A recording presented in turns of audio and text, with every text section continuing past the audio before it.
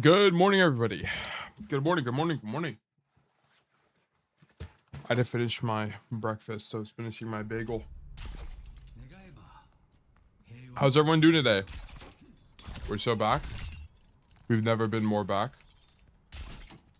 We had a long weekend because Friday's stream got canned because my internet.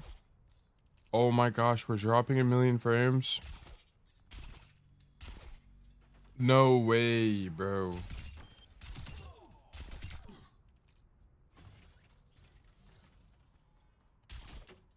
GM Tail hit. Good morning, Tail. Hey, Master, for the first time with an 80% win rate this season. Thanks for your part, my improvement. No problem at all, made back. Congratulations, that's amazing. Okay, I started this stream and I dropped 1,000,000,000 frames off rip. So I really hope we don't have the same issue. Oh wait, I didn't be on what up, my bad. But good morning, guys. Congratulations, Maybach. That's a fantastic news. Hopefully you're able to hit GM. So that'd be fantastic. But I hope everyone is doing well today. It is a new day. Dare I say a brand new day, no Spider-Man. And I was going to put okay, so I have some stuff to announce. Number one, I was gonna have an announcement today, but I'm not quite ready. I'm not quite ready for the announcement. I think I'm on track for the announcement to be made on Thursday. I didn't want to rush it just to rush it. I think I'm gonna wait till Thursday just to be 100% sure that everything is done well. So announcement coming Thursday, maybe ish. I'm not 100% sure. I'm not gonna rush it, but yeah. And then over the weekend, I used the time where I took a break for uploads to get ahead. I think, because today got uploaded the video, so I'm 3 videos ahead now. So we're ahead now, which is really nice. So I'm no longer stressed on the day-to-day to get videos done.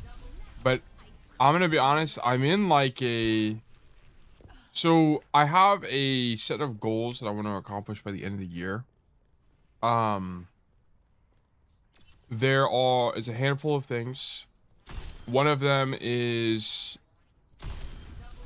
do private coaching online. Another thing is casting guide. Another thing is I want to be Twitch partner by the end of the year. There's a bunch of things, and we're still on track for that. Yeah, the thing that's going to be the toughest, and then also 10K subs on YouTube. The thing that's going to be the toughest, I think, is Twitch partner by the end of the year. But we will see. Private coaching online, not yet. Not yet. Yeah, I do want to get it online though, by the end of the year. Wait, 30 vids ahead? No, 3. 3 vids, so I'm a week ahead. Thoughts on Casper? I think it's fine. I haven't really played any Cas.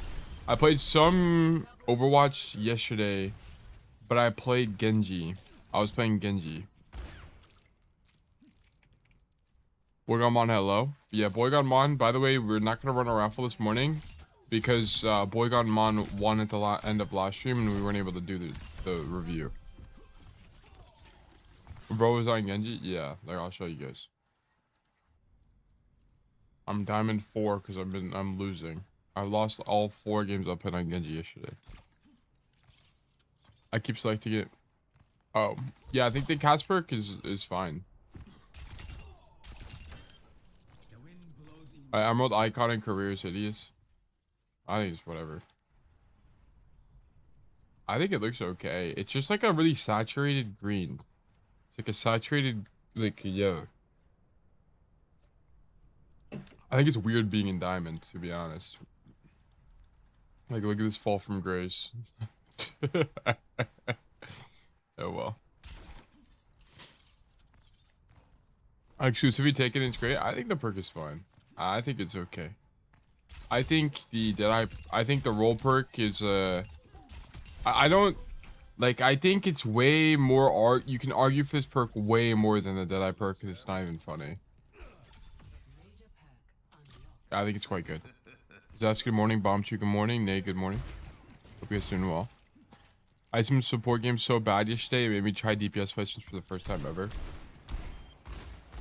Yeah, I've had some pretty wacky games since season start, to be honest. Pretty wacky, to say the least. But, I mean, I just don't play enough. Gang, I went 3-10 yesterday. In terms of record, like, you played 13 games and lost Delta -7. That's been, like, my season. Hello, I committed to playing Overwatch 2 thanks to your videos.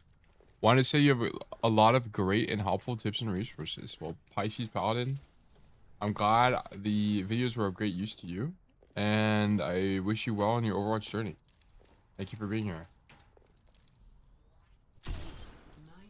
But yeah, this has been a pretty weird season. Also, I just like don't play enough. I play really inconsistently.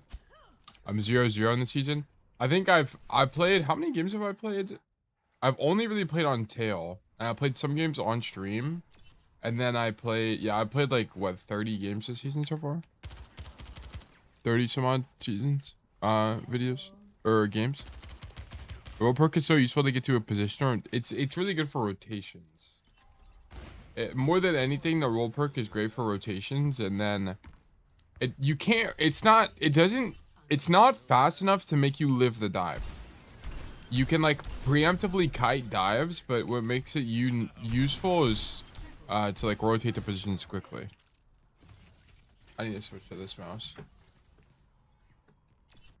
Remember all my binds. Yeah, okay. So the switch is Overwatch. This is this. Yep. Okay, nice. This weekend has been tough to queue. Yeah, I just haven't really played. Mando, welcome back with the tier 1 sub. Welcome back to Bug Nation. Pleasure to have you. Hope you've been doing well recently. You have a tip for tilting? Like, I know I need to play to get better, but I burn out after max 5 games if I lose like 2 to 3, and the fun is kind of gone, so I don't even play anymore. Do you have a spreadsheet?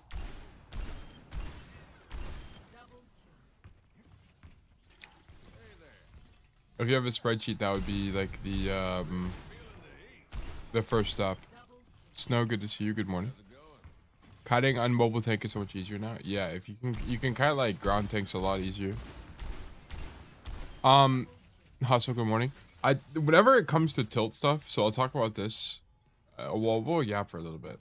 So whenever it comes to like tilt stuff, you have to look at it from a systemic level.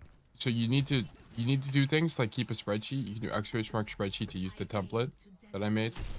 And just track your games so you can find like how many games you're getting per day, how tilted you're actually getting, what the key indicators leading to tilt are, and so on and so forth. That's going to be useful. Was streaming you dogging people in quick play? Probably not. Guys, your coach is washed. I've fallen from grace. I apologize. But yeah, so whenever you get tilted, you need to stop playing. And there's other ways. Just keep in mind, like, there are other ways to contribute to your Overwatch journey if you're tilted. So you can do things like watch educational content. You can do things like 1v1s, practice 1v1s with people. You can do things like practice your mechanics. So don't feel like the only way you can improve is by spamming comp. I think spamming comp is helpful, right? And it's going to be a great indicator of your success.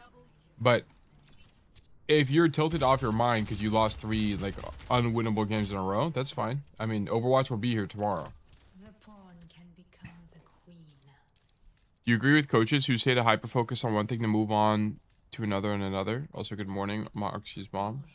I think the problem is that I don't agree that it's I agree and disagree. I would say that I think hyper focusing on one thing is good if it works for you.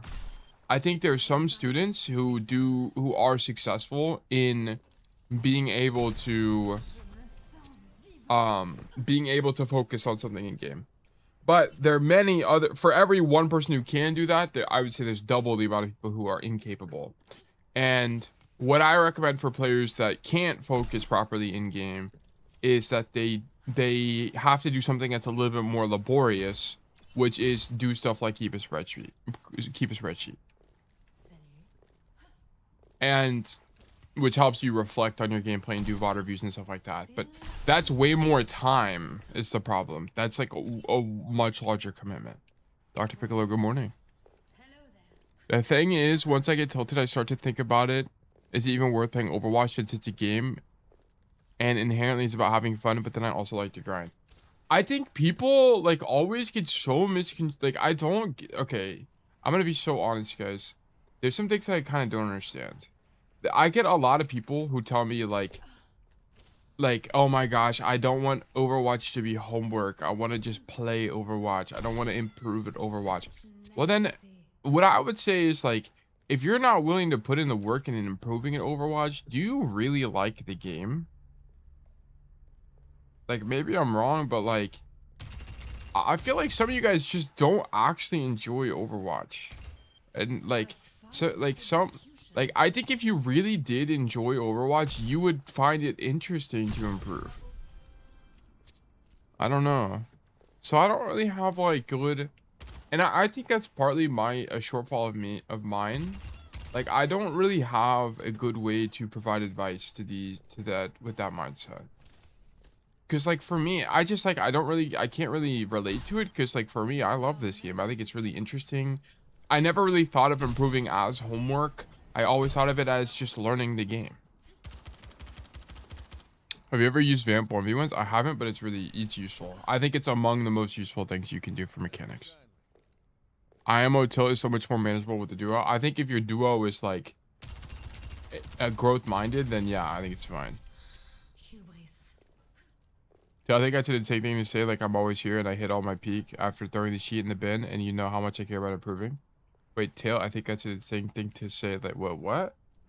To say like I'm always here and hit my peak after throwing the sheet in the bin, and you know how much I care about improving.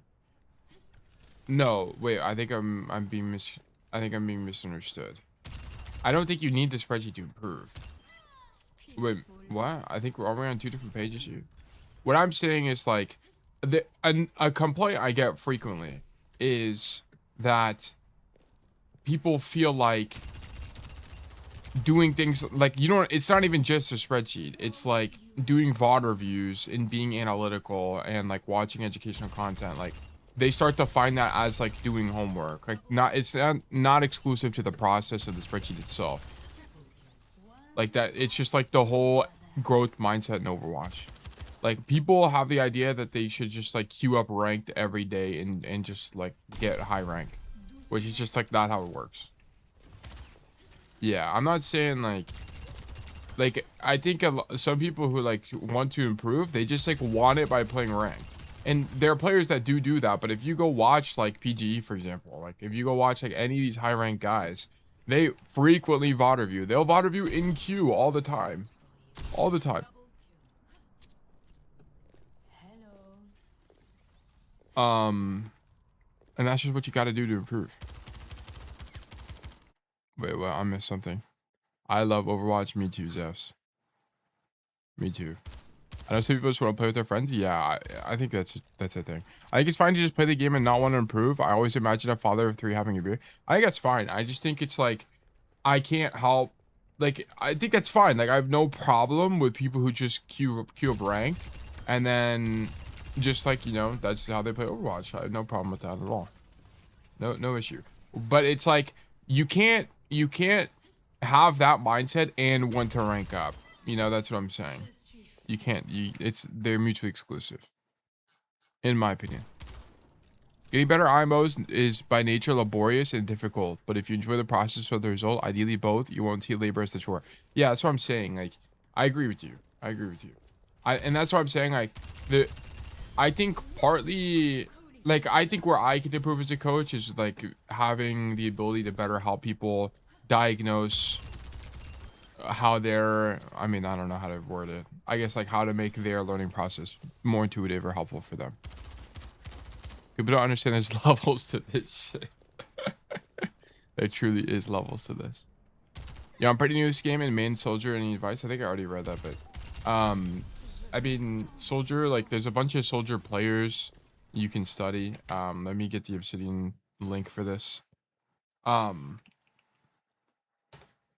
But soldier, I mean, it's just like soldier is, I think, one of the, like, unironically, one of the more difficult characters to climb on because he's really mechanically demanding the higher rank you go. Compared to something like Cassidy, because you need to be able to kill people with like really good tracking. Where did I put the like people to study thing? Resources? Yeah, players to study. So you can reference this page to find like soldier players to study on Twitch. There's a bunch of them. A lot of them don't stream super regularly, but some of them do. Quick question: when I VOD review my games, how do I even know what I'm doing wrong? For example, I normally write notes starting out when I died, but if I'm not skilled, how do I figure out the problem? Okay, good. This is a really good question. What you need to understand is that what's important is not finding the absolute correct answer. That's not what matters. What matters is the process of thinking critically about your gameplay. Okay, so don't obsess over like finding the perfect answer. You won't be able to do it. The reason that I get pretty close each time is because I've done a billion VOD reviews. Okay, like and like I'm already high rank, so it's easier for me. But you guys are not going to be able to recognize that, which is okay. What you need to do is just think critically about your gameplay and what could have been better. What was a different idea that could have been good? And can you like rationalize that in some way? Right. It's not, so don't obsess over finding the right answer. Obsess over being critical and giving yourself alternatives, because that is what's going to help your critical thinking grow. Because like what you need to understand about improving in Overwatch is it's not about finding and knowing the correct answers at any given moment. It's about having the intuition to derive the correct answers, which is why I try to teach you guys critical thinking skills and give you the tools to do so, rather than like just do this one play every single time kind of idea.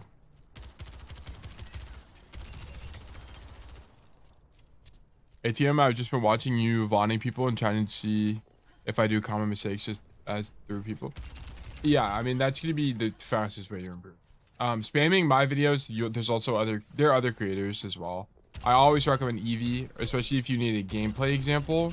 I don't do gameplay videos, but if you need gameplay videos, Eevee is a really good example of someone to watch, as well as Spylo is going to be your next best alternative. Spylo coaching does something very similar to me, although it's less edited and it's the student is in call. So there's Eevee, and then let me get Spylo coaching. These are probably the two creators I recommend the most. There you go. Yeah, like how Eevee explains her thoughts process during gameplay. Yeah, I think starting gameplay is useful. I think there's a lot of things that show up in gameplay that don't really show up in coaching. And it's just the nature of Overwatch.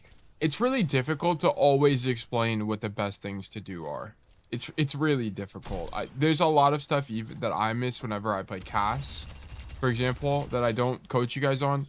And it's because, like, number one, I don't think about it, and number two, it's just kind of hard to explain. But yeah. Biggest change I made was spending more time in application and studying.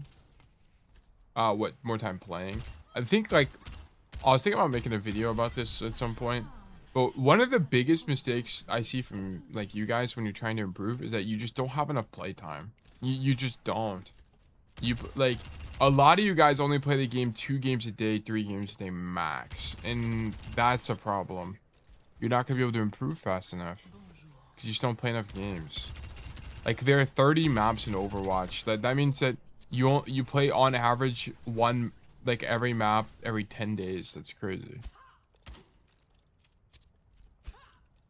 Don't call me out. Well, yeah, like that's the biggest thing that's gonna hold you guys back. Like if you want to improve quickly, you need to play, like you need to be playing 6 to 8 games a day. That's the sweet spot. 6 to 8. 8 games is about 2 hours of gameplay.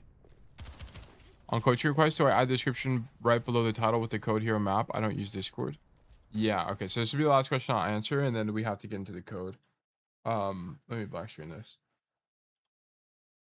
Give me a second. Okay. So whenever you are submitting a thing, you go to tail coaching request. You go up top here. You type in the code, the map, your name, the rank, and like these people have done it all right. So then you type it all up here, and then you would type in the description. Wait, let me do new post. Yeah, so you type everything in here, and then you type in your description here. So this is gonna be 5 sentences of like an idea of the code. Okay. Make sure you have multiple sentences. Iluris, perfect. Congrats. This is fantastic. Keen, fantastic. Right. These are all really good. Sway, I need a little bit more here. This is not enough. Okay. Also, I don't like scoreboards doesn't matter to me. Art also not enough. Okay.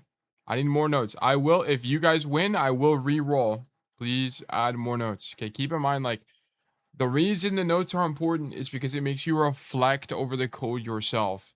You guys have to understand, I'm going to be spending an hour and a half offering my expertise on this code for free. I need you to spend a little bit of time and effort into putting stuff down. Okay. It will help you be more critical and reflective on your own gameplay. Okay. These are all great. Like a lot of these notes, like a lot of you guys do a really good job here. Okay. So yeah, these are all amazing. These are all amazing. Almost all, I should say. Well, again, now, thank you so much. Yeah, of course. Of course. Okay.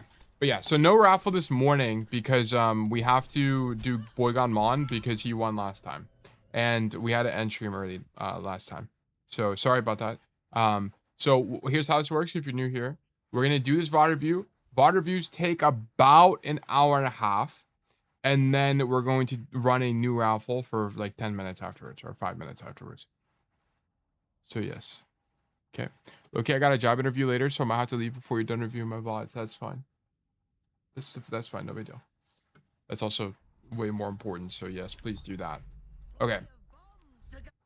So we're gonna check out Boygon Mon here. So that is the Firefox. This is the Discord. Perfect.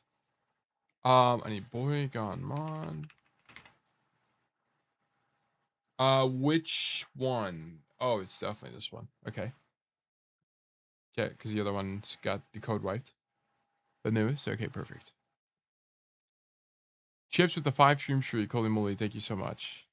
Thank you for watching stream. And TV Demon with 15 streams. Holy moly, thank you guys. Thank you guys for being here. Rocket Seeds and Kieran, thank you guys for the follows. Welcome to Bug Nation. Okay.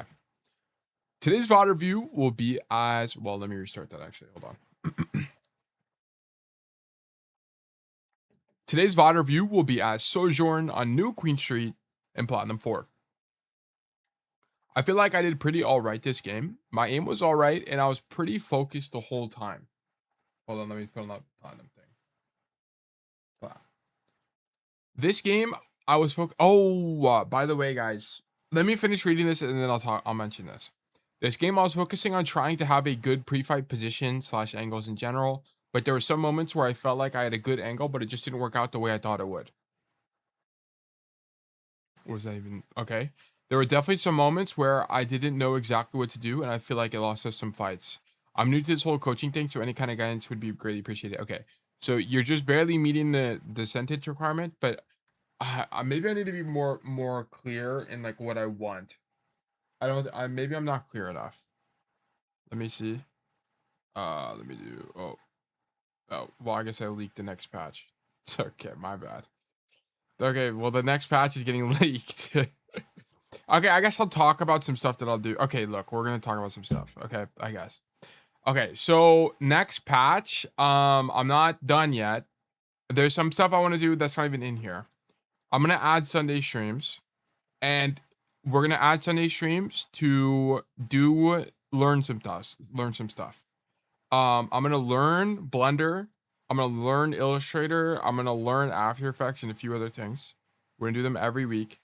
And the idea is that I need to learn them anyway. I might as well do them on stream because I can make a video out of it. So that's gonna be like something we do in the future. And then I'm gonna be changing the stream format slightly. where the first hour we're going to work on concepts in the obsidian, because I am not spending enough time working on the knowledge base. So yeah, it's a bit of something we're working on. I need to work on. And then I did a Hoffa exchange, but these are like the two biggest changes, and then private coaching is the next thing, but that's a different story. Let me black screen here. Very cool idea. Well, thank you. Thank you. I was gonna open something up. I forgot. Oh yeah, I was just gonna, okay. New folder. I need to do 8-17-2026 week. And I need to do new notes. Let me desktop overwatch this. And then let me close the other obsidian instance. There we go. This is gonna be Boy Gone Mon. Sojourn. New Queen Street. Platinum. Okay, and then we need to insert the template. Oh yeah, I was gonna talk about the rules. I think I need to, on the rules, add a little bit more clarification as to what notes I want. Yeah, maybe I need to have like examples. Oh, also I can remove this now. There are none. There are currently no hero specific requirements. Boom. Okay. All right. What's the code? Okay. History replays, and then I need to open up a new queen. Look at that red carpet. Oh my gosh. All I do is lose on Genji. Oh my gosh, I'm horrible. Life goes on. Let me do new Queen Street. We get maps, none. New Queen Street morning. Start. Okay. View. I guess that counts as variety. Yeah, variety won't be back for a while. It's just not my priority. There's other things I want to get done in the meantime. What is your username? Wait, what?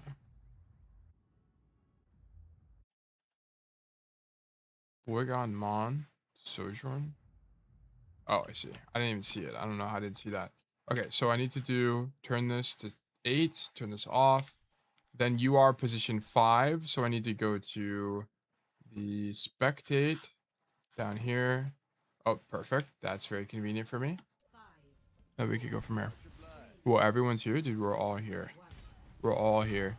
By the way, Taylor, just to know for when I do send a review, since it's been like 2 months already and I'm like 10 divisions up from when I was last coaching session, do we still apply VOD closing rules today? Yeah, but it's less common. I don't really close VODs as much. I think like especially like AFK. Sorry, I'm just like yapping for a sec. Especially like AFK, people don't really submit them anymore because I'm way harder on them now. So I haven't closed a VOD in at least 2 weeks. No, I feel like it's been a while. Yeah, it's been a while. We haven't really closed VODs. But okay. So here's what I'll say, by the way, guys. If you're new here and you're tuning in, feel free to ask any questions you have. I'm here to help. Okay, that's the whole goal. So Boygon Mon, especially, like if you have any questions about anything I'm talking about, please let me know. I'm more than excited to help. Okay. I'm nervous. I've never had someone else look at my VODs, low key. No problem at all, man. No problem at all. Okay, new Queen Street. So we walk out main space. I need you to team check your allied DPS. Okay, so the problem with this. Oh, I was gonna talk about the notes. Okay, so one thing about notes that we had been trying is I was trying to do notes that was I'd watch more of the VOD and then take notes down. It doesn't work. It's not a good. The way I was doing it for the past like few days was not any good at all. We're gonna go back to the old system. I think the old system is way better. I think it makes VODs a little bit longer, but I think as long as I don't do redundant notes, it should be okay. Okay, so yeah, so you team check the soldier and you actually see him walk left side. So this is really good from you. So what you understand from this, like alone, is that your team has a split formation, which is really good in Overwatch. Because here's the reason this is good. If your soldier goes to the left side alone, right, or maybe he's 2 players, like let's say Lucio went with him, right? Like the reason this is good is because he establishes control of this side of the map. And then he's generally going to have positive economic trades on this side of the map. So if he goes here on his own, right, and the Genji comes fight him, very often the Genji will get pocketed by someone like this Juno or maybe like this Mercy. And then now your soldier is going 1 for 2, which is really strong for your team.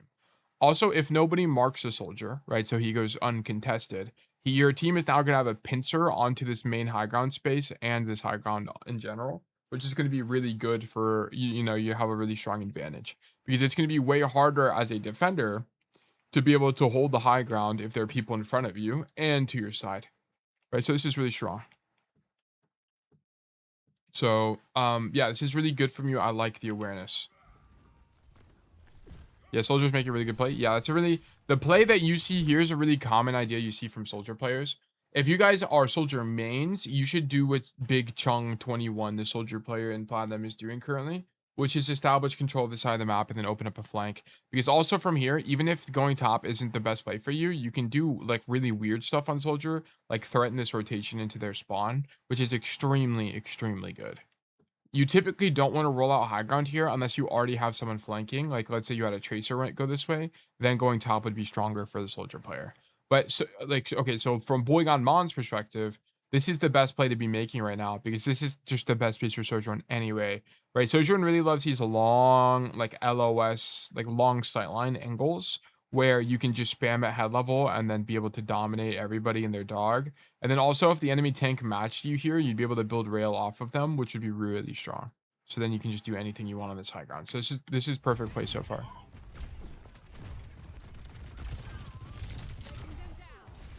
Okay, so problem number 1. Actually, I'll watch a little bit more.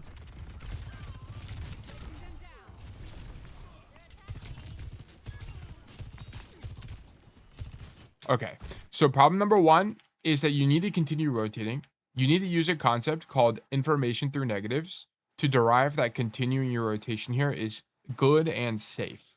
Okay, so what is information through negatives? Information through negatives is the idea that if you don't see or hear anybody somewhere, you can infer that it's empty, right? And you know, because there's nothing here, you know that there's information in this form of no one being here, so it's empty. So you should continue your rotation, especially when you see that the enemy tank is Demon, right? You should continue rotating because Demon is not a tank that has the capacity to get to you quickly. Okay, Demon would have to walk up the staircase or come this way to mark you, and that is slow enough where you would have time to be able to slide away to either extremity of the map before you got engaged on. So number 1, you need to continue rotating. Number 2, I don't really like this disruptor shot. So disruptor shot is a cooldown that you use whenever you are trying to deny space or kill somebody. Okay, so I want you to think of disruptor shot more of like a Molotov, right?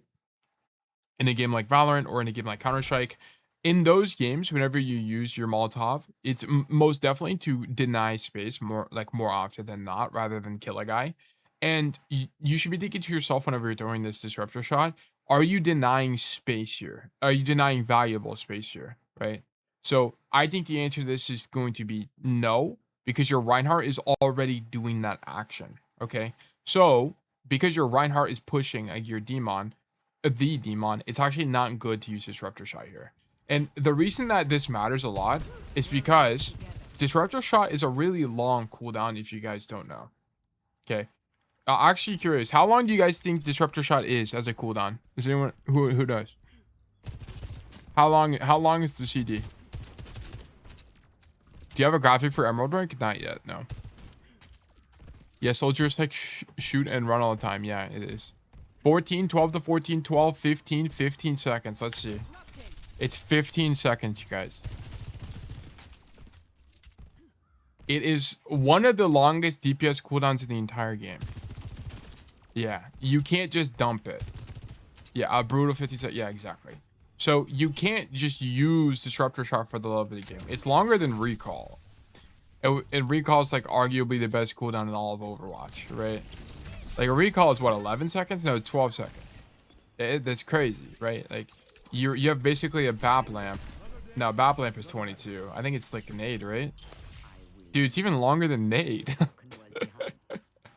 I mean, to be fair, disruptor shot's a really good cooldown. I mean, it makes sense for it to be kind of long, but yeah, you can't throw it. You can't just throw it. I tapped out mid-fight to type my guess. I hope it was worth it. I hope it was worth it. But yeah, so you just kind of can't throw disruptor shots like this. I suspect this is going to become a recurring issue, so I'm not going to make a note of it now. But this is something to be aware of. Okay. Let me go pull gun on.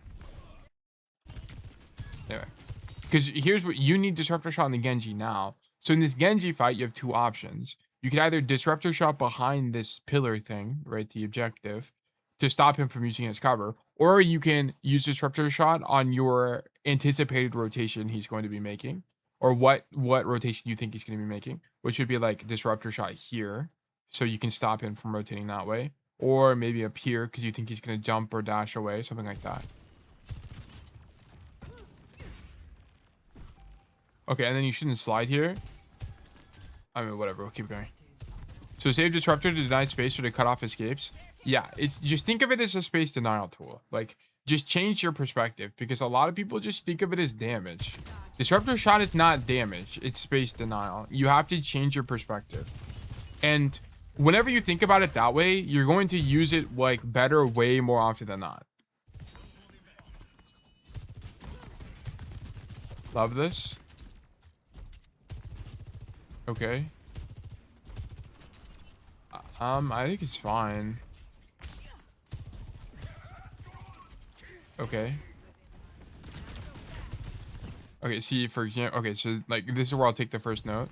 So to me, it's very clear that you're just throwing it at people. You're not thinking about it intentionally. Like, what space would be important to deny in this room, right? I think this back wall is among the least important space to deny.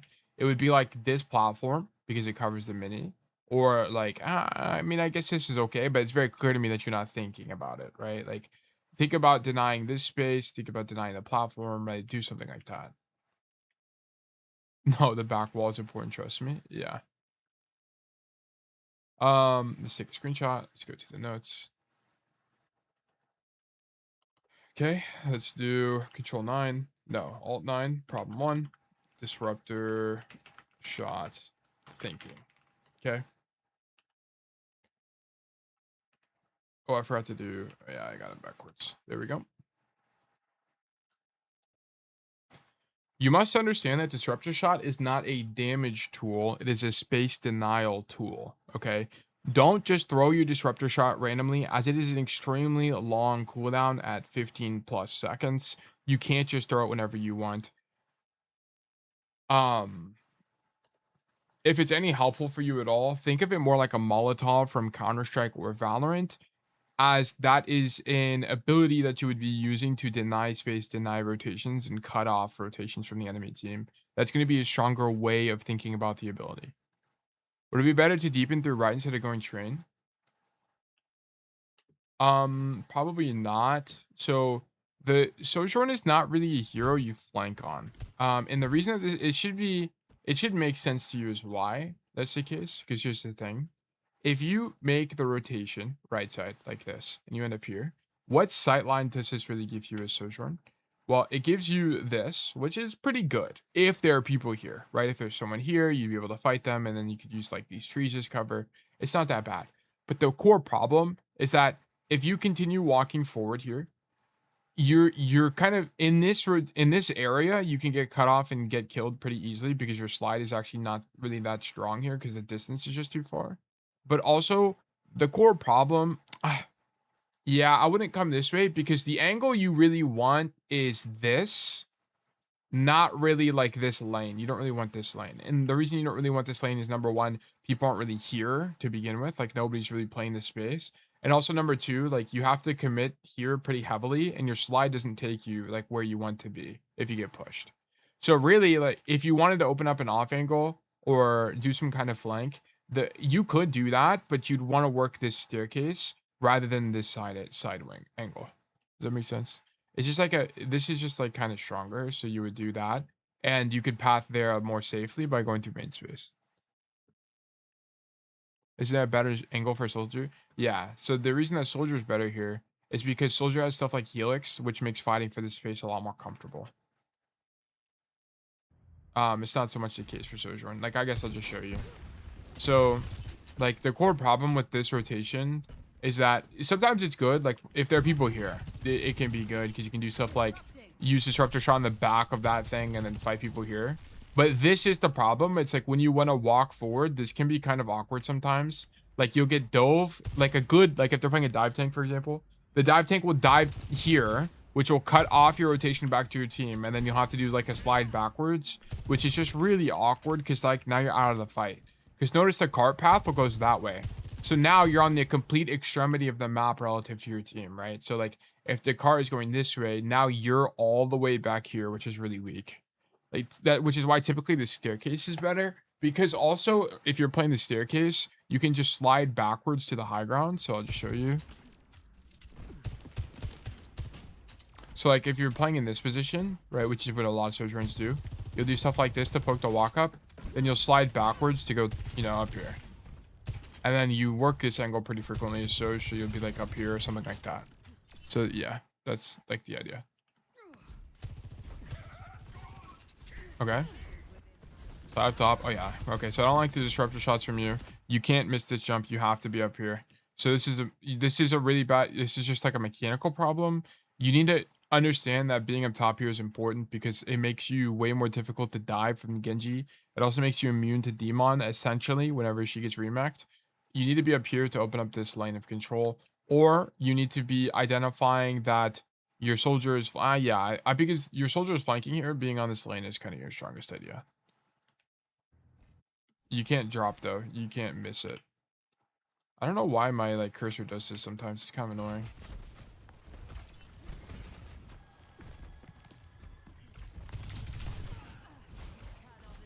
Yeah, and notice that when you use your disruptor shot against the demon, you still don't have it back yet. Still don't have it back. Okay. Okay, a little bit of discombobulation here on the 1v1. The only thing about this is that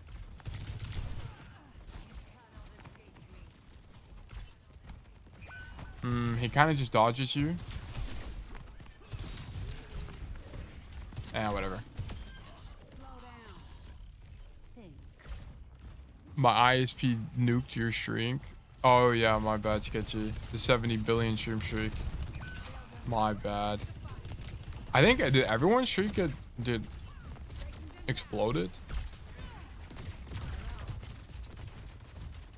How did your Rhine die? What even happened this fight? Okay, so let me see this.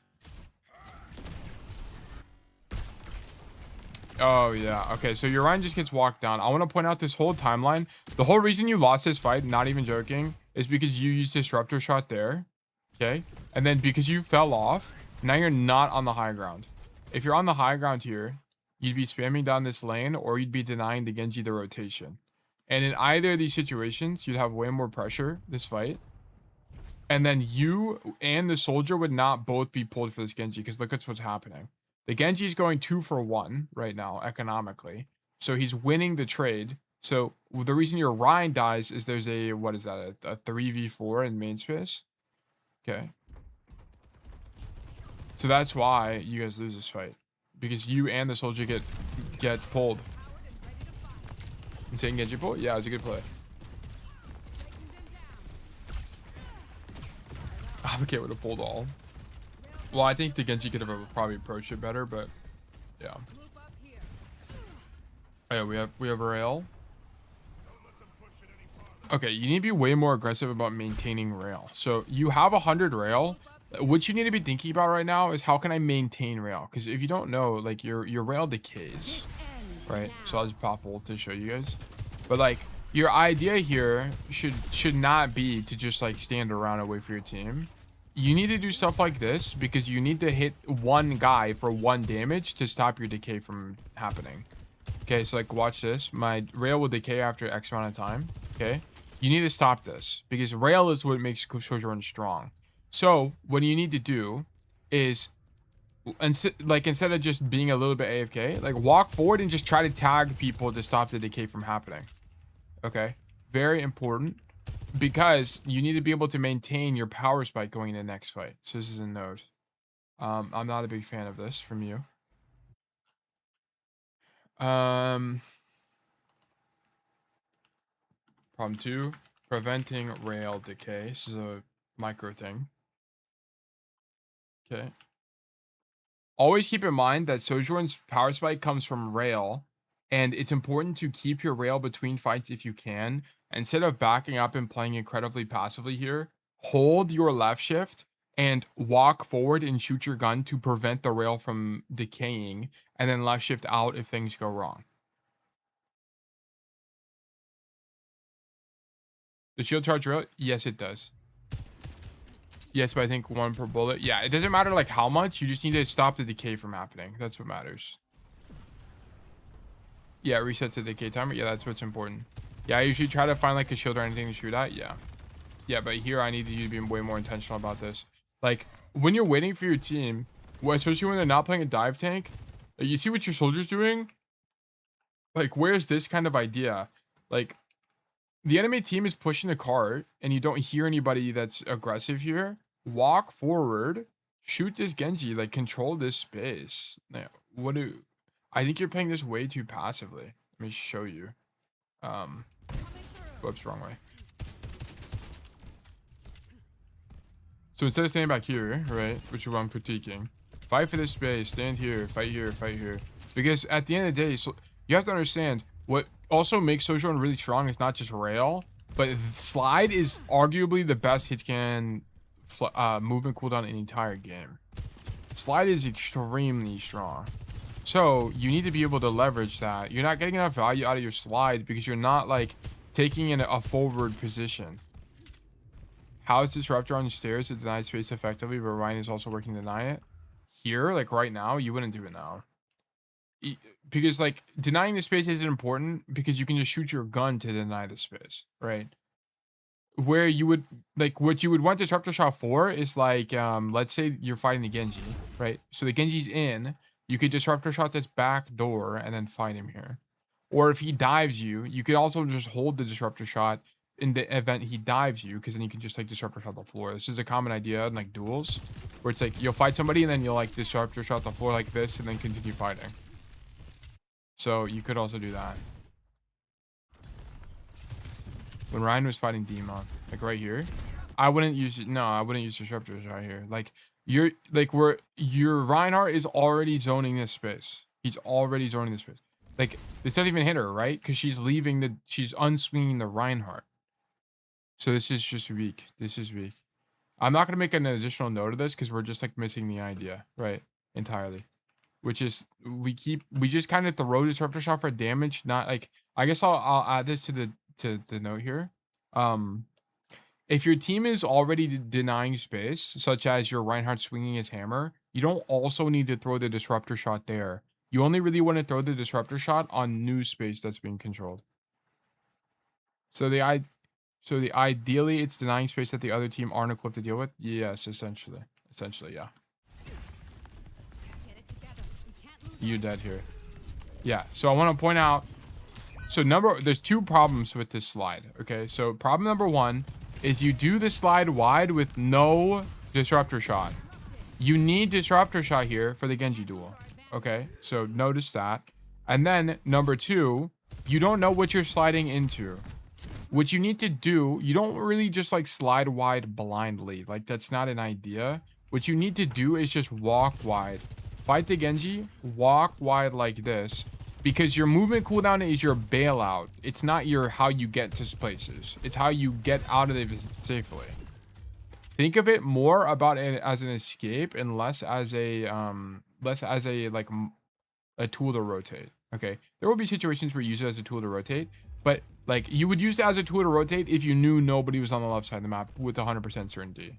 So like let's say you see 5 people here, then you could be like, oh, your left is safe, let me go wide, boom, and then poppy, do whatever you want, right? But you don't know anything, you have no information, so then you commit to this rotation. Okay, so I will make an indication of this. Walk, and then let me do a different color, and then you could like slide either way. slide. Boom. Okay. Okay. Whoops. Problem 3. Slide to angle. Boom. There we go. Sliding to angles can occasionally be okay on Sojourn whenever you have complete information that the enemy team will not be able to contest you at the destination. But typically in Overwatch, you want to prefer walking to an angle and then using your movement cooldown to leave the angle. Also, I want to point out, because you have this disruptor shot problem, you don't have disruptor shot whenever you need to take good duels. So you die to this Genji as a result. Sliding to okay. Sure. Okay. Disruptor shot problem. Yeah. Okay, cool. We aren't having a plan. Genji has been our biggest problem, and it seems like we keep getting surprised by him. I wouldn't say we don't have a plan. Like, the 2 times we've fought the Genji. Okay, so like, I wouldn't say it's a plan problem. I think the problem here is that we're unaware. So number one, we have bad disruptor shots, so that's like independent of the situation, but sure. But we slide wide based on limited information. Right, we don't know what's happening.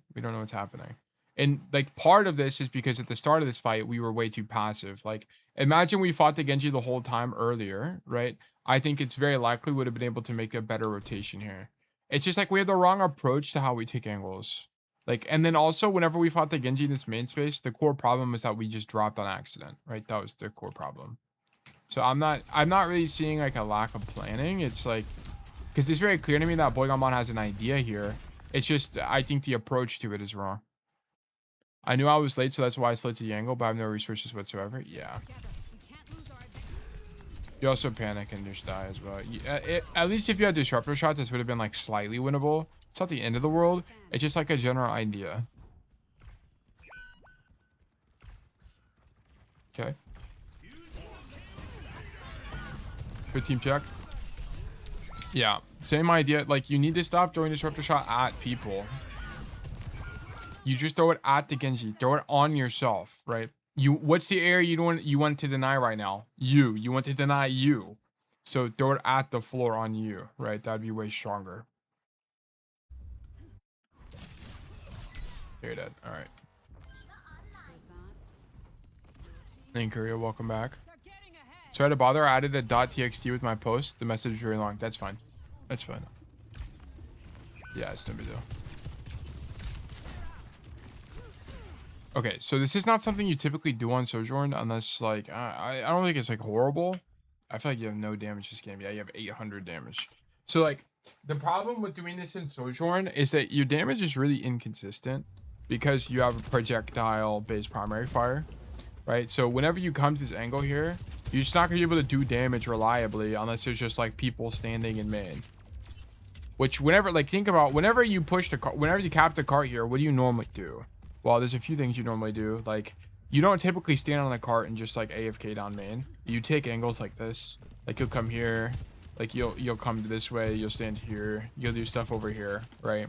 So the problem with making this flank is not only are people really far away, which makes your primary fire really hard to hit, but also they're like kind of playing cover relative to where you're gonna be. So if you watch Sojourn players, they only really come this way if they have overclock. Because overclock gives you like infinite range essentially, right? Railgun does have a fall off. It's fall off from 40 to 60 meters. So I think from here to there, yeah, I started incurring fall off from here to there, but it basically goes this whole distance. Where's the name for one? It's not here because this was from last stream. But that's why I'm not like a big fan of this, is because your primary fire is just gonna be a bit inconsistent here based on like where the enemy team is playing. And also what you need to recognize, I don't think, do you team check as you make this rotation? Let me actually see. No. Okay. So you needed a team check here because you would have identified that your team is being turned around right now by the enemy demon. It's a bit hard to see. I can show you this, I guess. So this is kind of the key piece of info we're missing. Boom. And if you recognize this, you would be able to know that the enemy team is pushed up here, so flanking is actually not as good. Alt 9, problem 4. Team check on rotation.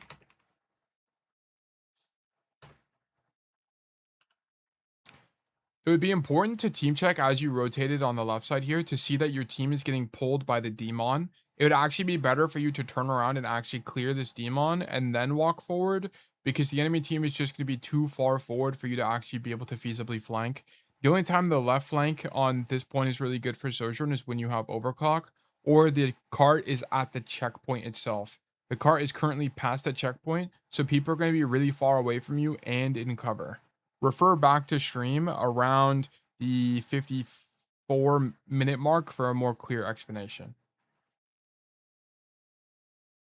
Okay.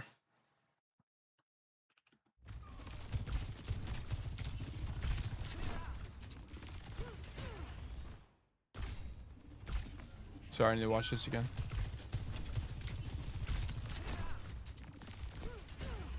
Okay.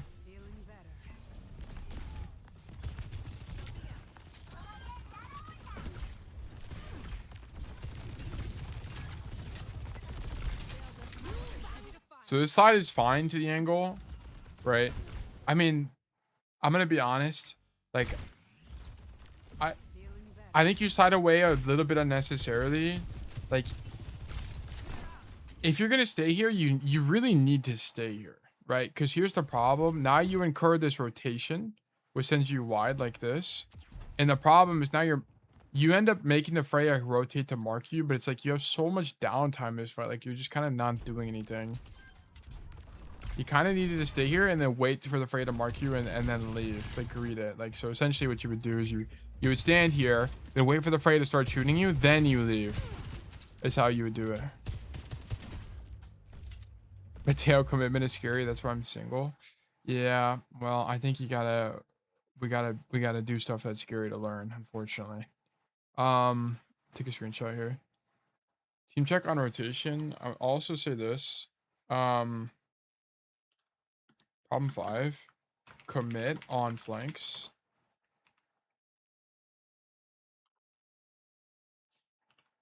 I would much rather you show up to this flank and then shoot your gun until someone turns to mark you. You end up leaving before anybody marks you, which costs you a ton of downtime and pressure. I'd rather you stand here and fight the Freya for half a second and slide out.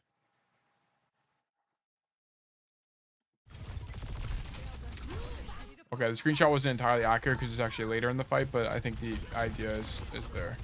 Yeah, okay, like you can see the disruptor shot problem. And also you need to stop sliding, like don't slide forward here. I think the angle is fine. You go wide here, but you can't slide forward here. Because like you need to be able to have slide to let you do stuff. Like slide is your bailout tool. Like keep walking wide like this, and then if you eat Freya bolts, then you would slide away.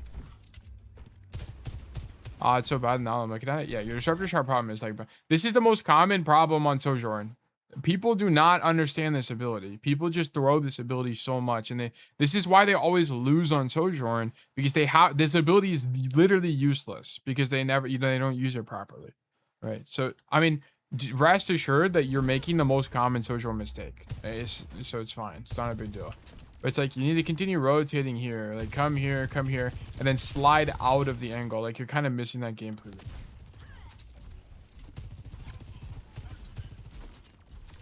Slide top. Okay, you messed up your slide. I think you're rushing your slides or something. Like you need to be way more intentional with these, because this is like the third time this game you'd like slide into something or get stuck somewhere. That has to be fixed. Like you actually need to work on this genuinely, because the problem is you're like essentially wasting your slide and not getting anything out of it, and this is pretty bad. Wasted inaccurate slide, I guess, is how I would phrase it as. Boom. Whenever you slide, I want you to be a lot more intentional about making sure you make it to the position you want to be in. There's a lot of slides this game where you kind of just slide into walls, get stuck on covers, so on and so forth. Try to be a lot more conscious about aiming your slide to the place you want to go instead of feeling rushed. Pause screenshot him in the tree. I just don't want it to be like it's kind of hard to see. Here, because you don't take a little bit of extra time to line up your slide, you end up sliding into the wall, which causes you to not be on the high ground, which is very weak. On plat 1 now. By the way, Emerald is not ready for my shit ass. Well, first of all, stop being mean to yourself. Like, I know you're doing it as like a little bit as a bit, but you have to understand that like how good you are is how good you are, right? It's fine. Like, people, I was plat for a very long time. I was diamond for a very long time.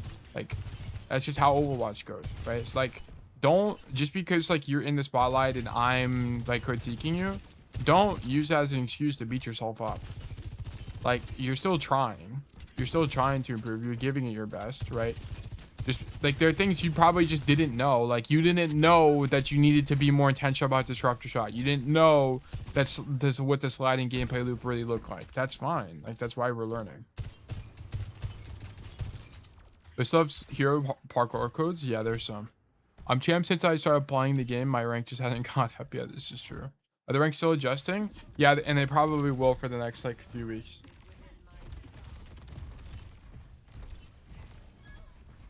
Okay, we're the guy on cart, sure.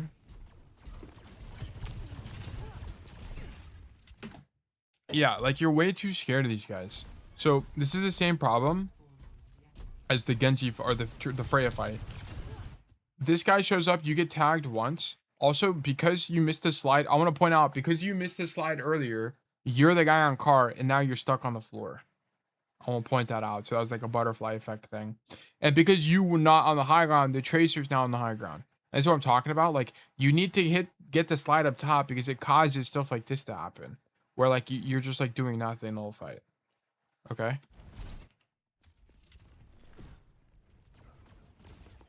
And then here, you need to be more intentional about sliding to a place. Right? I mean, this is whatever. It's actually kind of close. You just kind of misjudge the distance, but no big deal.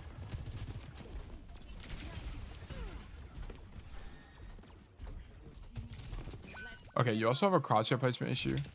I want you, next time it comes up, I'll make a note of it.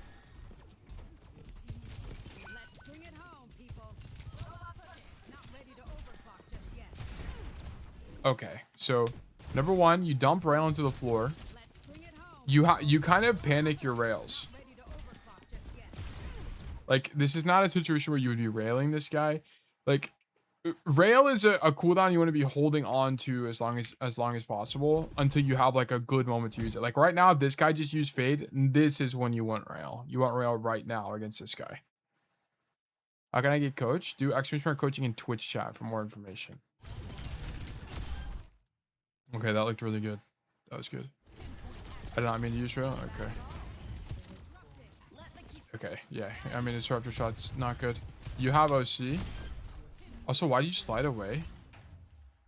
Your team is holding space. I don't really, yeah, this is, okay, so this is poor awareness from you. So you slide away, which is really good. But notice this. You get the kill on the Moira. Your diva is here and you guys are capping the point. Okay, you need to recognize that your team is capping the point and now space is open to you, especially because you're advantage, right? You just killed a player. So your team is plus, oh, you're actually even, right? You guys have traded supports here. So the count is even, which means that this is still winning for your team. What you should do here is actually go wider.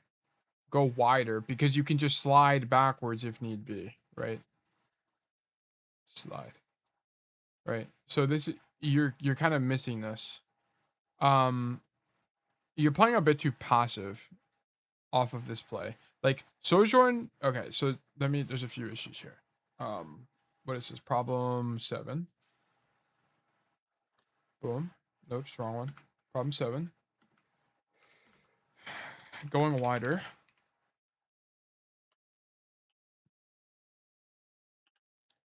Because we're kind of misunderstanding the gameplay loop of Sojourn, which is the idea of walking wide and sliding out, we're missing opportunities like this to take more space in main and open up a good sightline for Sojourn and sliding out of it when we're in danger. Okay, so like, for example, let me show you. So here's how you should be approaching this. Yeah, I kind of struggled with noticing when we got an advantage and when we don't. So, okay, so I'll talk about that in a second. But here's what you should do, right? So you killed the Moira. Boom. you know your tank's in main space because you saw her, right? I'll show you. It's a little bit after this.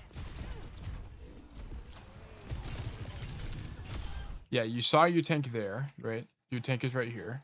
So you need to be able to recognize that. Also, you see the demon on the flank. And whenever you see the demon on the flank, right? Let me pull up spec view, sorry. So yeah, you see the enemy demon on the flank here. It's like bugged out. Okay. I don't know why it does this. It's really annoying. Why is my free cam not working? There we go. So you see the enemy demon on the flank. So you need to think to yourself, if the enemy demon is here, where is she not? Right? She's not on this side of the map at all. Right? So you would continue rotating wide. And then the reason that this is good is because you just slide out as Sojourn, right? So you would walk wide, and this is good space for Sojourn, right? It's really open, and people have to walk toward you to touch the point. Then, you not only is this a good overclock angle, right? Pop overclock and just take space here. But you can also slide back to this door frame, and you're safe. This is really good.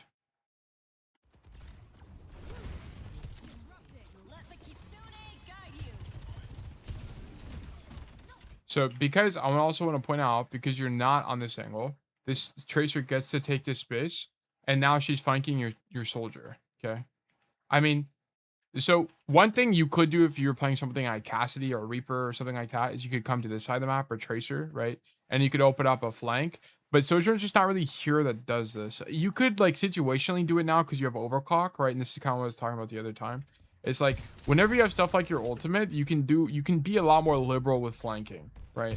So Sojourn, once you have overclock or you had rail, you could come this way and then like go wide, walk wide, use your rail, and then slide out, right? And this is also why, like, this is also why double slide is such a strong perk, right? Because double slide lets you slide wide, take this space faster, and then slide out, okay?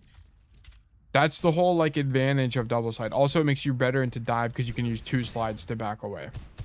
Let me some double slide? Yeah, but that's, like, part of why it's so strong. So this overclock is kind of cooked from day one, right? Because you're not on the right angle to begin with. And then now you're forced to slide in. Like ideally you were here and then you could have slid in because you have more information. So yeah, so your positioning here was actually quite flawed. And the positioning is caused by an awareness problem. But so identifying when your team has an advantage is like a bunch of different problems, by the way. So I won't be able to like adequately explain everything about it. But like the key things to identify are things like numbers, right? So for example, Overwatch now has this really cool feature at the top right, which shows you the fight state, right? Which is your 5v2 right now, which is really useful, right? So you know your entire team is alive. So now you should be able to know you can go take space because you're up 3 players, right? So you can use tools like that to give you more information about the fight.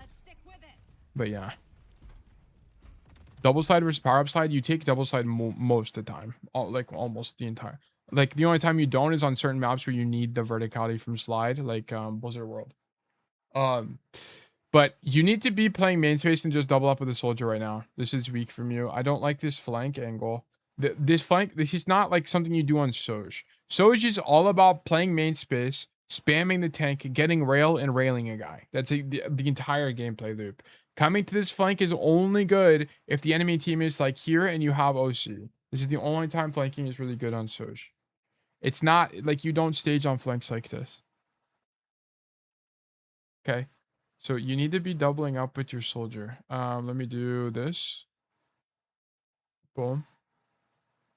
Let me do a different color. There we go. Well, let me do red for this.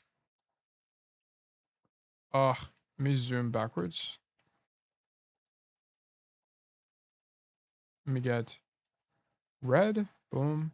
X. Okay. Problem what? Problem 8.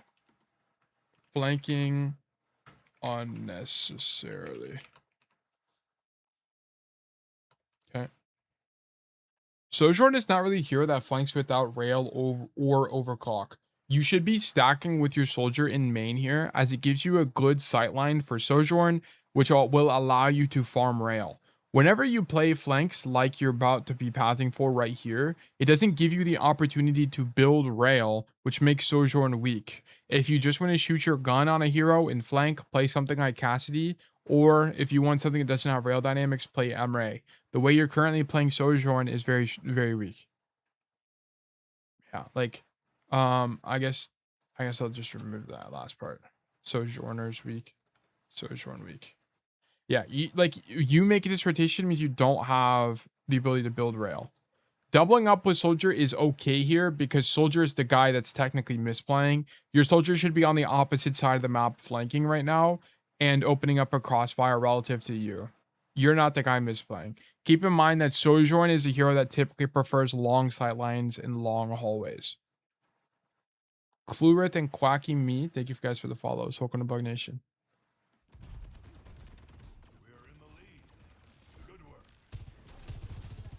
Yeah, like also notice this is a little bit of a different thing, but hitting this demon is hard because she's moving laterally relative to you. Like whenever you're playing Sojourn, you typically want to shoot people that are walking toward you, right? Because their hitbox remains relatively the same, right? It's going to be easier to shoot a target that's walking toward you. Like look at this, like act like this car is a person. It's easier to hit a guy doing this, right? Than hit a guy moving laterally.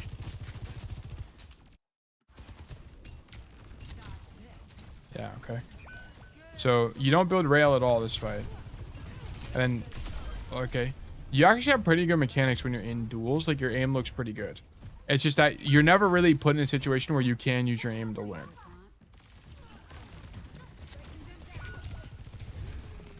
Thank you, Dad. Yeah. Okay. Okay. Yeah, I don't think you've had, and I don't mean this in a bad way, but it's like, I think your disruptor shot issue is like by far your biggest problem. It's not even close. We just kind of keep dumping it, and as a result, your character just doesn't have an ability. Okay.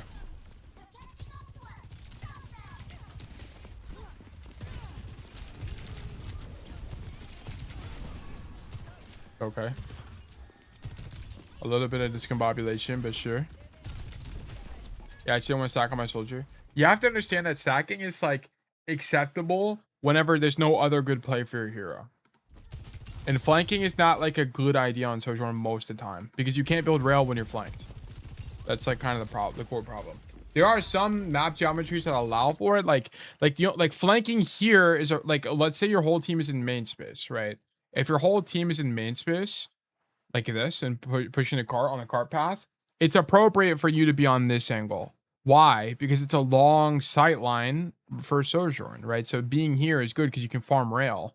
So this is like situations like this. There's some specific map geometry where that's the case, right? Like the problem is you choose a hallway flank, which is a short angle where you end up, people are moving laterally relative to you. So it's really hard to hit them. So it's just like not good map space for Soj. Lurk, sadly, I have to go to sleep. I'll watch the review later for sure. No problem at all, Pisces. Thank you for tuning in.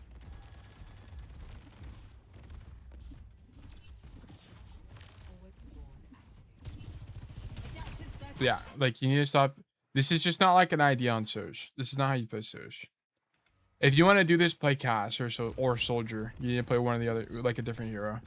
So this is like, it could be a few things, Boygon Mon. It could be like the way you want to play Overwatch is not aligned with the hero you're currently playing, or you're misunderstanding your hero. It's one or the other.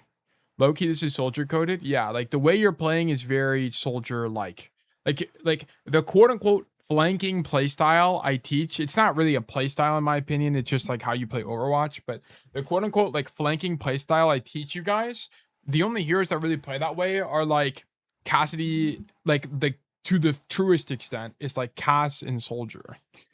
Like you don't do this on the other hit scan. Like maybe you could also do this on Freya, but not really. Like Freya doesn't really do this either because the problem is it's just like kind of far. Freya, you'd be standing in man and you'd just be blowing up his demon right now, is how you'd be playing this. So it's like, I don't really know what you want to attribute this to. Now Freya's like Soju spam tank. Yeah.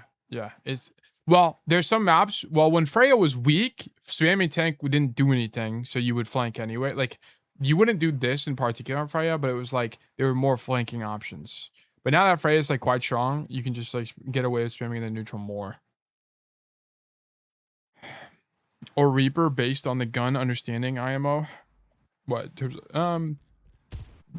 Yeah. Oh, sorry guys. I apologize. But yeah. Anyway, we're kind of misaligned with how Sojourn works. You're missing the whole gameplay loop. Yeah, like this is, you almost lose to the Juno. I also play Tracer and Reaper. Okay.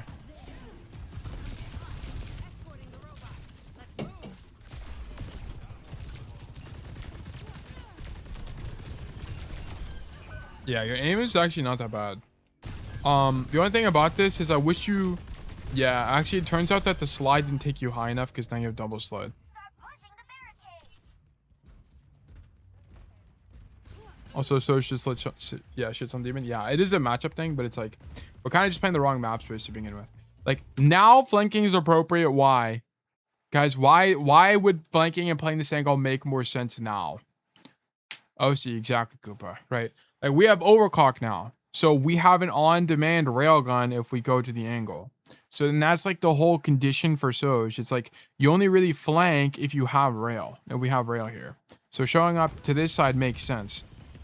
Ooh, you can't use both slides here. Then this is also the core problem. Like you see your team is walking main space. You actually have pretty good awareness. I think you're very intentionally team checking, which I'm really helpful there. I really like. But once you show up to the angle, you can't use both slides to the angle. Keep in mind, the whole gameplay loop on Soj is you walk to the angle and you slide out. Okay? Keep this in mind. This is how you play this hero. Because what's going to happen is that you use both slides to get here, and now you're going to be way more susceptible to dying to random things. I would not be surprised if you died to Cass here. I got ADHD. I gotta press buttons. Okay, this guy doesn't kill you. Okay, but I'm pretty sure this guy just misplayed, by the way. Yes, he wasn't paying attention. And he just kind of messes up his aim. And then you kill him. He gets a little bit discombobulated.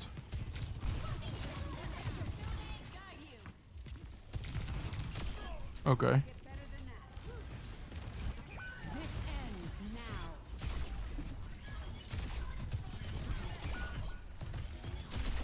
Okay, so the OC is bad. So I want you to understand that you guys are up 2 players, right? Tracer is dead, and so is the Cass. I think the Tracer died as you were taking the angle. Let me see. Yeah. Okay. So one thing you have to just do as a player in Overwatch is you have to watch the kill feed. So here, what you do, how it works, by the way, is you look at your crosshair always, and then you use the sound cue. There's like a click sound of when someone dies and also the visual like stimuli of this appearing on your screen. And then you quickly check it to see what happened. So here you would see that what matters the most is not who gets the kill. It's really just who died. So here you would see the right side, the Tracer is dead. So now you're +1, right? As you go to the angle. So your team is advantaged.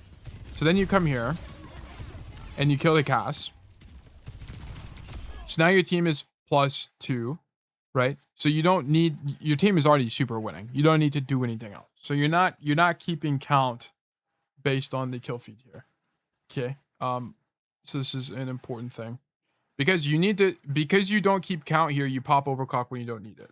That's kind of like the core. Whoops. That's what the core like issue is being led into here. Problem. What number is this? 9. Kill feed awareness.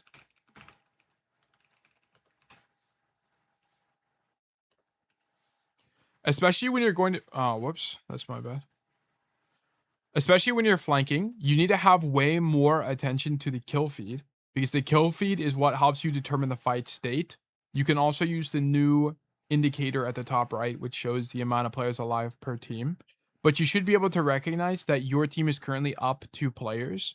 Using your ultimate here is likely not going to do anything as you're already winning.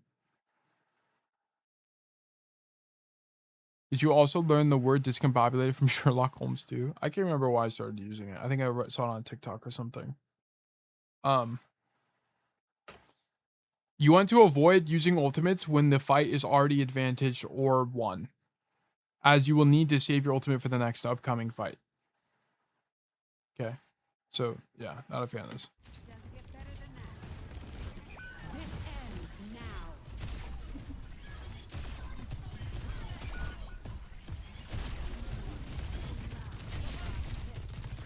Also, didn't see anyone before I used it. Yeah, I used it blind, but it's like I don't really care about it being blind. What I care about is you're not aware of the fight state, so you use it for no reason. If you knew the fight was even, I could be a little bit more behind it, but I think there's just a very clear sign beforehand that you don't need to do it. Okay, and then you come back here. Enemy has our robot.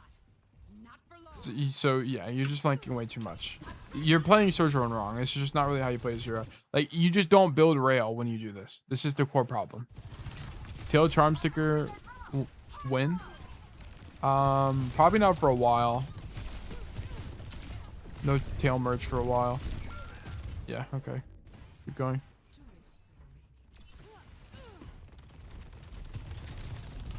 Shoot demon. Okay, look at this. This is exactly how you play this hero. You show up in main, you shoot your gun, you build rail, then you do whatever you want. Shoot this guy, boom. Then you could rail the guy if you want. I don't think railing him is that strong, but you could. Or you could do something like, you could see the enemy team is rotating away, and then you could like slide to the angle. Okay, because you have double slide now. So you could slide to this angle, and then rail the tracer in the back, right? Like, come here and rail this guy, for example. This is how you play. So that's the gameplay loop. That's how you play him. So you're just like kind of playing incorrectly. Always remember to rail that guy. When in doubt, rail the guy. This is true. So here, do this. Boom, boom, boom. Shoot demon. We have rail now. Come this way. Imagine this is just one rail. Rail that guy. Rail that guy. Rail that guy. Way stronger. Secure and ready to move.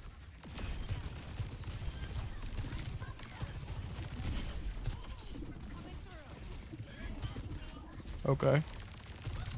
Good kill. Your mechanics are quite good, by the way. I don't think you have an aim problem. Your problems are more like you're not understanding what space to play. This is good, right? So you could argue that playing here maybe is like contextually stronger, but well, I don't think it really matters that much because the cart was able to push past the staircase.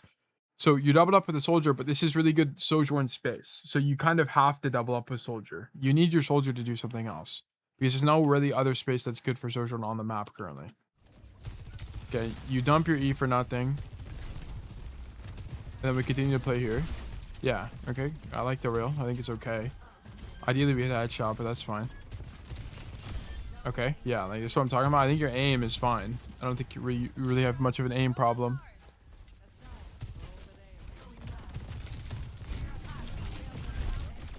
You need to slide away faster, but sure. Yeah, okay, that guy's dead. Now you have OC.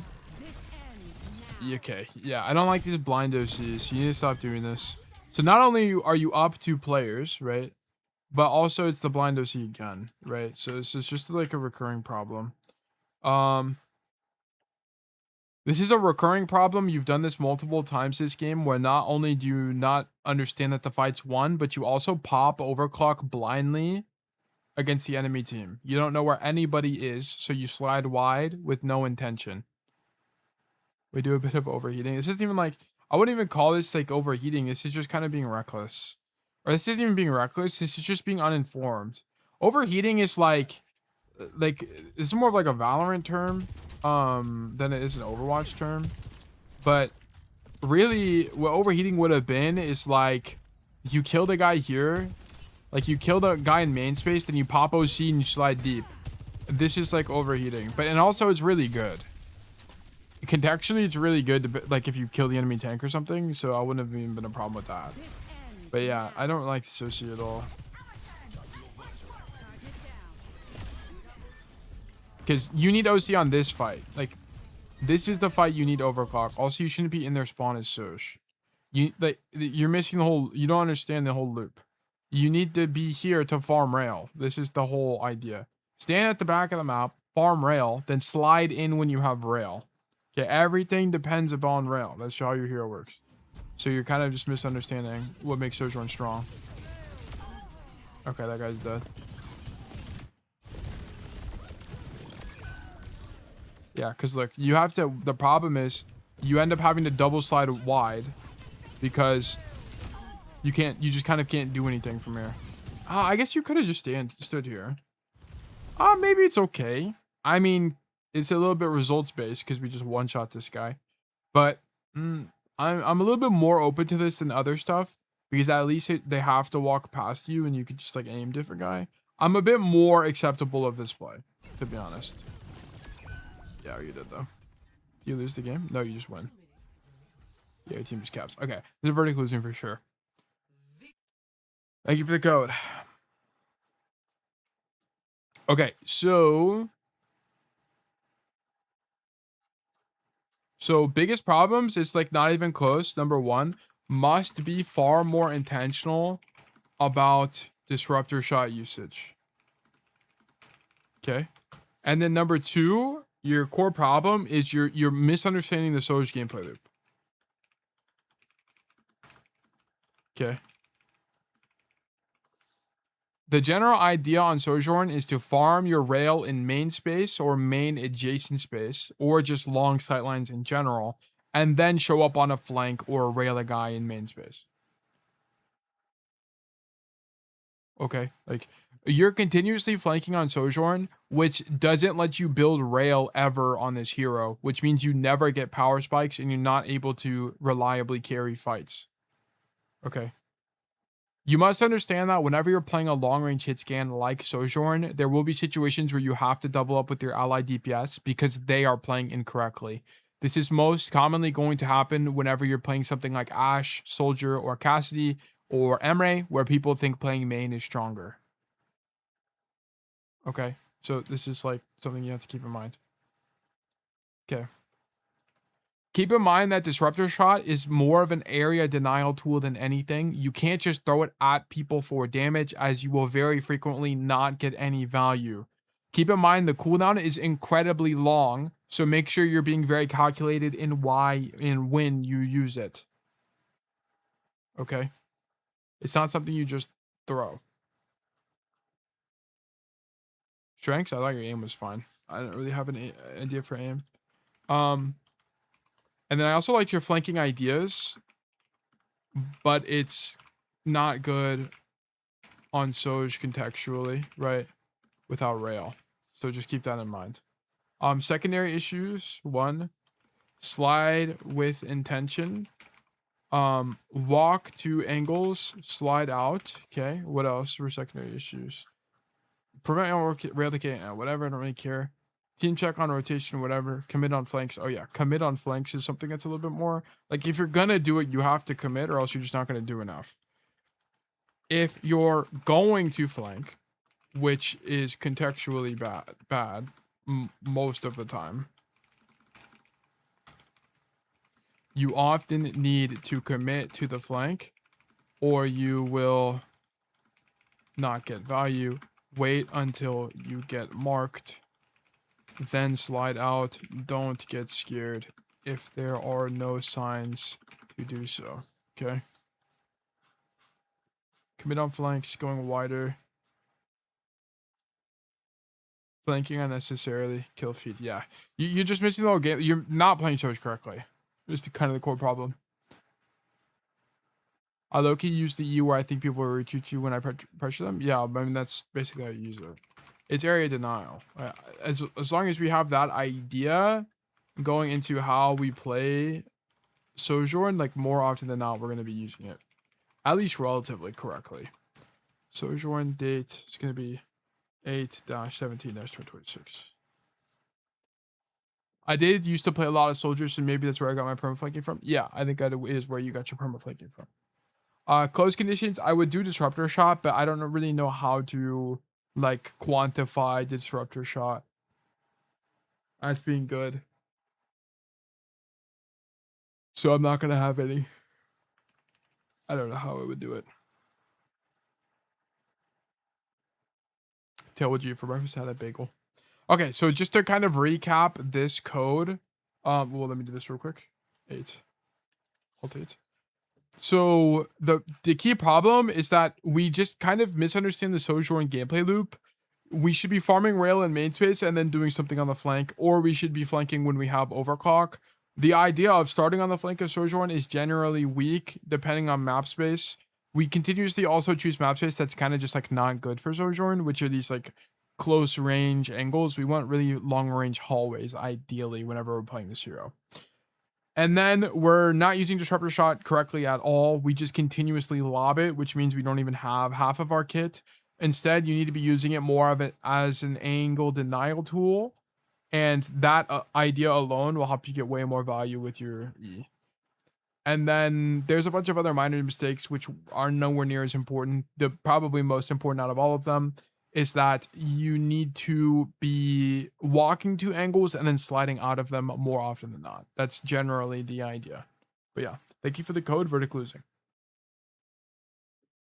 Okay, I gotta do my job interview next time. You'll see me employed and in Diamond. No problem at all. Yeah, thank you for the code. Boom. Let me publish this. Let me also, there's no raffle, but let me do a new raffle. I'm basically Diamond now. This is fantastic, Kura. Okay, raffle's live, guys. If you'd like to get coaching from me, please do ! enter to enter the raffle. You can also do ! claim to claim a ticket to be more likely to win in the future. Okay, if you're not sure which command to do, please do ! coaching for more information. Use this one, this one, this one, this one. Okay, and then here are the notes from the student we just coached. Boom. Then let me open up the Discord and put this in here. And then I'm going to run through 3 minutes of ads while we wait for this to resolve. So be right back, guys. And then we're going to do X out of this. Switch tabs. I guess I'll stay in here. It's fine.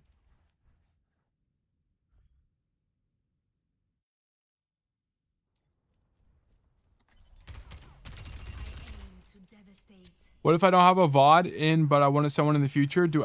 claim. Yes, yes, yes. If you don't have a VOD today, do ! claim.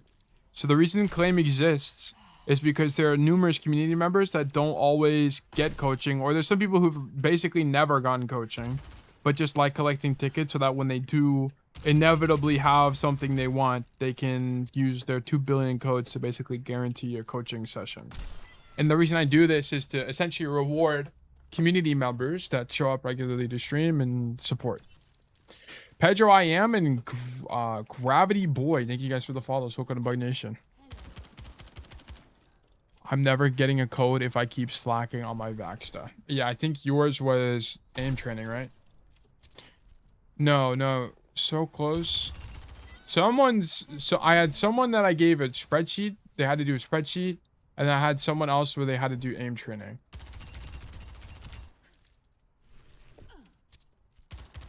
As there are things they need to improve. Is there a reason you offer free coaching other than passion or something? Number one, it grows my community. Okay, so I mean, like, do you guys want the science behind it? I mean, there's some like science behind it. I'll just talk about it, I guess. I'm very transparent about this. I don't really care about like leaking the information, so it's fine to me.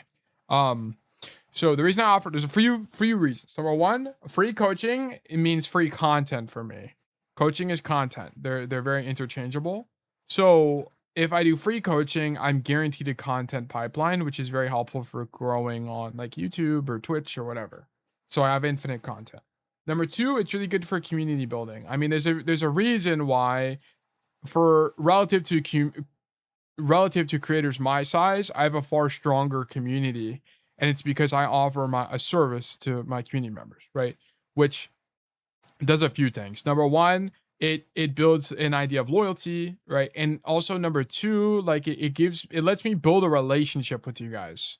Like, I think a core problem is like if you're a gameplay streamer, you don't build relationships with your audience.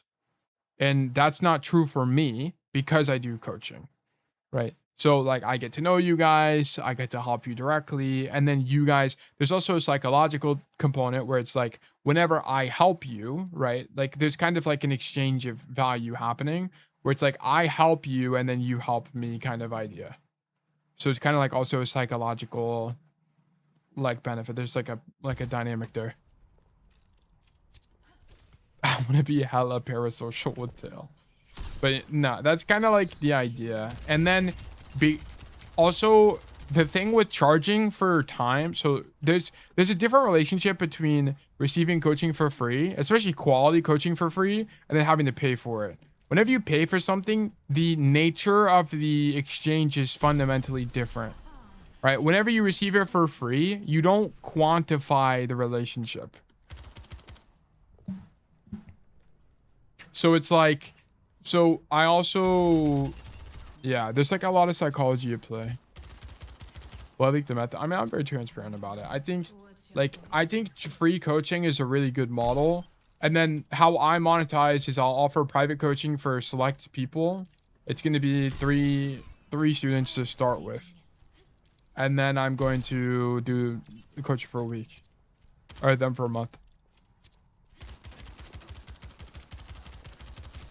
There's 30 seconds left. If you haven't entered the raffle, please do extra smart enter. You can also do extra smart claim to claim a ticket to be more likely to win in the future. What's the best sense for cast? I have no idea. I mean, I would just copy your favorite pro, like go to Tree's stream and do extra smart sense.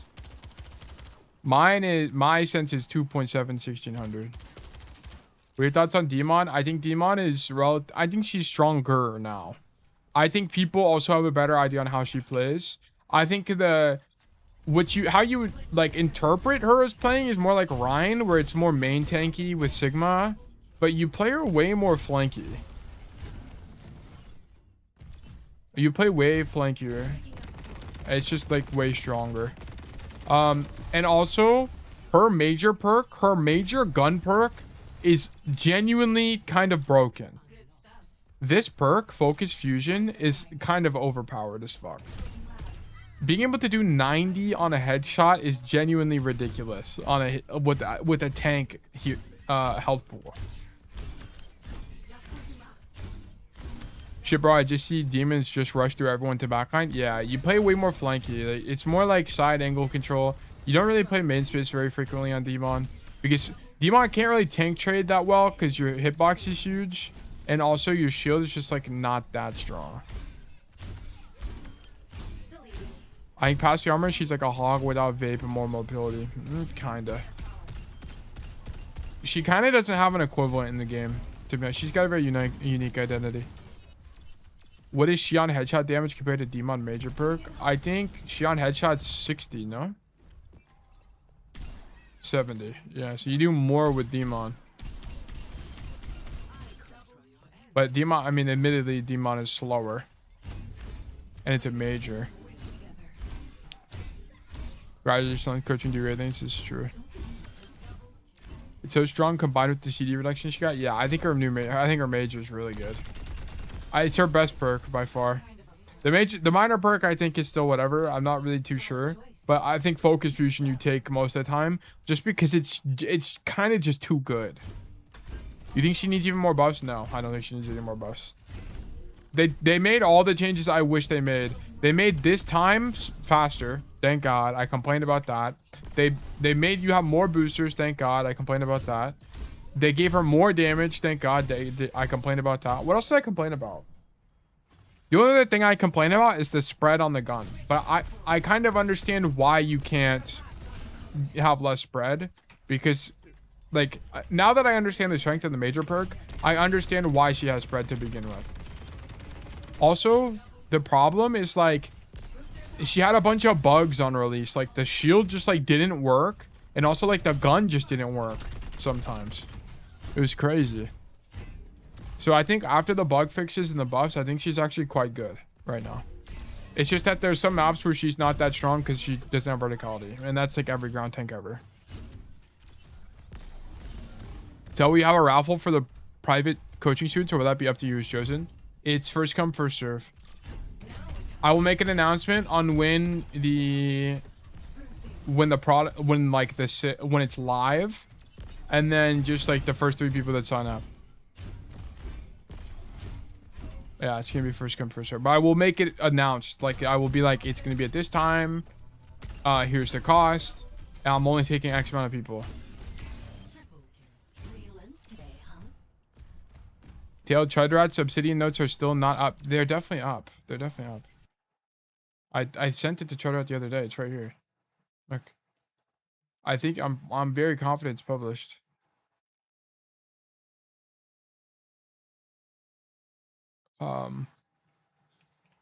Zero Junkrat. Okay, so let me just show you guys how to do it. So you do extra short notes. You pull up the Obsidian. You go student notes, then you go to the when it happened. So the Chudrats was last week. Yeah, it's right here. Zero Junkrat Legion Tower Emerald. Right here. This is when we did the old format, which I don't. This format sucks. I'm not doing this format anymore. If you guys got reviewed with this format, I apologize. Just not in his vid post. Then I DM'd it to him. He should have it. Because he DM'd me about it over the weekend. Wait, do you upload the private coaching on YouTube? I haven't done private coaching yet. And it will not be uploaded on YouTube. So whenever I do private... I'll yap about this real quick, then we'll do coaching. Whenever I do private coaching, it's going to be all private. And then it'll be... You will be in call with me. So you'll be able to ask me questions. And then essentially how it works is it'll be 3 students. And I will coach them. But they get 4 sessions. And then they... Well, I'll record it so then they can have it privately. But it's not going to be public. And then it'll be 4 sessions. And then... But we start with 2 asynchronous sessions. So essentially what you'll do is... The player will DM me 2 codes. And then I will review them on my own independently. And I'll record the review. And then you get a session every week. So you get 6 sessions. It's super, yeah. So, and like I would take on more students, but it's just too much time. Like for the amount of effort and care I want to put into these players, it's too much time. Too much time. Do you have a hero who you think needs a nerf? Jetpack Cat? I mean, they just nerfed Jetpack Cat. I think Jetpack Cat was way too strong. I think they need to remove Ana from the video game. I hate this hero. So maybe Ana. Can we wear matching fits? I guess we could, yeah. Oh, buff. Who do I think needs a buff?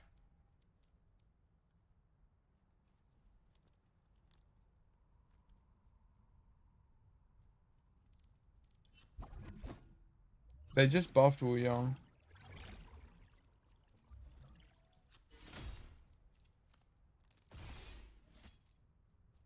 I don't even know, to be honest with you. Maybe Sierra.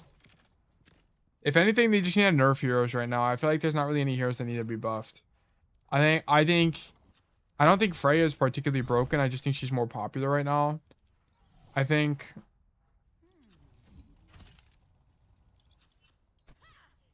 Yeah, I don't know. I genuinely don't know. Buff Sierra? Sierra's really weak if you're good at the game. If you actually understand Overwatch, this hero sucks.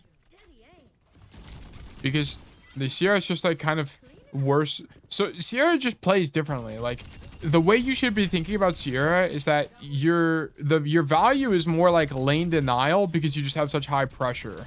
You kind of don't kill people in this hero. The only time you kill people is when you do stuff like this, and then you like aerial shot a guy, and then tracker him from the skybox. Or move May. You should play May if you really want to win. Yeah. Okay. Let's check this out. Kuro, congratulations. You've been selected for coaching. Let's do great things. Let's do great things. Okay. Tail coaching request.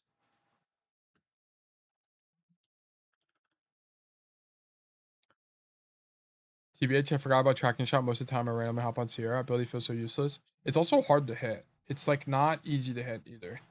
It's like sleep dart. But I think the hitbox is smaller. How big is the hitbox? Yeah, that misses. I think that hits on sleep dart, by the way. Yeah, okay.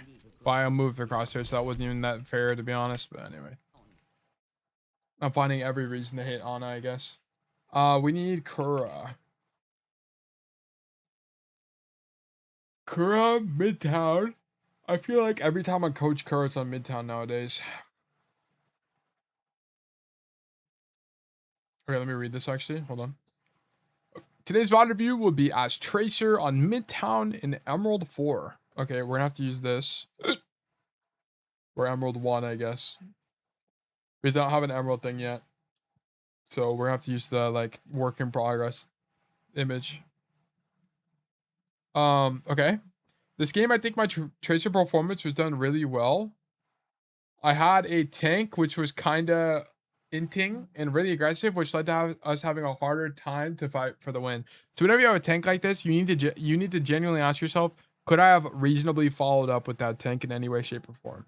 Especially if they're playing something like a Doomfist or a Wrecking Ball, it's going to be kind of impossible. But if they're playing something like, I don't know, like a Ram or a Sigma that's just taking space early, you should be thinking about helping them. Looks like the Autobot symbol. It does. It's so peak. I'm glad you enjoy it. Do you think I engaged properly on the right timing based on my tank and based on his aggression, or did I just not match intentions properly with this high aggression of him? Okay, we'll see. How can I support his hyper aggressive playstyle the most? Should I walk closer to him or just look to distract backline? It's just going to depend on map geometry. There's not objective truths to stuff like this. We'll have to just kind of see the situation, because it could be that he's misplaying. It could be that no one's matching his intentions properly. It could be that you're not recognizing a matchup advantage. It could be a bunch of stuff. So it's kind of hard to know. I feel like Kura has a review of a stream. I don't think we've reviewed Kura in a long time. I think it's been a few weeks. Also, Kura's a longtime community member. So Kura will like naturally have a bunch of reviews. Yeah, we haven't reviewed Kura since, well, I don't know. Because this 629. Oh, it's been a month. It's been about a month. 3 weeks. Who has the most reviews? I actually genuinely kind of don't know. Let me see. Well, this isn't really gonna work. Because I'm not gonna be able to see. Yeah, this isn't really gonna work. I don't really know who has the most reviews since I started the notes. Maybe Hydrated or Blah, aka Flame Toad. Flame Toad is probably up there in terms of reviews. Or Zero, which is Chudrat. Also up there. Or Zeta recently.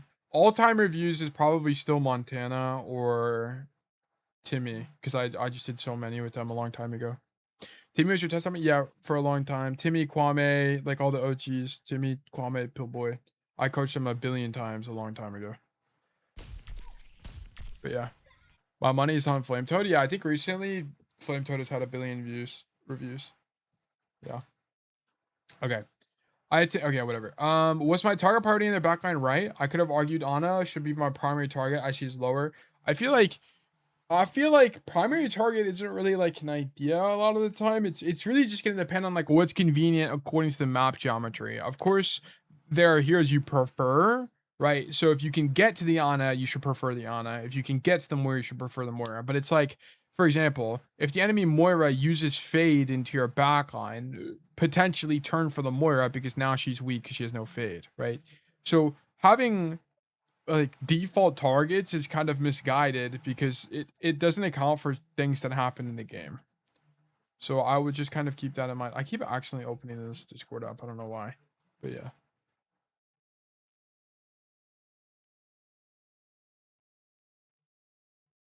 Most coaching VODs. I think of most coaching VODs of since I moved to the Obsidian. Pre-Obsidian, I don't think Hydrated has the most coaching. Yeah.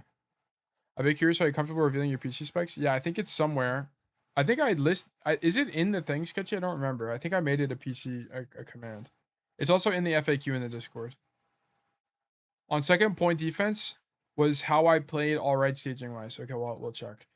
I just stayed stairs the whole time. I think what you typically see from Flex TP. Okay, let me go to Midtown. Show lobby settings maps none. Let me not get nighttime. I hate the. Okay, the variants that kind of piss me off sometimes. I hate that I get the night ones sometimes. By the way, why Obsidian over Notion? I like Markdown formatting, and Notion is just. Notion is I'm locked into their service. Obsidian I can move anytime I want. Obsidian is like hosted locally basically. It's not a command. Let me fix that. Oh, thank you for the help, Sketchy. Typically what you see from flex DPS players is you don't typically play there. You play on this side. On Midtown. I think we talked about this before, Kura. I think I actually remember talking to you about this before. You typically start here, and then yeah, we definitely talked about this because I remember mentioning this to you, which is you can stand on this. No, I'm talking about second. Oh, on second. Okay, my bad. Oh yeah, on second. My bad. My bad. That's why I didn't read that correctly. I had one spawn camp which was picked on a bad timing because I should have just hopped on the fight instead. Okay, sure. TBH, my notes have been kind of slacking recently, and today I got a game where I tilted but stopped playing right after. Great. That's fantastic news. I have to hold myself more accountable and do better notes, but I think this game is a big improvement from the other ones. Okay, cool. I should write more questions, but I always feel like I have the answer already or nothing was unclear for most of my games. Okay. W spreadsheet. We play about 5 games a day whenever we do play. 1 billion games tracked. Excellent. Are you on the new version? Yeah, it's new enough. Okay. You play most days now, which is good. You play like more than half the days of a month. Delta 12 on damage. You earned it all back. Wait, that's crazy. Weren't you like negative 10 at some point? That's crazy. So you went like Delta 20 recently. Thank you for doing that, Sketchy.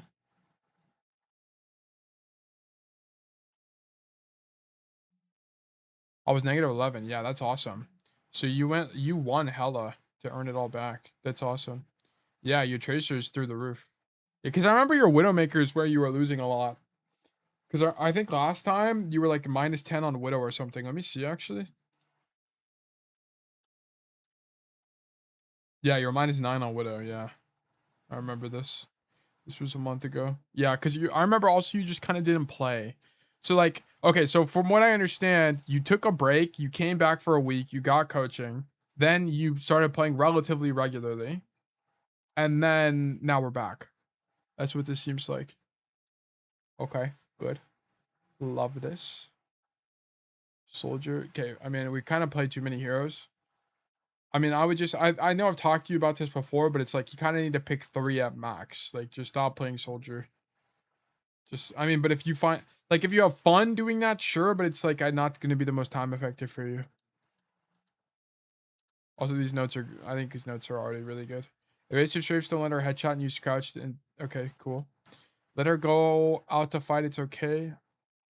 I need to bait out a CD by like, yeah, I mean, these are all good notes. I think these are all good notes. They're going to all give you direction. I don't even need to read all of it. I can tell it's good. How strafing and soldiers rail up close. How do I deal with Genji deflect his Widow on range? How do I treat an Onron who runs from health pack to health pack and I can't duel? Okay, this isn't as good question, right? It's like, how do I stop Onrons from being at the back of the map to begin with? Would be a little bit stronger, but sure. I mean, I think the spreadsheet is generally good. I think it's generally good. Also, I think your spreadsheet is broken somehow. I don't know what happened, but it's like bust. Oh, Kura, you need to go into your spreadsheet and you need to add the new season. Let me show you how to do that real quick. Improve the note since I made the post. Perfect. Whoops, that's not what I wanted to do. I need, that's the wrong one. I need you to go to the template, or not the template. Go to your spreadsheet and then go to this thing here, the hamburger. No. You just click on information and then make sure you add the new season. Add it here. You can type in season 4 and then make sure you add Demon down here. And then it will automatically update the whole spreadsheet. So just do that real quick. And then now that should fix your errors that are happening. Okay. All right, let's keep going. Wait, TBH, my notes have been slacking. I notice a pattern of tilting if enemies have dive and I'm on hit scan. Yeah, so this is like a underlying power. Like this is a feeling of powerlessness, which is very common. Right. Whenever you like a lot of the time people tilt, it's whenever they feel powerless, as in they didn't have the ability to carry.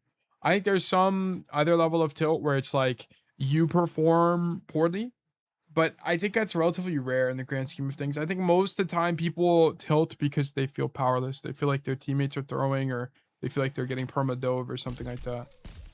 But okay, let's hop into the code. Boom. History replays. It keeps showing me the red carpet every time. It's so sad. My elo.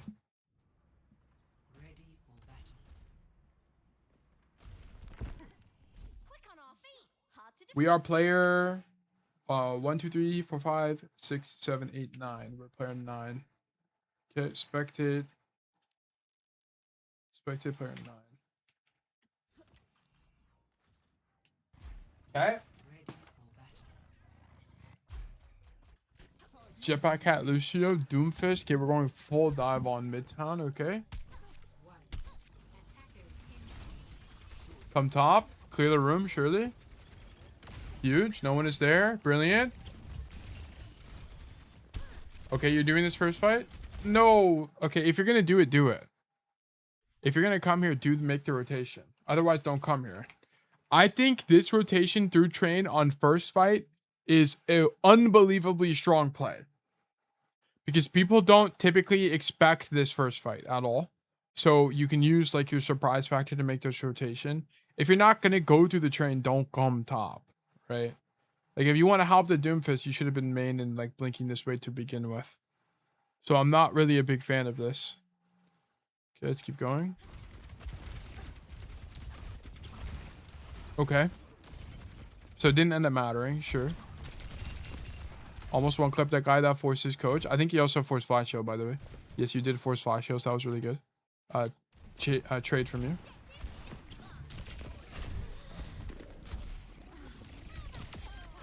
Okay. I mean, this is all good. I think it's all fine. I think maybe you could have stood in for longer. Let me see this. So she coaches out. She's not even looking at you. Blink for it. Could have blinked earlier there, but sure. Recall? Yeah, I think it's okay. And then we get the Moira kill. I mean, this is all good. I actually love all of this. I want more often with Ali, but I get what you mean. I mean, that's fine. Like, if you think going Ali is better, well, yeah. Like, well, just for clarification, guys, like, if you think Ali's a better play, then go Ali. Like, what's the point of even going up top? Is you're just wasting time. Like, just go Ali to begin with. So, yeah. That's it.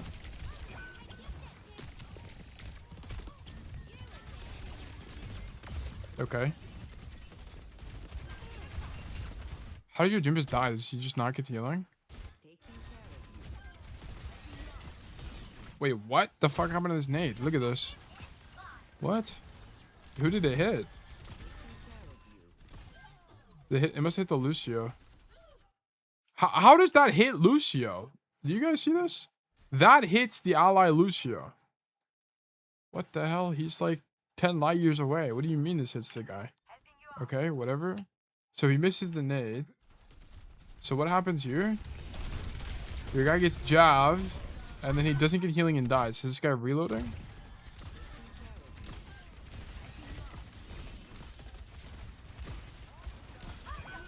No, he just hits the car.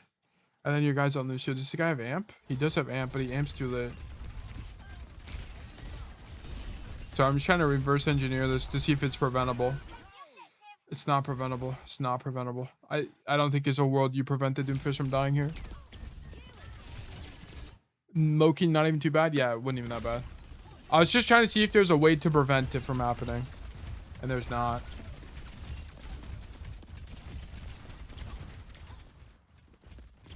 Okay, this fight's lost. So really, you shouldn't really be doing this engage here. This is fine. Your Doomfist is dead. You try to get the kill, whatever. But now that your Doomfist is dead, you should be playing way more passively. Like, you should not you end up walking out here to shoot this Orisa. You should not walk out here because the fight's losing anyway. You should just stand here and shoot your gun and think about more of a space denial idea. Holding space so that when your team comes back, you can engage. Because here's what's going to happen. You're going to get your recall forced, right? And then you're going to be desynced from your team. So it's just kind of weak as a result. If you just standing, I mean, you didn't end up getting a recall force here, but it's like, I mean, look at this from this guy's POV, right? Like, this guy just got, you know, he lost his marbles. Right, he had like he picked up his mouse and did this kind of movement, right? Like you can hear me like slamming my Razer Naga V2 hyperspeed on my mouse pad, right? Didn't get recall force goes green though. Yeah, but you can see like the intention is like a better players would have forced it there. And you're going into early, I think, right? Let me see. You see your team in main. No, yeah, you wait, what? You're not team checking as you drop. So I don't like this from you. Like if you're gonna do this, okay, I can demonstrate this thing. This is the first true mistake of the game. Okay. So whenever you show up here, you need to team check before you drop out the window to know if you're timed well with the Doomfist. So you should be team checking here because there's no threat, right? So you should be looking through the wall to see where your team is. Okay. And then you should be doing this, you should be doing this. Then you should be standing here, wait for your Doomfist, and then drop. That would be the idea. Okay, so we don't team check here. So your team is not, yeah, and your Bastion is respawning too. So it's actually just bad. No threat equals team check as in no, I guess. Yeah, well, it's also like your team is not even here. I guess they're also down the M, right? So technically you're even. So, I mean, that's fine. It's just I wish you team checked before you came to the angle. It happens to be that you're timed well with the Doomfist. I don't think you intentionally did that. Is the core problem. Will there be another session after this one? Yes. Yes. There'll probably be, depending on how fast this one is, there'll probably, yeah, one, I think at minimum one today. My process is a little bit faster because of like my new approach, but yeah. Check. But we'll see. Let me do this. It's not what I wanted. Oh, I don't think I made a note, did I? No, I didn't. Okay. Kura, oh well.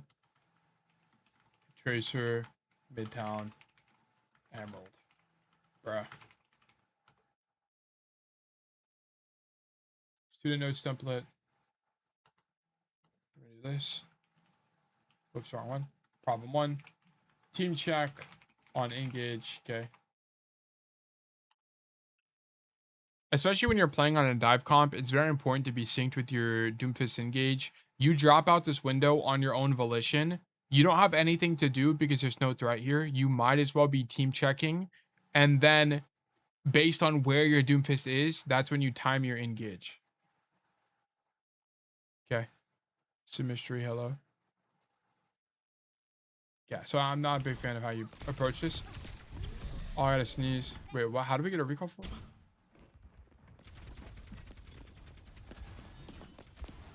She's just marking you. Does she hear you? Oh yeah, she has object permanence. This is too much to our dismay. You know what? I don't even think you should have jumped out the window. Because the problem is, maybe it's like a matchup thing. I don't actually know, but maybe it's like a matchup thing where you kind of just can't go wide here. I mean, like, yeah, I don't even think you should go wide. Because you can't do anything anyway. Ah, man, this side of the map kind of sucks for Tracer. This is actually kind of tough. Because what do you do from there? You can't triple blink to here, but it's like, what would the advantage of being there even be? If you can triple blink to there, do you have pulse bomb? I don't think you do, right? Yeah, you're not even close. You're at 70. Where's the enemy tank? Yeah, I think your best play is probably to stand here and shoot tank. Use poles as cover. I think you just shoot the tank. Because the Moira, you just kind of can't push against the Moira.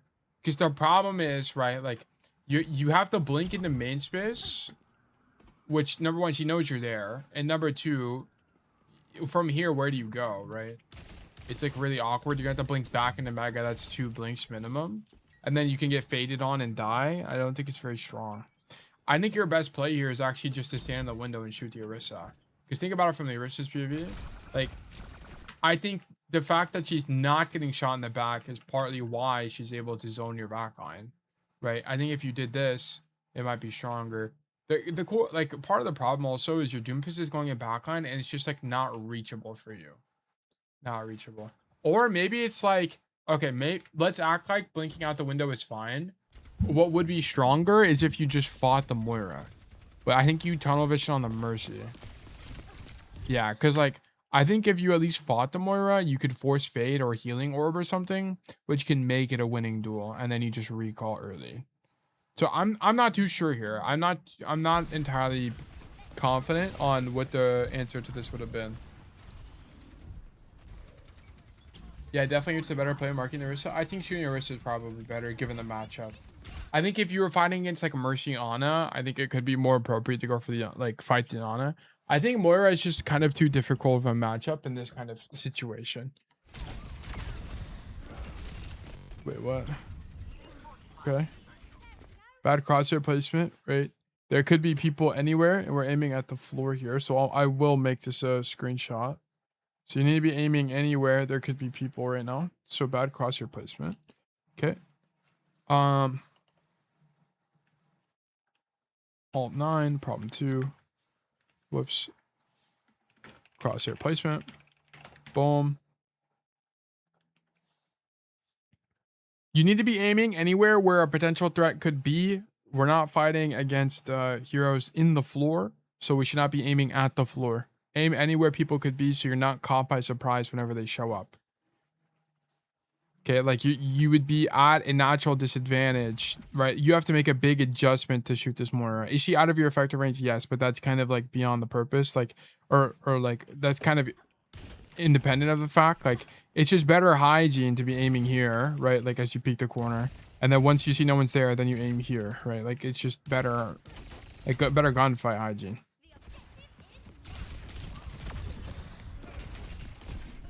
The only thing about this is you blink toward the Emre, but sure, I think taking the fight is fine. You can't pulse this guy because he has Fade. Oh, you can definitely pulse that guy though. What is he doing? We don't have recall. How do we use recall? Yeah, I think the biggest mistake is you blink toward this guy, look. Which makes it easier for him to hit you. Right, just keep in mind, like, whenever you're in duels like this, typically, from a micro perspective, your idea is that you blink laterally, and then you can blink toward him on your second blink. Okay. And then if you're going to do this idea, typically you would be playing cover. You have no recall, right? So you have to understand when you have no recall, you should be taking less risk. So whenever you have less risk, you should be like, whenever you have no recall, your idea should be playing corners like this because you don't have a way to, you don't have a get out of jail free card anymore. So stand here. Also want to point out that if you took additional damage, you could come back for this mini, right? So you kind of just have the wrong idea, right? Let's take a screenshot. Boom.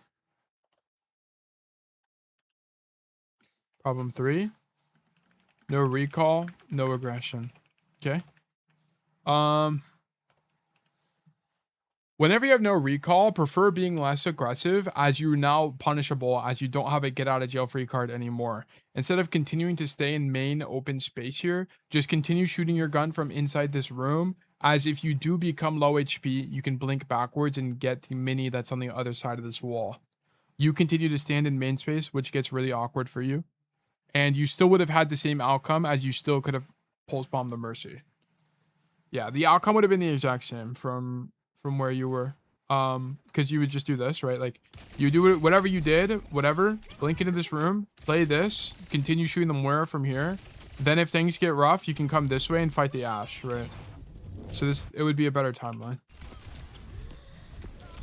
Right, you would have still gotten that pulse bomb, and look at this, you wouldn't have been wide here with your back to the enemy team, which is what ends up getting you killed. You'd have the option of going for backline here, which would be stronger. What skin is this? What skin is... Oh, is this the music festival skin? I actually... Whoops. Okay. Okay, my bad. Okay. It's the music festival skin. Okay. Jesus Christ. Okay, anyways, keep going. Can you make that a note? Didn't know this concept? Oh, okay. I mean, sure. It'll probably come up again. If it comes up again, I'll just make a note out of it.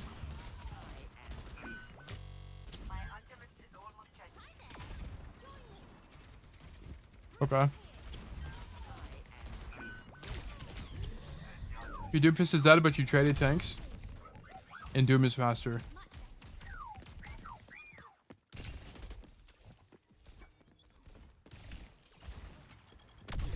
I'm gonna be honest, Kura. I don't think I think this base sucks. I think Fire Station is just like not Tracer space. Do Tracer players play here? Have you done the research? Because I feel like it can't be any good.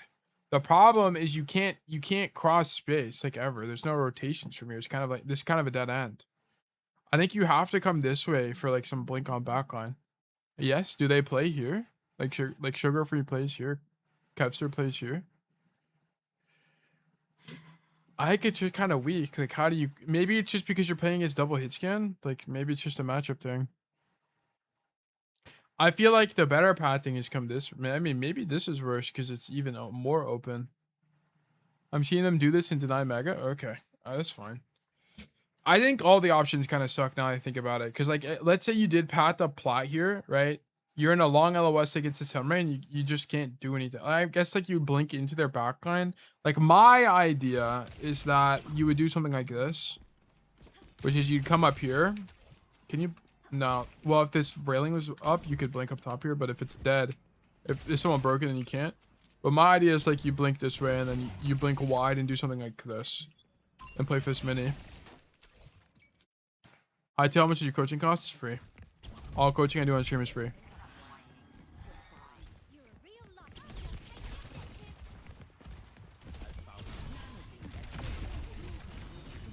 Leave. Yeah, good idea. Good idea, Kura. Ooh, I would have cheated here. Curry, did you remember that the mini is here? I think you forgot about this mini. Because I think you should have just double blinked into the room. Because you had 2 blinks here. Yeah. Yeah, she's also low. Ah, dude, yeah, you need to blink into the mid. I think you need to do this. Because you need to pull people right now. Because this is too passive. You get your recall force, you don't do anything at all. And this Ash gets to shoot your backline. What does she end up doing? Nothing that mattered. It didn't actually end up mattering. How does this guy get a kill? You're honest standing on the point and she sleeps a guy in gold. That's the Nana. Wait, what? Was your Bastion just AFK? Okay, your Bastion went AFK this fight, by the way.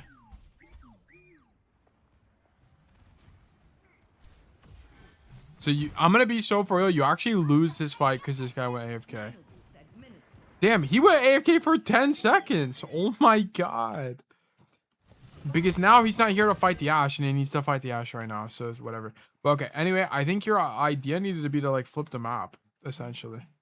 Right, because otherwise you're gonna be front to back in bad space against the Ashe, which I don't think is very strong. Like you need to be able to play back here. Boom, boom, boom. Okay, 2x blink.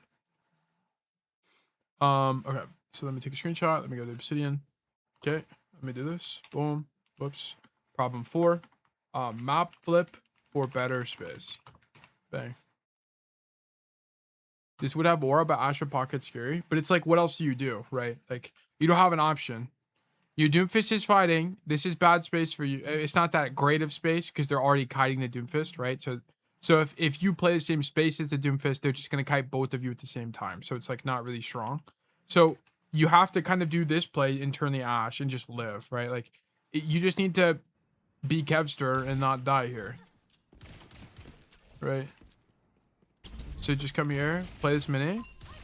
Kobe. That hits. And then now you're in a montage, right? Like, that's what we need. Let me move back to you. Your Doomfist is already controlling the left hallway. Instead of stacking with him, it's stronger to mark this Ashe and stop her from providing value onto your backline. You should be blinking across this space here to get to the mini that's behind them to force the Ashe to turn around or at least push into your space and do something that's incredibly awkward. You can't really stand in main space here and shoot the Ashe as the range ends up being a little bit awkward, especially when she has Mercy Pocket, because you're very at risk of dying. At least if you map flip, you can still die, but you have a mini and you force her to turn around. Tail Tracer montage win. When I return, when my great return to the game happens. Okay, Ashe with no E is making me mad. Into your space and do something. Okay. Boom. Okay, let's keep going. Wait, what even happened? So you fight this guy, your guy gets nanoed, he goes for backline. You go for the Ashe, you get scared, you recall early, okay? Shoot Mercy. Bob is doing something. Okay, good movement. Bang. A little bit of panic in your blinks, but sure. I want to point out that good tracking on this guy. Good movement aim. And then you just blink into a wall. Okay, it's okay.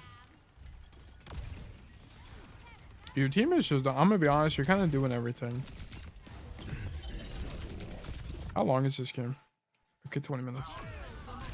Oh my god. Watch this.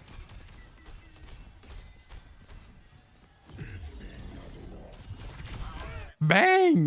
He actually just got laid out. Oh my god. Okay. Alright, Mori down. It was a good result, but he played very aggressively with our recall. The recall, like that's, we were just on the wrong timeline to begin with, which is why I didn't really care that much. I just finished my job review. I think I did pretty alright. This is fantastic, boy gone mono. I wish you the best of luck. I hope great things come out of that. Okay, unique situation with Sombra is like, I don't even know what that guy is doing. Okay, ideally you took space on the other side of the map here, not doing this, right? Like, ideally we wrapped around with their Ana and did this play with the idea of like, you could either cheat and blink into the staircase and then go for the wrap, or you could like come all the way around. I kind of don't care.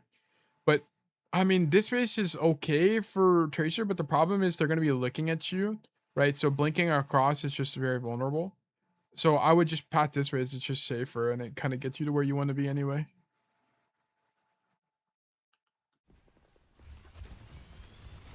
This might be a pathing issue. Hold that. Wait, what? Why do we pulse bomb this guy?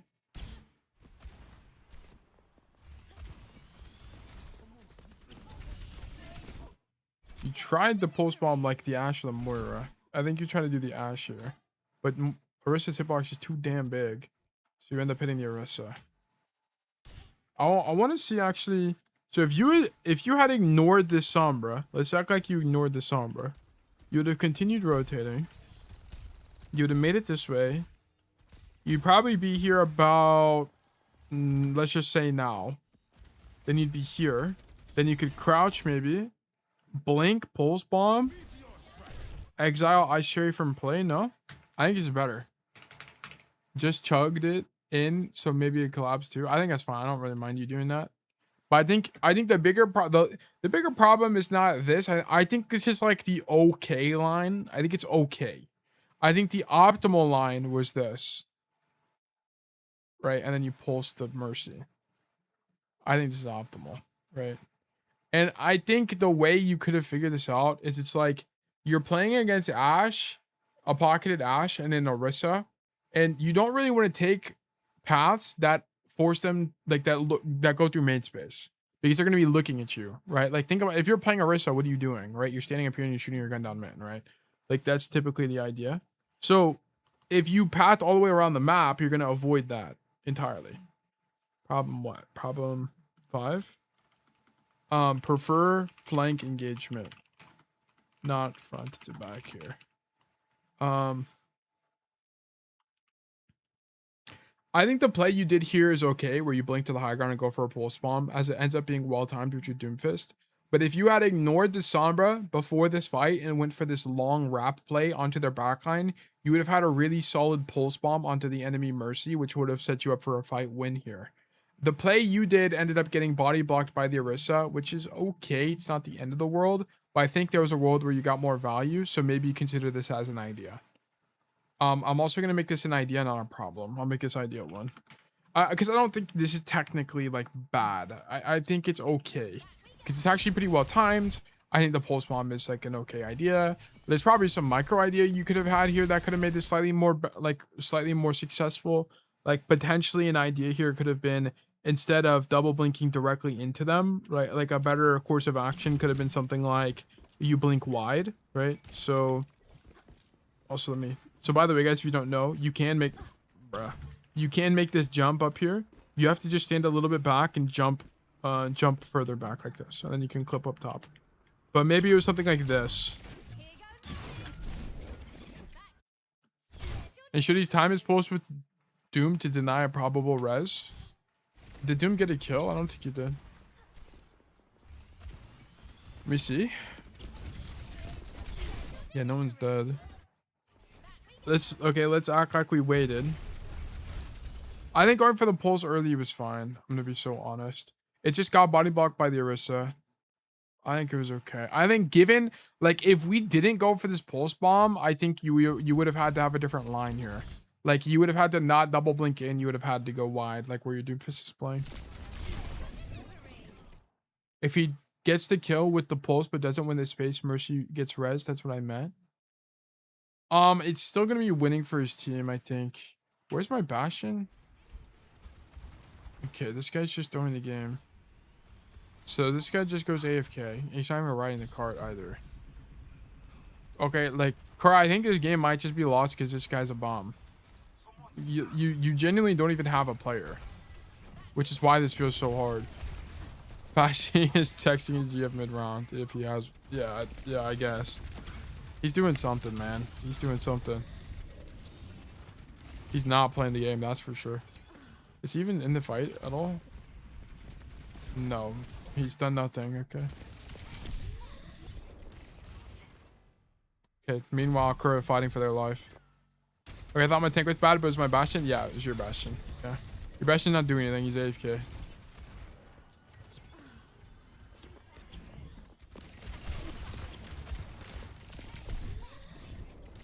Okay, so one thing you need to understand is that you don't always have to hard commit onto people, right? Like, you see this Ashe is isolated. You only have one blink and you got caught by surprise. Your number one priority here should not be to take this fight. Your priority here should be to live and not get your recall forced. That's kind of like the most important idea. Like, if you can just occupy the Ashe, that's the best thing you can do. So just stand here, right? Like, blink across the gap, stand here, and bait Dynamite, bait Coach Gun, force her to look at you, and then you can play the Mega if you need, right? The Mega's in this room. You can also go for the flank up the stairs. But you need to be blinking across here to play for the space instead of going for the fight. Because here's what's going to happen. You go for the fight, you're going to get your recall forced, right? And then now you can't do anything for 10 seconds. So the Ashe just goes back up top, and then she just gets way more value than you. So you got totally outvalued this fight. Yeah, and you don't get this kill. Okay, so let me take a screenshot of this. Well, actually, let me do this.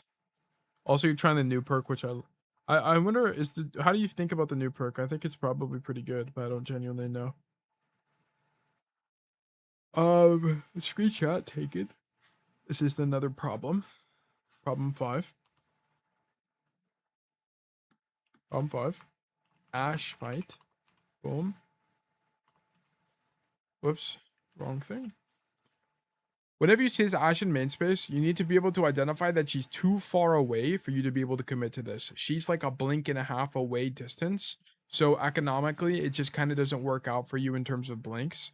So instead of committing for this engagement, you need to just zone her out of the fight and continue to play cover on the right side. The reason you don't want to play on the right side is there's a mega you can play in that room, and you can also continue rotating onto their side of the map from here.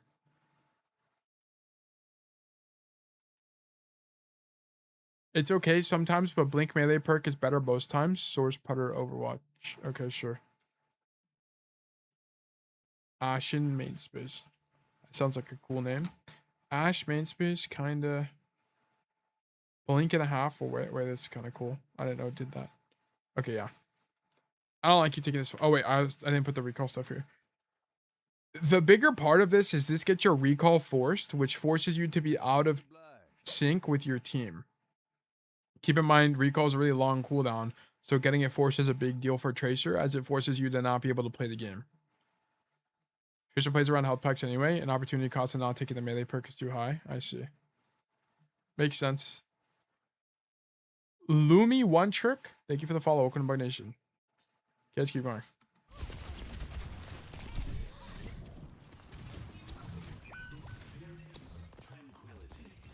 I want to see this. What happened?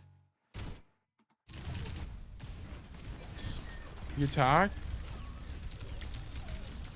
Wait, he just like shouldn't be on card. It's just bad positioning. The guy who should be on card is Zen. But, or you should actually be on the card. But I think given that your guy was AFK this whole time, mine is whatever. This is a point where you can actively ride the card as Tracer, by the way. Like in a lot of pro play games, they put their flex DPS on card here, or their Kiriko. Okay, the fact that, wait, what? You're winning this fight? What the fuck happened? Okay. Okay, beat them to death, sure.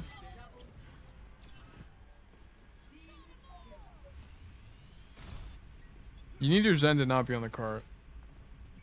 I would be typing to your Zen, get Zen go top or something like that here, by the way, Kura. If you're in chat at all. If you're in chat, tell your Zen to go top. Or like emote to him or something. Or like ping high ground or something and try to get him off the cart. And then you should just ride cart here. Because the problem is now, look at this. This guy has to play on the floor where he's very susceptible to getting walked on. So you should have preferred cart here. Like, this is a rare situation where you're playing two hyper immobile supports. You're playing Ana and Zen. Like, these are the most immobile supports in the entire game, right? Neither of them can do anything. So you need to be the guy riding cart here. So I'll make a note of that. Normally you don't want to ride cart, right? Like, this normally isn't an idea, but this is a rare situation where you have to be able to recognize that this is a situation. In these weird spaces, cart tracers OP. Yeah, 100%. So I don't think you recognized that here. You ended up going wide. I needed you to identify that riding cart was stronger. Whoops. Bruh, ride cart. Okay. I riding cart note. It's like the first riding cart note I've ever seen in my life. I don't know why I took the screenshot from the honor POV, but it kind of doesn't matter. This is a team comp where you are the player that needs to ride the cart. You have two very immobile supports in the form of Ana and Zenyatta, and both of them are heroes that want to play on the high ground. You should be using your mobility as Tracer to be able to ride the cart safely and recall or blink away if needed. This is a map where Tracer rides cart a significant amount of the time, particularly under this bridge. Okay, like just forcing cart here is incredibly strong. So not a big fan of how you played this, but sure. Okay, you're spy checking a Sombra.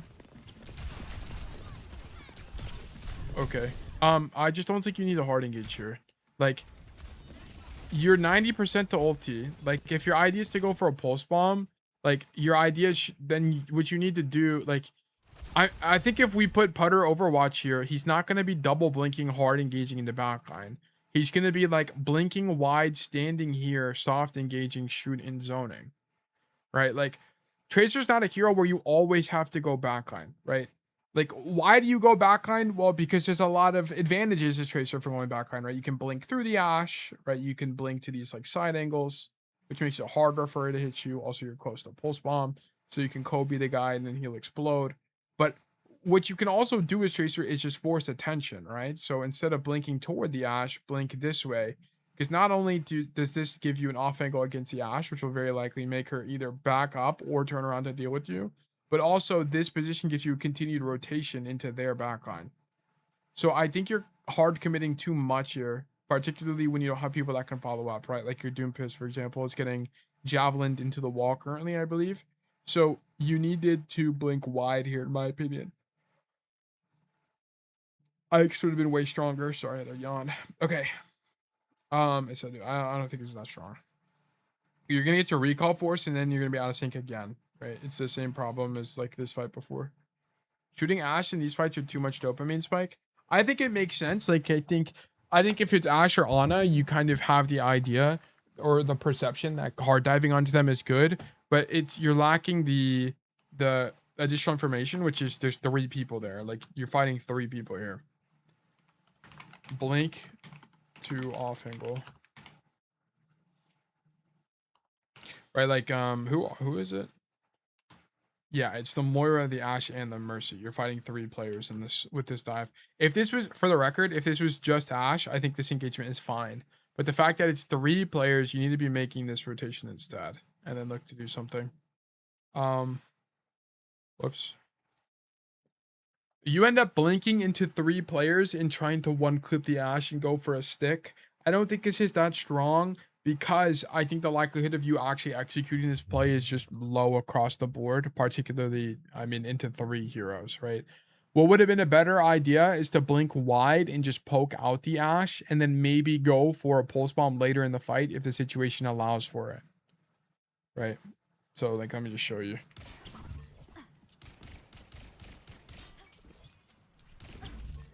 Okay, so you're like here or something. You blink for the Ashe. Not a big fan of this. Right, what I think would be a better idea is just blink this way. Zone out the Ashe. Okay, keep in mind you can also poke her from this door. Then you have a mini here. Keep that in mind. And then you can continue rotating into this space. Map flip. Go for a stick from here. So on and so forth. Right, is it a bit open? Yes, but you're going to force her to turn around. And as long as you have 2 blinks, you could come wide like this as well.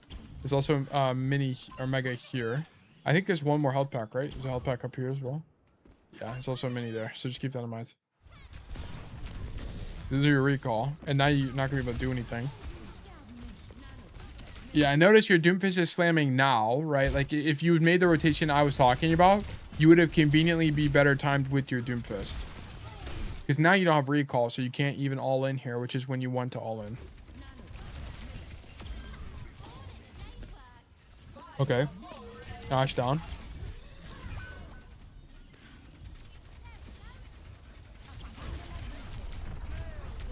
Apagando las luces.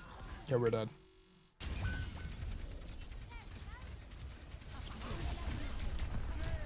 I mean, you said the wrong idea anyway, right? So whenever you're playing cart, you don't want to be playing on the cart, right?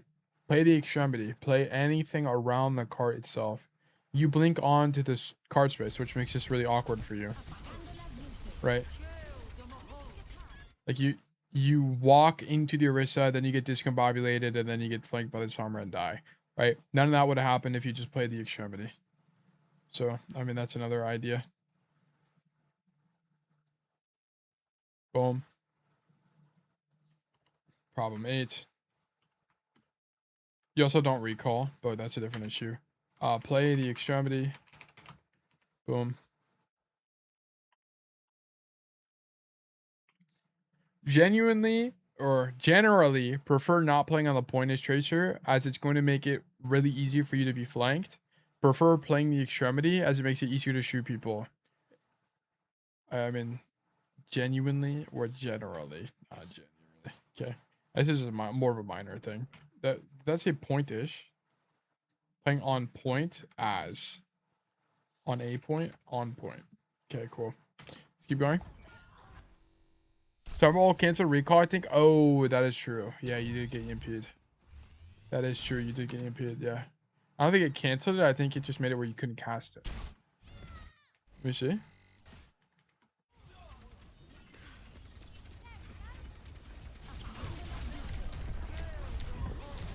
Yeah. You got hacked out of it. Or hacked and not able to use it.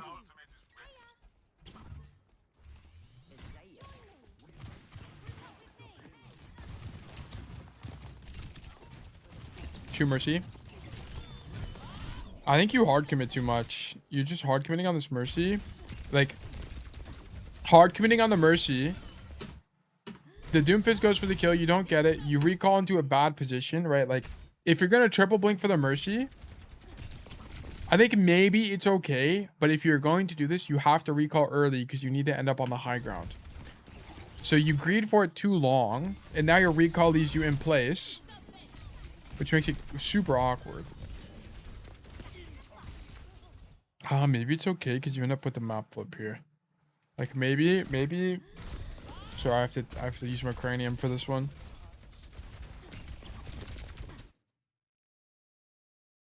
What does this look like from this guy's preview? Okay. This guy needs to reload. He's got 1 bullet the whole time. Okay, and then this guy.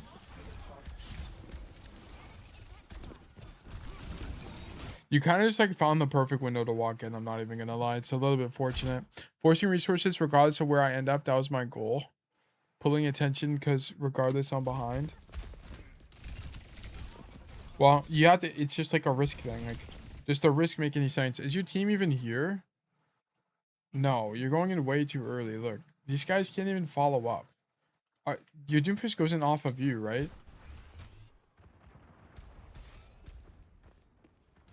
Yeah, your Doomfist is just fighting for the room right now.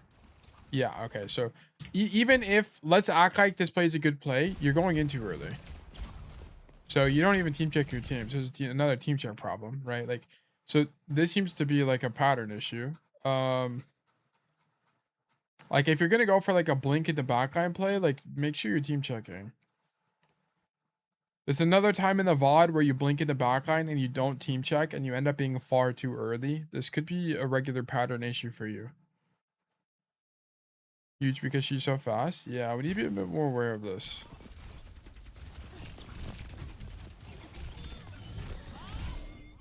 No one on your team can even do anything with this space.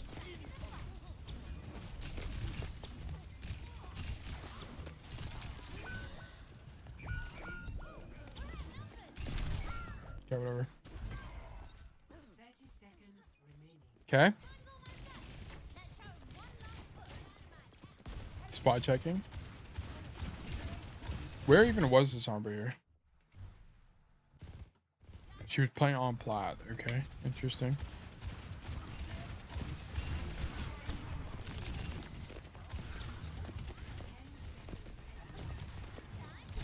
Hold up. Okay, so you do the same play again. You're kind of obsessed with this like double blink in the backline pulse bomber guy idea, which I mean I think is just a bit crazy. Like I think what's gonna be way stronger, blink to a position and then look for something from there. Like if you're gonna do this, you have to recall early because your recall ends up being bad. Like, so you need to commit to an idea. Like if you're gonna do the triple blink pulse bomb, that's fine, but you need to do it fast because you need to recall back up top. Because look at what ends up happening, right? The recall puts you here. Okay, so like I need you to understand this.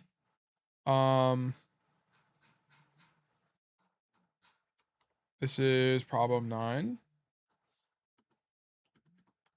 Triple blink ideas. Okay. Boom. If you're gonna go for like a triple blink in the backline, one clip a guy or pulse bomb play, that's okay occasionally. I think it's fine. But you have to recall earlier because if you don't recall fast enough, you'll recall onto low ground or something like that. You need to have your recall put you back on high ground because you don't have blinks to do anything.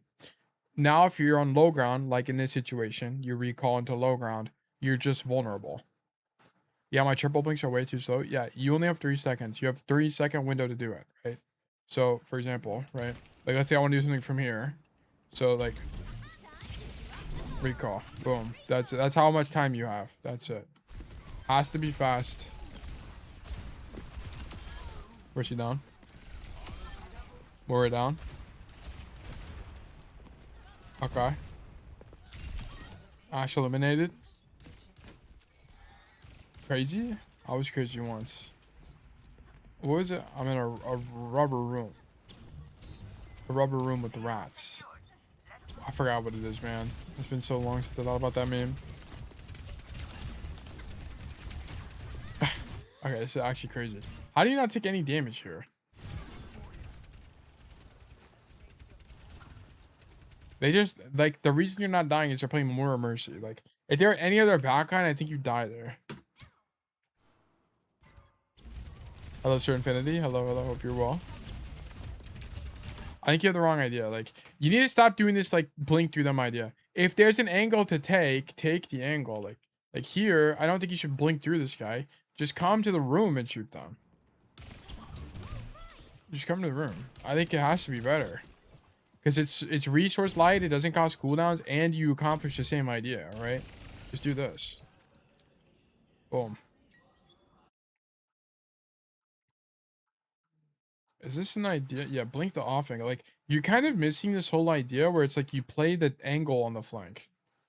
Like, we're kind of missing this whole idea of where you can play the angle on the flank. I think you're always convinced that you have to triple blink in the backline. And as a result, it's getting things like your recall forced. when you can just stand in a position like this and just shoot people on the flank. Yeah, but funny punching back gives you ammo and dopamine. Yeah, but I think you're getting forced out early, right? This is gonna force your recall, right? Boom. And then now you're just in a really weird situation, right? Like you recalled in open space. If they're playing better heroes, they just kill you. So, and I'm not convinced we're doing this based on the matchup, like uniquely on the matchup. I think we're just doing it because this is our habit.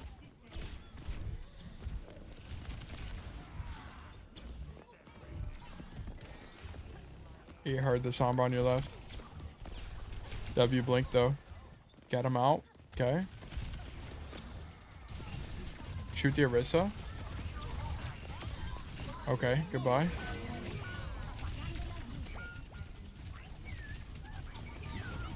Hold that. If you're gonna do it, you need to do it way earlier. You need to do it like now. This is too late. Okay. Sure.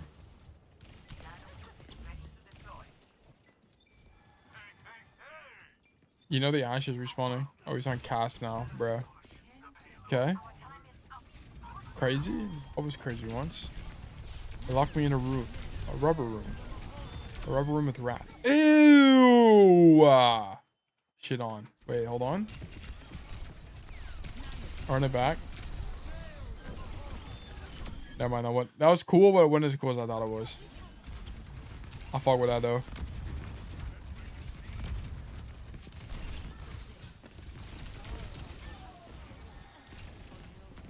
Wait, that was fade. More down. You know what they need to make? They need to make a hero that's like... They need to port the Balloons Tower Defense Super Monkey into Overwatch thoughts. That's the next hero. And like all he does, he like throws darts. And then he has like his ultimate is he becomes a plasma monkey. And he just shoots like a plasma fucking beam at people. I think that would make sense. Torbjorn turret? No, it's like you play as the super monkey. And he has infinite ammo. He has infinite darts, but he has like... They do like 5 damage. They do no damage at all.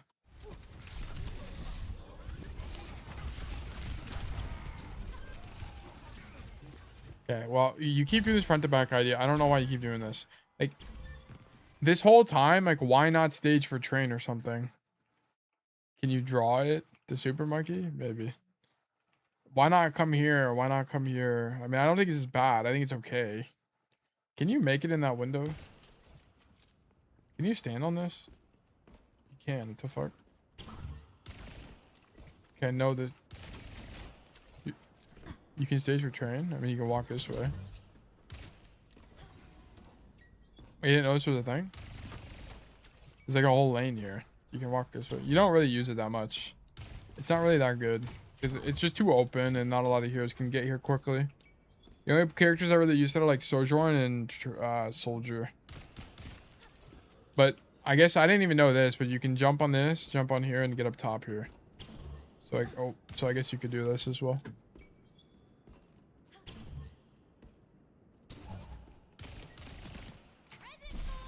Just an idea, I don't know. Oh, I hate that does that. There we go. It's no flash, right? Like, you're scared of this cast when there's no flash. He just used it to try to clear you from the angle. So that's a matchup issue. You should have been fighting the casty really aggressively there. Okay. Cast down. Oh my gosh. Yeah, you do this a lot, by the way. This is pretty frequent from you. Where it's like you get in a duel like this, and then you end up blinking into a wall. So just something to keep an eye on. Okay, Moira down. Okay, good cap. Okay, I think this is gonna be OT game. We're probably not gonna do the OT, by the way. We'll see.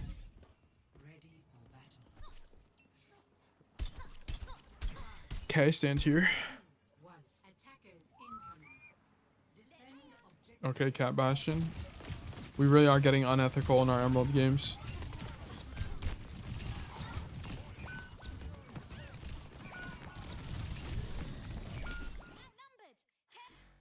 Damn, your whole team is dead. How did your Ana die? Okay. So you needed to prevent the Freya from making the rotation. How would you have prevented that? Yeah, okay. So I don't think you start up top, Kura. The reason you missed this Freya is because you started up top. Look. So because you're up here, you don't even see this guy. So he's able to walk past you and shoot your Ana. Well, it's actually a little bit unfortunate as well. Because he also updrafts at the perfect time as you drop, which is a bit unfortunate. But I think starting on the floor is generally going to be stronger anyway, as it's also better in your effective range. I could have stayed top. I just think, what's the point of being up top? What is the advantage?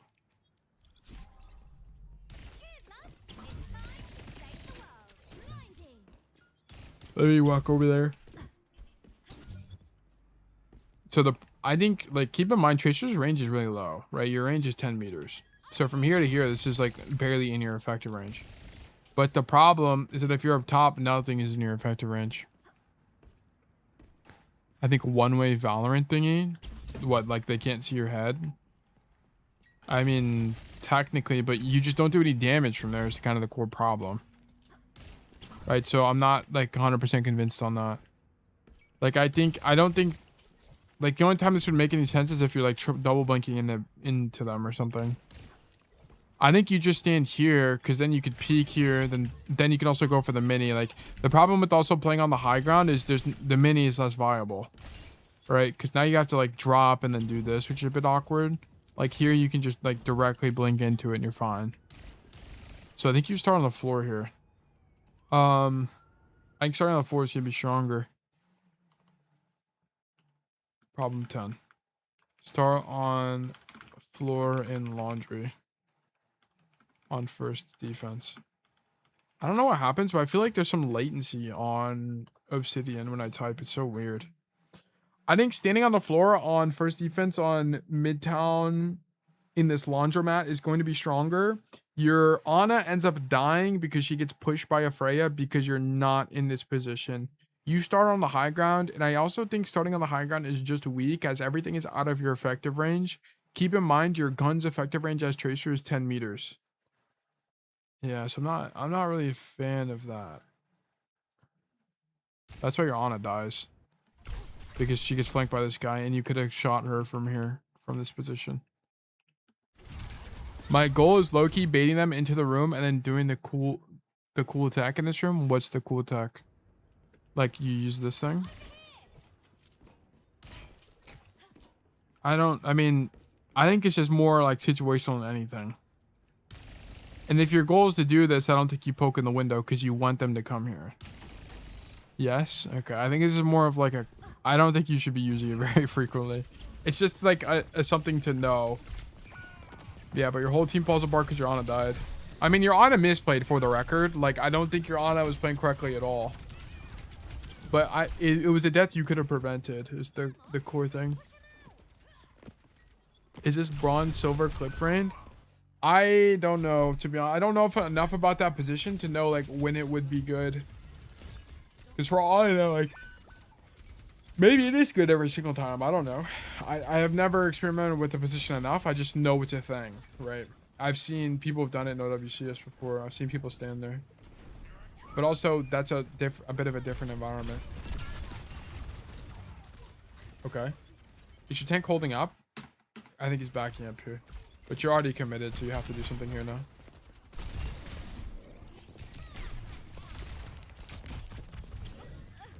Yeah, you're dead to the fire.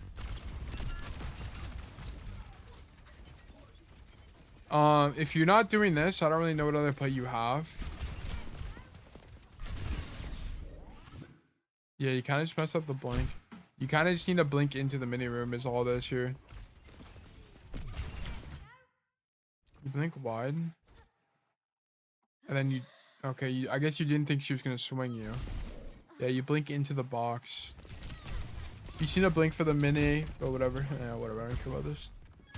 I mean, experiment with it more because it seems really cool with the test how it's in comparison with Stage 4. I mean, sure, it seems interesting, but I just don't think it's like that strong. Because the problem with standing in that rat spot is you don't get to poke the walk up and you don't have information, and those things are really important in Overwatch. Wait, what? Oh, your Mago was in their spawn. Okay, W Mago. I like how your Bastion is just not even helping him at all. This guy's just standing here.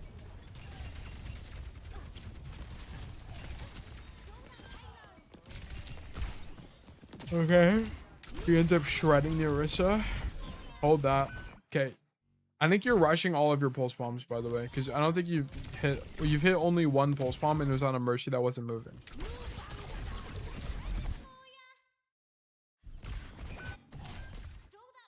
Couldn't he have gone over the green things from the bridge instead of going main with Malga?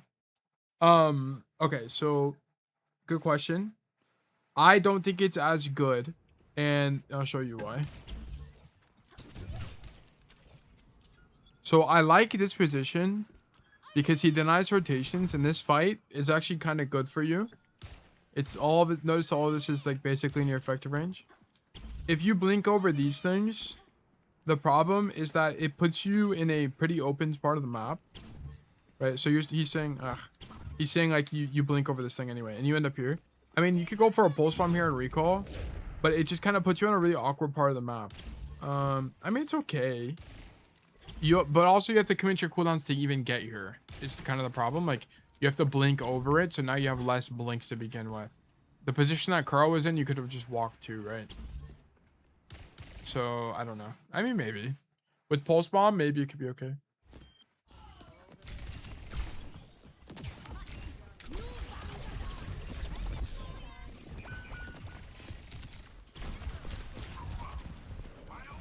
Yeah, I just don't think you need to go, like, all in. You just need to stand there and shoot them. Because that's what's going to give your team a window to do something. Like, you keep hard committing for a backline when you just need to shoot them from an angle. Like, that's it. You commit way too hard against the Ashe. Wait, what?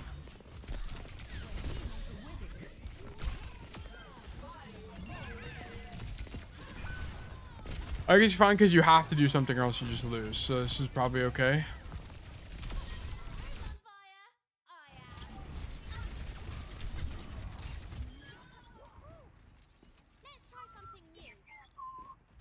Okay, so now you go top.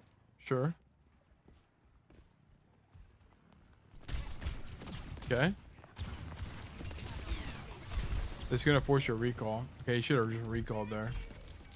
You shouldn't have done this play. Like, this play is not any good because it's gonna force your recall. If you're gonna do something like this, you need to get there now, right? You need to be there early so that you don't get your recall forced as you make the rotation.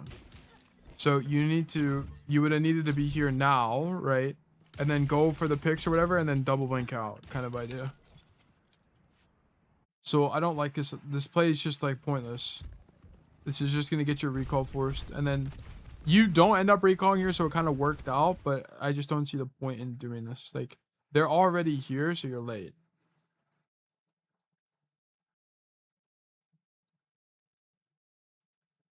Hours red. That's green.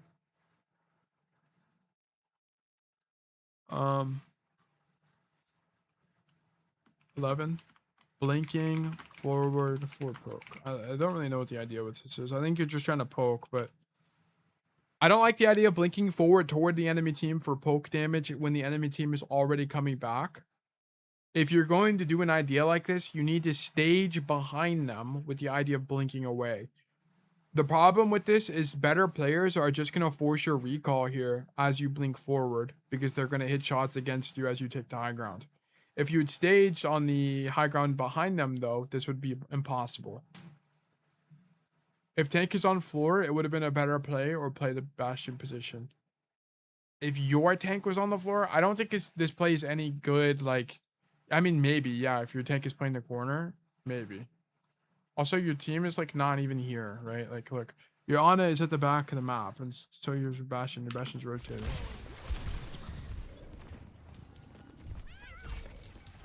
So you can't even fight for this space because your team's not holding for this.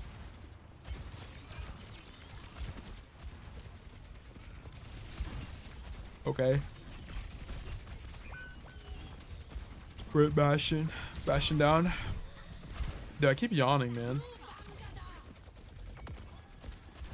Your Bastion's dead here, by the way, because your Ana is trolling, I think.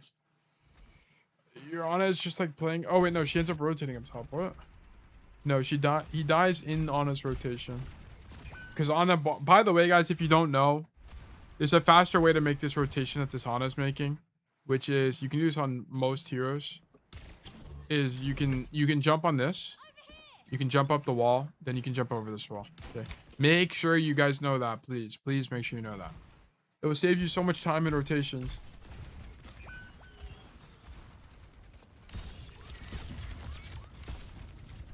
Okay. Oh my gosh! Oh wait, we're watching the wrong guy. My bad. Hold that. I love that you're using your pulse bombs, by the way. I think you're getting a lot of feedback from it. So I think that's fine.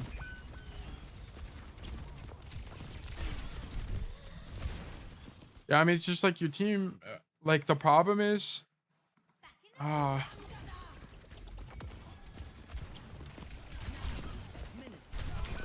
using a recall, man, but oh well. I think I played okay.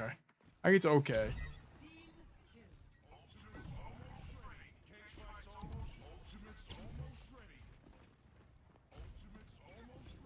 Ultimate might almost be ready, guys. I think ultimate might be ready. Okay.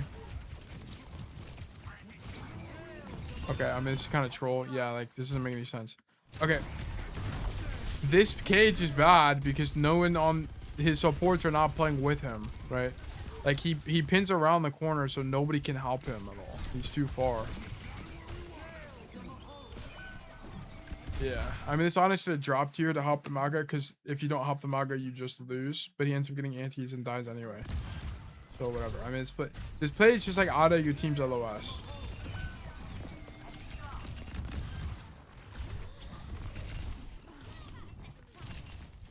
Okay. Spawn camp a guy.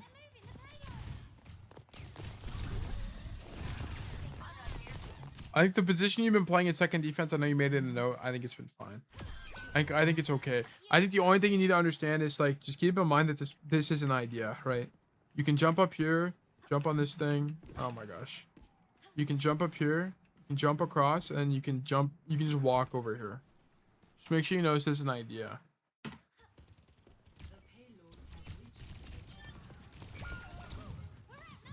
Okay.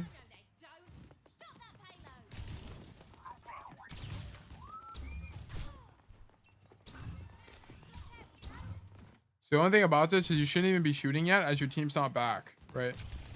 Like, look, your team is still respawning. Look how small your Bastion is. He's not even anywhere close to the fight. So you're shooting too early. So it's minor, but you're just going to take pressure and potential damage for no reason. I don't know if it's me, but people play way better in Diamond than last season. Maybe. Also, your crosshair placement is consistently bad, by the way. Like, we're still aiming at feet. Hold that. Yeah, you missed every single pulse. You've only hit one pulse this whole game. So there's something you need to fix with your pulse. I don't know what it is, but you need to practice it. Because we're missing all of these. Blink laterally, and then you blink toward them when they're already moving laterally against you. What does this look like from Ash's POV?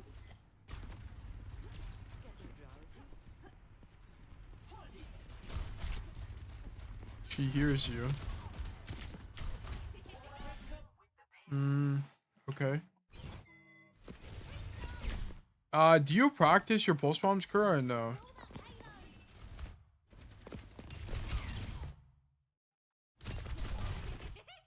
Like, that needs to hit.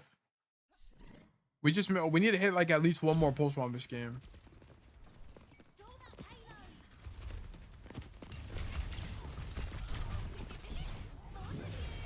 Also, you're like way too committed on the all-in. Like, you all in, like, instead of just all-inning, just shoot them from the angle. Like, you're missing this whole idea. You're already on an angle behind them. Just shoot them. This is strong enough, right? Then if you see the Ana is isolated with no cooldowns or something, double blink into the Ana and go for the pulse. Like, we don't need to always hard commit for this play. Does it make sense? Like, we're like, your core problem right now is you're always hard committing. You get your recall forced, and then they just ignore you afterwards. I used to, but low-key forgot those in my vax to warm up. Okay, you need to, okay. Okay, it's gonna be a requirement. It's gonna be a closed condition. Okay, you gotta practice sticks. Number one. Need proof of practicing pulse bombs sticks. For coaching eligibility. Okay, it's just now required. Okay. What would work? So I need at least let's just do 5 minutes of dedicated pulse bomb practice per day of play. Okay, that's fine. It has to just be pulse bomb. Okay, I want you to practice. Wait, was there a no close conditions last time? Okay, yeah. Okay, practice specifically blink pulses, blink 180 pulses, blink 90 pulses. Okay, I need all of these practiced. It doesn't need to be perfect. I just need to have intention to practice it. Kareem, hello.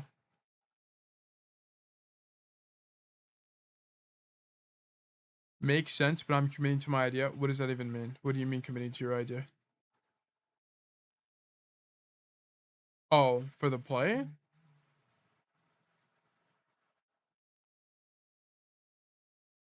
I'll take a point.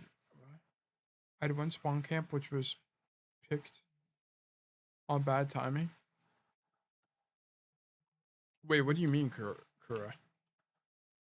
Do you mean like you're committing to this idea of like blinking in and doing whatever? Like, I think the fact that you're doing it is like, I think that's not what I'm critiquing. I'm critiquing the root problem, which is like you have the wrong idea to begin with. Like, I think it's fine to do whatever. I mean, it's not fine technically because I don't think his play is good, but it's like, given I'm at least you're committing to it, that's fine. Yeah, I'd rather you commit than not commit. Yes, for my aggression, okay. But it's like I think you just need to stand back here and shoot them. Because you get all your CDs forced, now you recall, and then now they're just going to ignore you. Because now you can't do anything.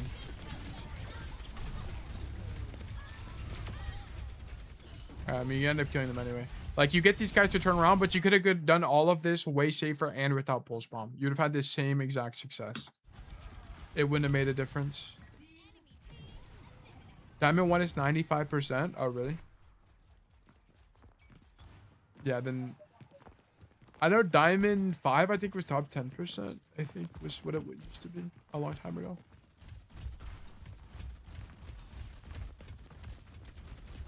Oh, I forgot to... Let me go back here.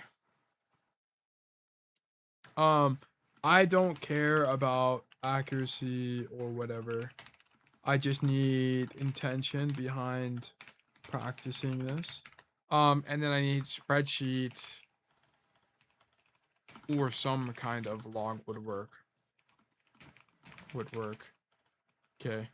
I don't need videos. Like, this is just honor code, right? Like, just honor code, whatever you send me, I'll believe. But it's like, keep in mind, it's in your best interest to practice this. It's like you missed every single pulse this game. Okay. Oh, now we're slept. Good sleep from Yana. I don't even think this is a bad play. I think this is actually really cool.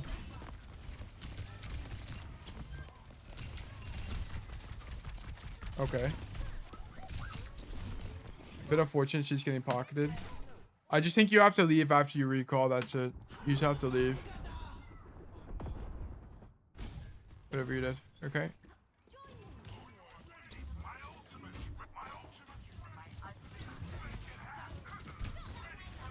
Okay, Cass. Brutal.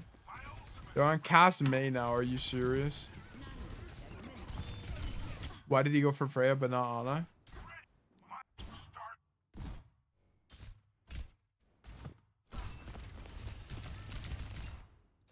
I don't think Kura even saw the Ana, to be honest. Yeah, Kura didn't even see the Ana here.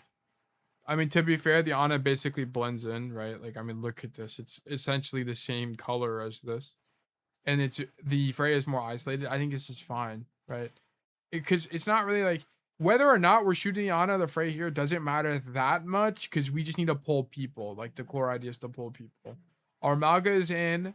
we're matching intentions by shooting these guys, right? We're saving our Malga by occupying people right now, right? So I think it's not that bad.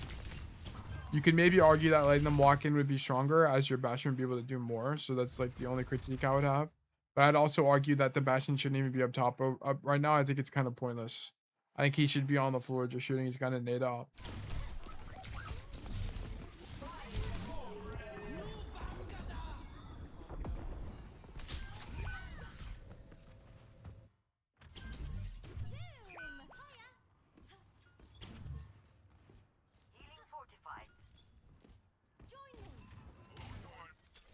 Okay. You go up top.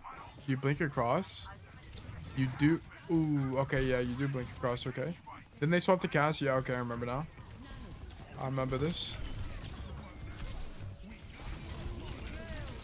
Okay, I love this. Oh, I just don't think you need to rotate. Just stand here and shoot them, right? A lot of you guys do this. I remember the Tracer Vault the other day. Someone did this. So I actually don't mind this idea that much. But instead of making the rotation, just stand here and shoot the Moira. Because she has to respect you. Then you can walk forward and blink backwards if need be. That's it. It's kind of the same note, right? Like, you're really hard to convince that you have to hard dive, like, kill people, when just standing on the angle behind them is often strong enough. Yeah, I think if you had slightly more uptime shooting there, you could have just killed her.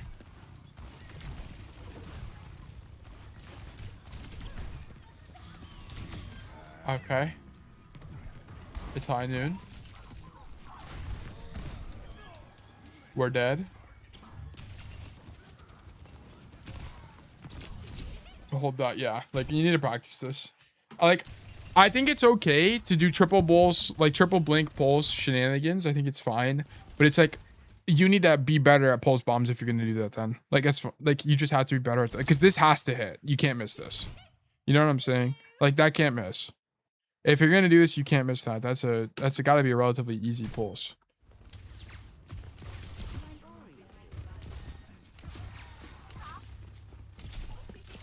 Yeah. Like, I think you need to blink behind them and go forward or something. I don't even know. But yeah, whatever.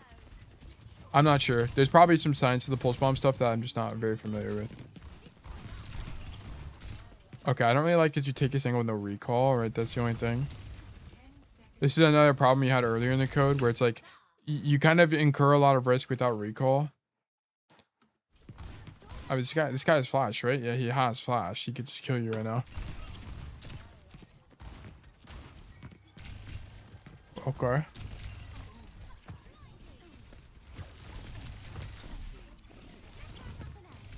Okay. I mean, this is good.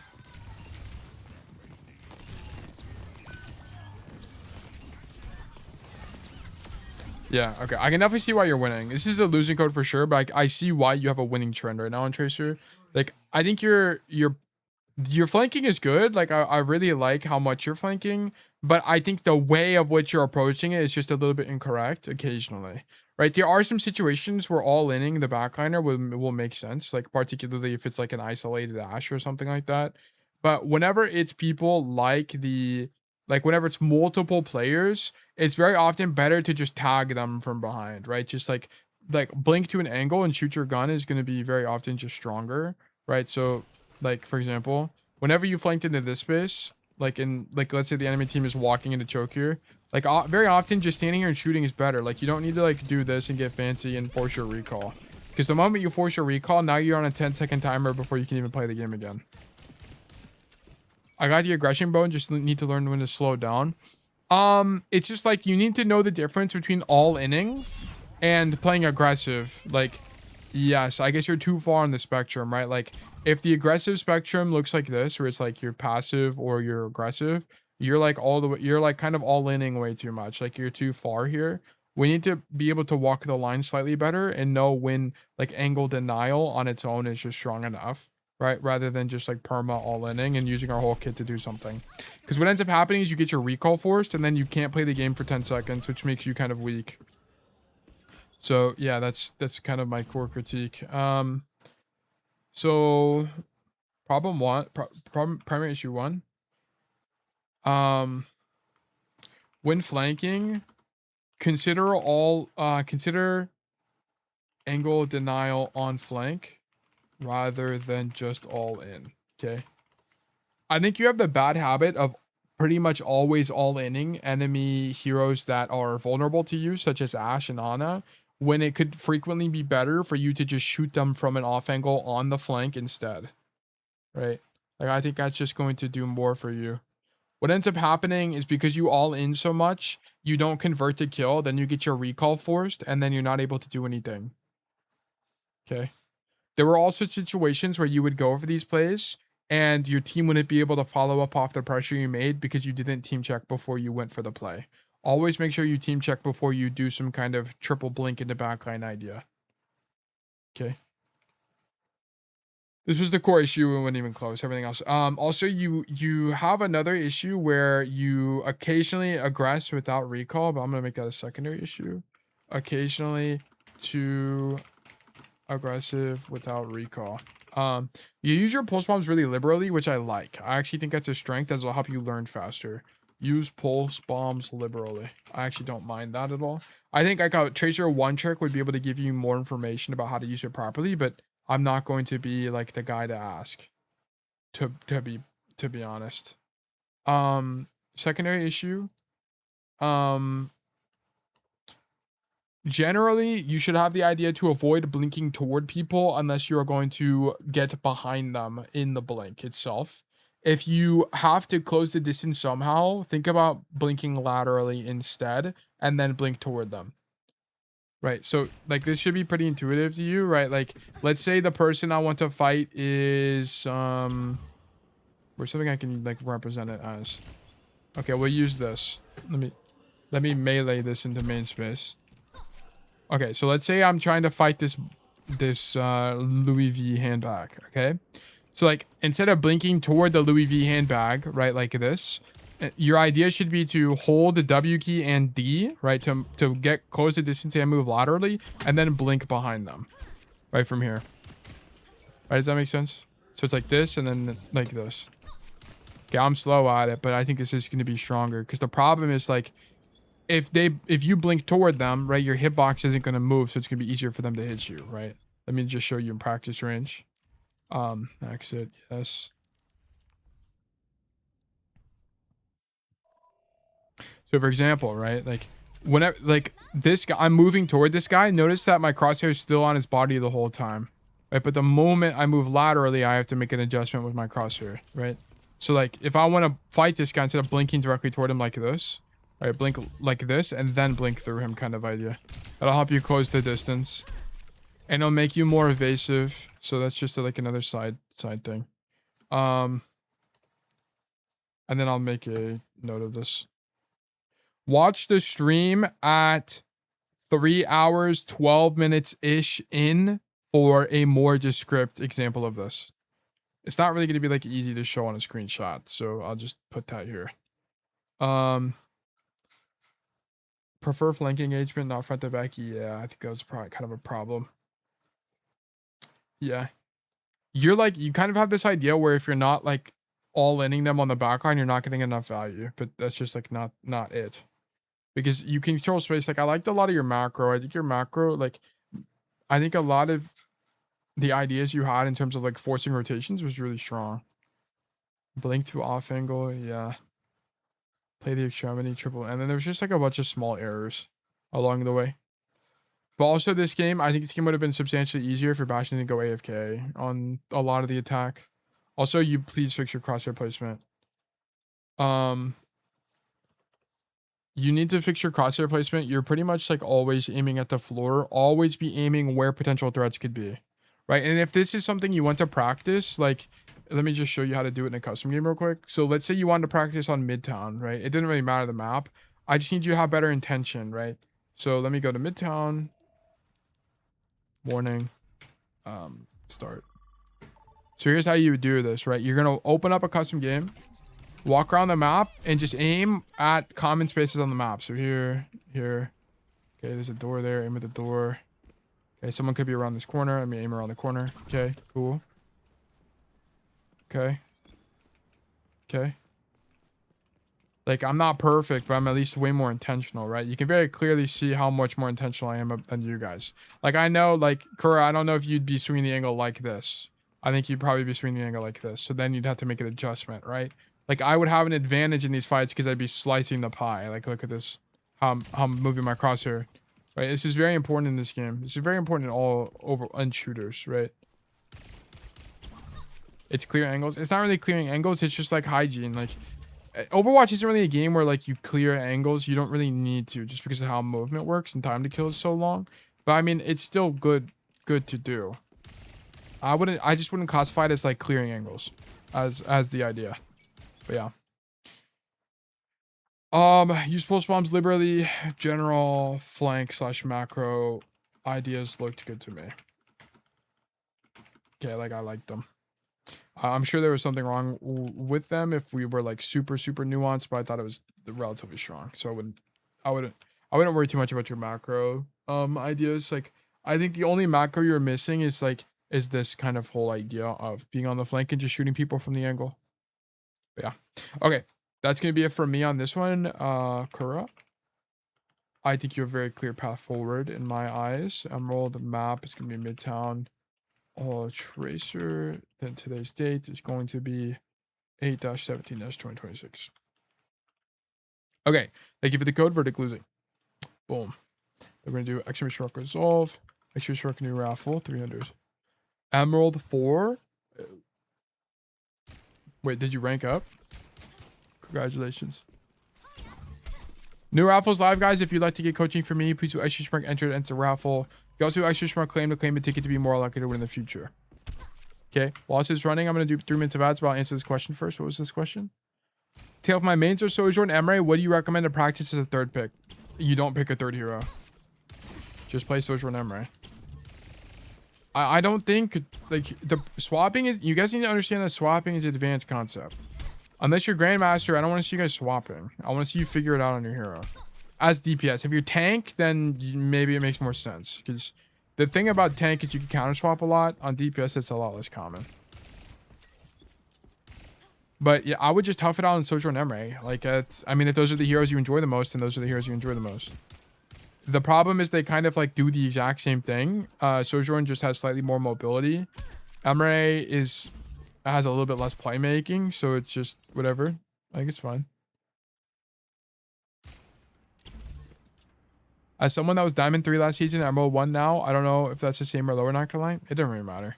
Just continue to focus on, like, how to improve, right? How can you get better? And over time, you'll gravitate toward what rank you truly should be. Yeah, exactly. That's why I think I'm switch up. Well, Verful, like, if Emre and Sojourn are the heroes you enjoy the most, then just play those heroes. Like, whether or not they overlap, it doesn't really matter. Like, what matters the most is whenever you boot up Overwatch, what are the heroes where you boot it up and you're like, wow, I want to play that hero. That's what matters. Not, because that's what's going to get you through hard games, not just swapping heroes you think will help you win, right? I don't think that's going to help you. I think you should only really be expanding your hero pool once you're like GM champ. Okay, back. Okay, gotcha. Okay, raffle's running, by the way, guys. If you haven't done exclamation mark enter or exclamation mark claim, please go ahead and do so. Exclamation mark enter puts you into the raffle for free coaching. You can also do exclamation mark claim to claim a ticket to be more likely to win in the future. Okay. If you're not sure which one to do, please do exclamation mark coaching. While this is happening, I'm going to run 3 minutes of ads, so we will be right back. Be right back. Okay. Anyone have questions I can answer? I want to learn every hero. Keeps me engaged, but I guess I am GM. Yeah, like, you've kind of, like... Once you're, like, GM-ish level, you're at a point in your growth where it's, like, you're not perfect at the game, but you've got a good enough understanding generally, right? Like, I think a lot of people glaze Grandmasters too much, to be honest. I think, I mean, even champions get a little bit too much glaze sometimes. But it's, like, I think you're probably at the point where learning more heroes is probably fine. Also, I think it's fine because most players' goal is to hit GM anyway, right? So at that point, it's not even about like hitting a goal anymore. It's just about having mastery of the game. Have you seen the animation cancel combos? Yeah, I have. There's a bunch of stuff, like especially with the lunge, there's a bunch of stuff you can do. Can you give an example of a balanced 2-hero pool for DPS? I imagine hit scanner and flanker. I mean, like, I'm sure there's a balanced pool, but I'm not like the kind of coach that cares, to be honest with you guys. Because a vast majority of the time, like at the end of the day, you can optimize everything about your hero pool and your playtime and whatever. But at the end of the day, Overwatch is a video game. And if you're not playing heroes you don't find fun, then what's the point? But like to answer your question instead of dodging it, a balanced hero pool, in my opinion, is going to be a hit scan and a flex DPS of your choice. I think if you're playing, like, their coaches will tell you to play, like, if you're a hit scan player, play only hit scan.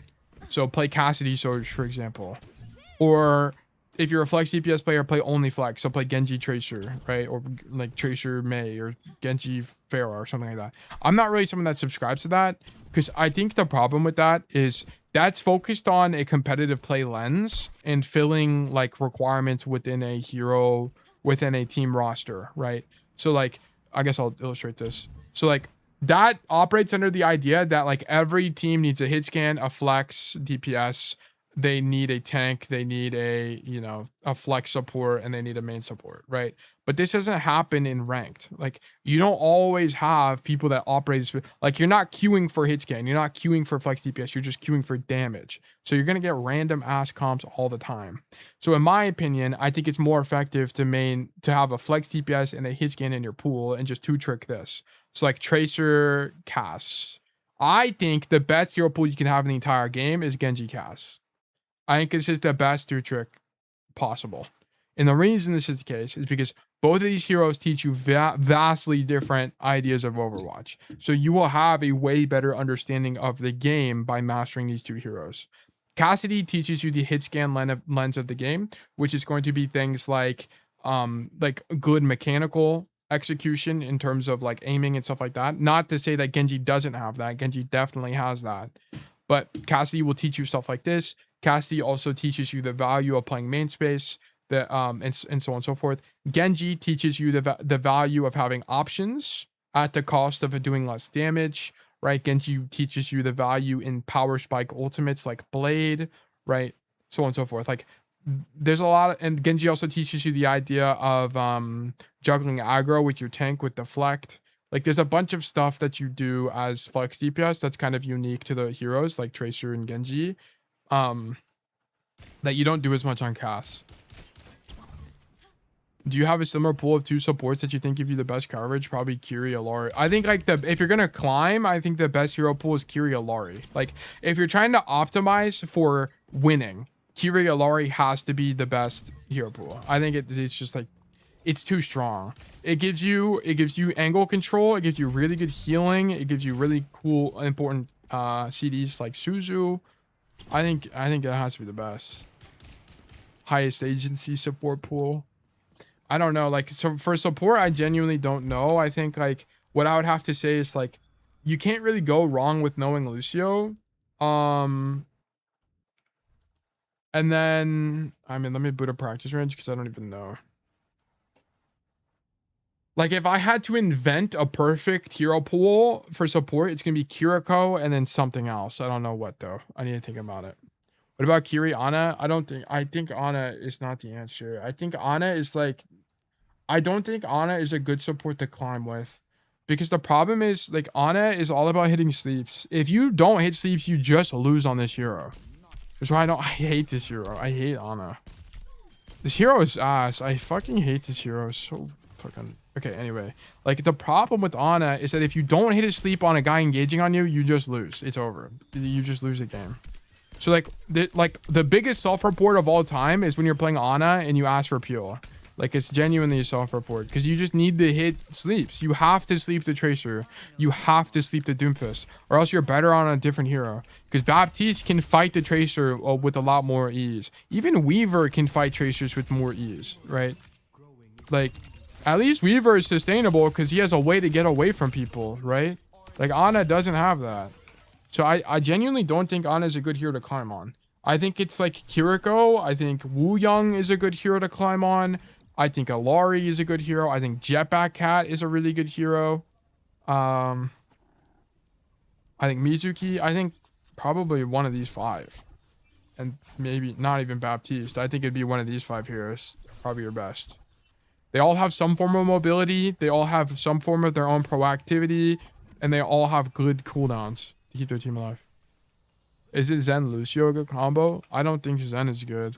I think Zen is not a good hero to play if you're like, if you enjoy Zen, play Zen. Like, keep in mind, if you enjoy a hero, play them. Like, I don't care. Like, I enjoy Cass, so I play Cass, not because I think he's broken. I do think Cass is strong, but I don't play him for any other reason more than I just like him, right? If you like Zen, play Zen. But it's like, I don't think Zen is going to be, if you want to talk about like objectively strong pools, like to climb with, I don't think Zen is up there. Because the problem with Zen is if they just swap dive, you're kind of fucked. Like, that's the problem. Like, that's why you don't really see Zen and coordinated. That's why you don't really see like these low mobility heroes that much.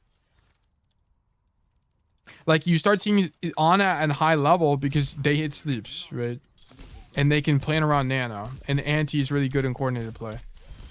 Right. Wasn't here recently. What do we think about the new mana perk? I think it's fine. I think it's strong.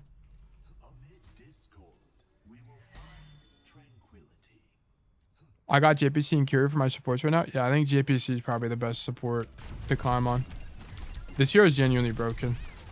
This hero's been broken for a while. Ever since they gave JPC the damage buff, I think JPC's just been like super overtuned. I hate the new miner, just makes me miss more.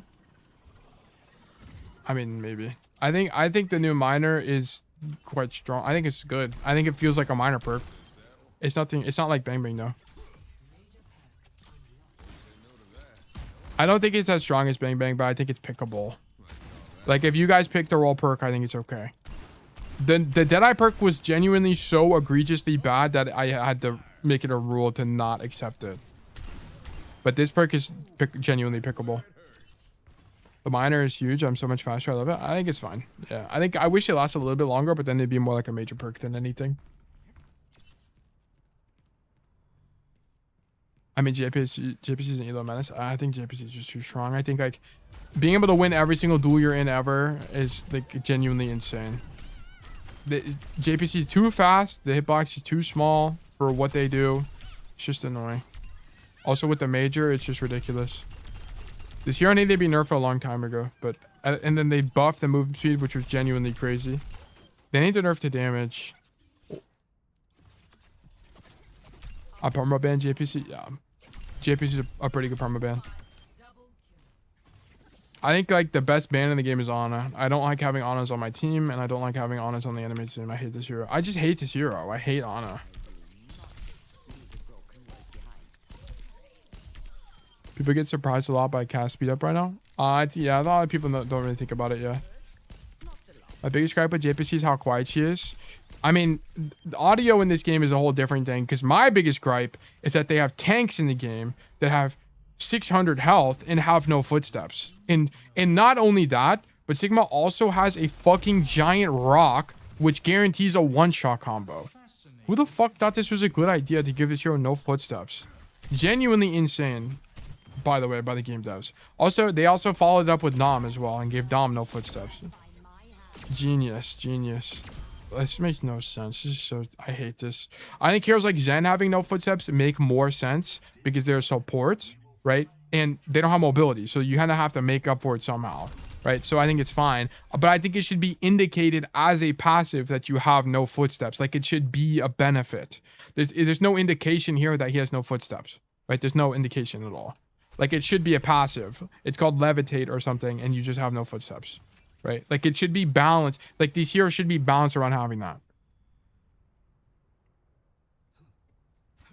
They have a floating shot at least. Yeah, I mean, I understand why people, like, it makes sense because they float, but it's like, well, from a fucking competitive gameplay standpoint, where audio cues matter insanely, like, they matter very much, right? Like, we need to have footsteps or at least balance around it. Yo, Tail, I'm positive Delta on Sarabasa. Poppy, this is fantastic. Weren't you like -5 or something? Sorry, we're just yapping right now. We'll get into the code in a second. JPC also has no sound they're accelerating. Yeah, I think it's ridiculous. I think there are heroes that like make sense to have no footsteps, like Echo. I think it makes sense, right? Like, Echo should have no footsteps because Echo's a DPS, right? But I don't think tanks should ever have no footsteps. I don't think they have way too much HP, especially when you're Sigma and have a rock one-shot combo for most of the roster. I think it's disingenuous and really lame. Right? The amount of times I've died, I mean, it's not like a ton, but it happens, and it's really annoying when it happens because there's genuinely no counterplay most of the time. You have any Vendetta coaching videos on your YouTube? No, not on YouTube. I think I coached Vendetta one time ever. And it was a long time ago. It's like a month ago.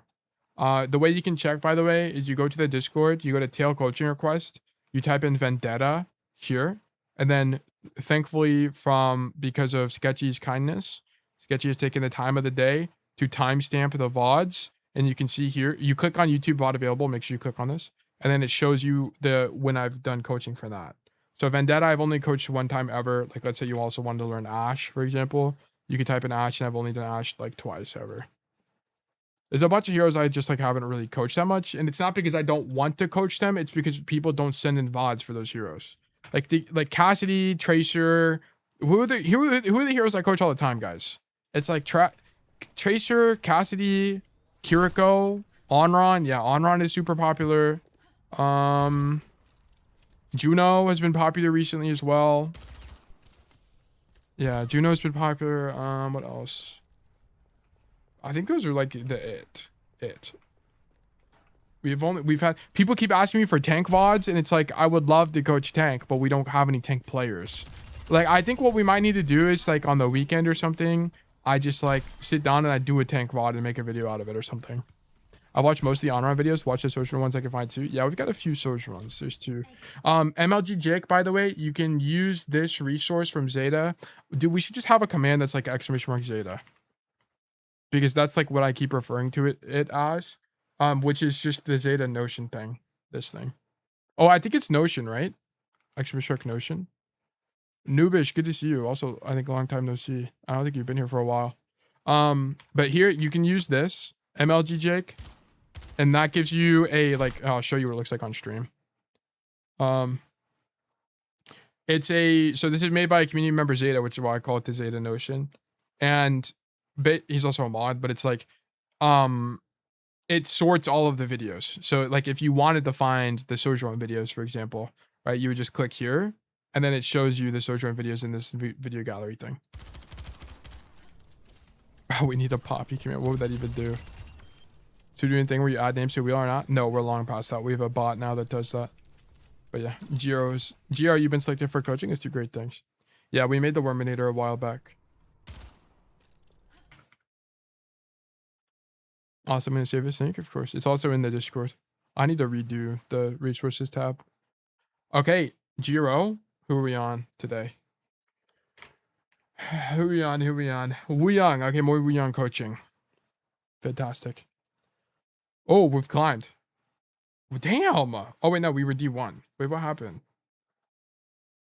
Wait, Lucio? Oh, this was a long time ago. D1, we're D3 now. Do we still play? Oh, this is why. Because we don't play the game. Jiro, what's going on, man? Why don't we play the game? I mean, okay. Guys, if your playtime looks like this, where it's like, you play like, what, 12 games in the last month? I don't mind coaching, right? Because I get to make content out of it. But at the end of the day, it's not going to be helpful for you because your number one problem is playtime. It was summer. I was working. Okay, no problem. I understand. But it's like, you have to understand that what's holding you back is playtime. It's nothing to do with like game knowledge or anything. Like you're genuinely just like not playing. Like your Delta 14, like you can very clearly see that you have an upward trend, right? You're Delta 14 from start. You're 70% win rate on Wuyang. Like you just don't play enough. Yeah, no amount of coaching to fix it. Yeah. So like this is the number one thing you have to fix. And then like, of course we can be more intentional about our notes, but it's like, this is what's going to matter the most when it comes to improvement.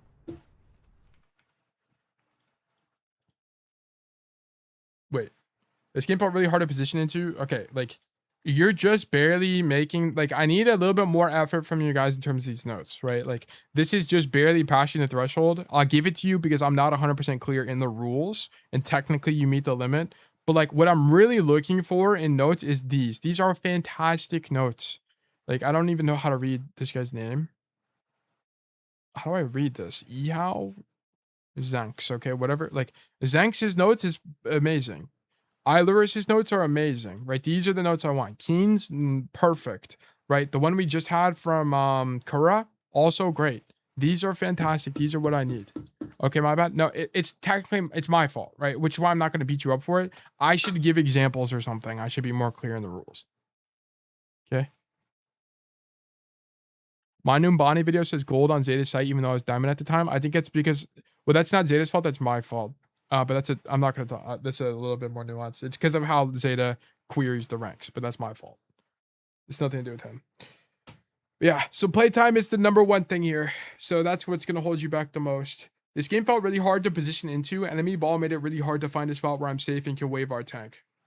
Okay. I struggle with the same concept in the hazard. Mistakes I noticed, I tunnel vision junk on second point. I think ball has to be a hard counter, a Wuyong counter. Because you can't really avoid ball. And he plays in outside of your effective range because he plays too close to you. So you can't really punish him that much. Ball has to be a bad matchup. There's not like 0 chance in my mind that it's a good matchup at all. Verdict has too much of a life, yeah. Oh, the red carpet. I keep being reminded. It's so sad. Okay, Samoa, and we have Beach. Okay, let me use my Razer Naga V2 Hyperspeed to switch between Overwatch instances in a quick fashion. Let me switch to Control Point. Samoa. And let me also do this. I need community coaching or coach resources. I need Samoa. Beach is 0.1, okay.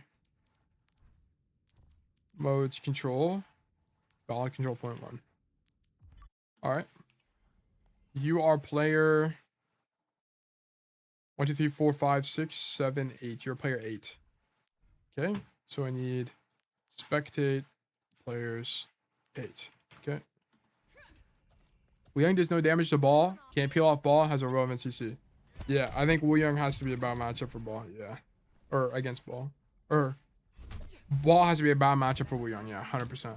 I start against any dive. I think it's going to be like a Cassie type of situation where it's like if there's one flex DPS or like one diver or like one dive tank, you can live.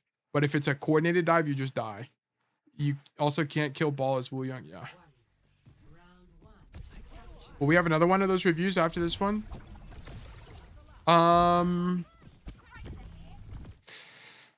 Maybe. I'm not sure. Okay, we stand to the back of the map. Oh wait, I need to put the rank up. This is diamond. Tags. Diamond. Okay. Wuyong. Wait, I need to be on the other side of the map. Show lobby, move here. Wuyong. Already been 3.5 hours? Yeah, but the VODs have been way faster today. I'm not sure. We might do ranked or I don't know.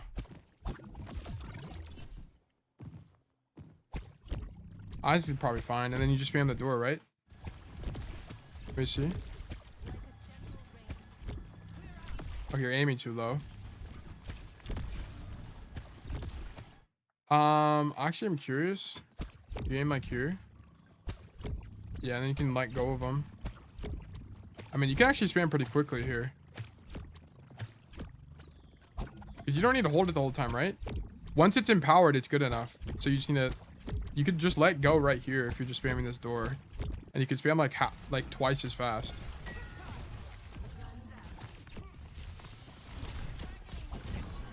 Oh, okay, wait, hold on. Wait, what? So you're standing at the back of the map. You're spamming the door.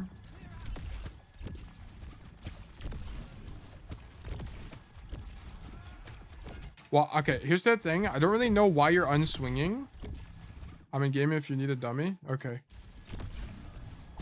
Okay, here's the thing, Jiro. It's like, what's the point of unswinging to the wall here when no one's even shooting you? Like, you don't see any potential threat. Like, what's the point of tucking? Right? So, like, what you should just do here is because, no, you're not under threat here. Just stand here and do this the whole time. Because you'll have complete information.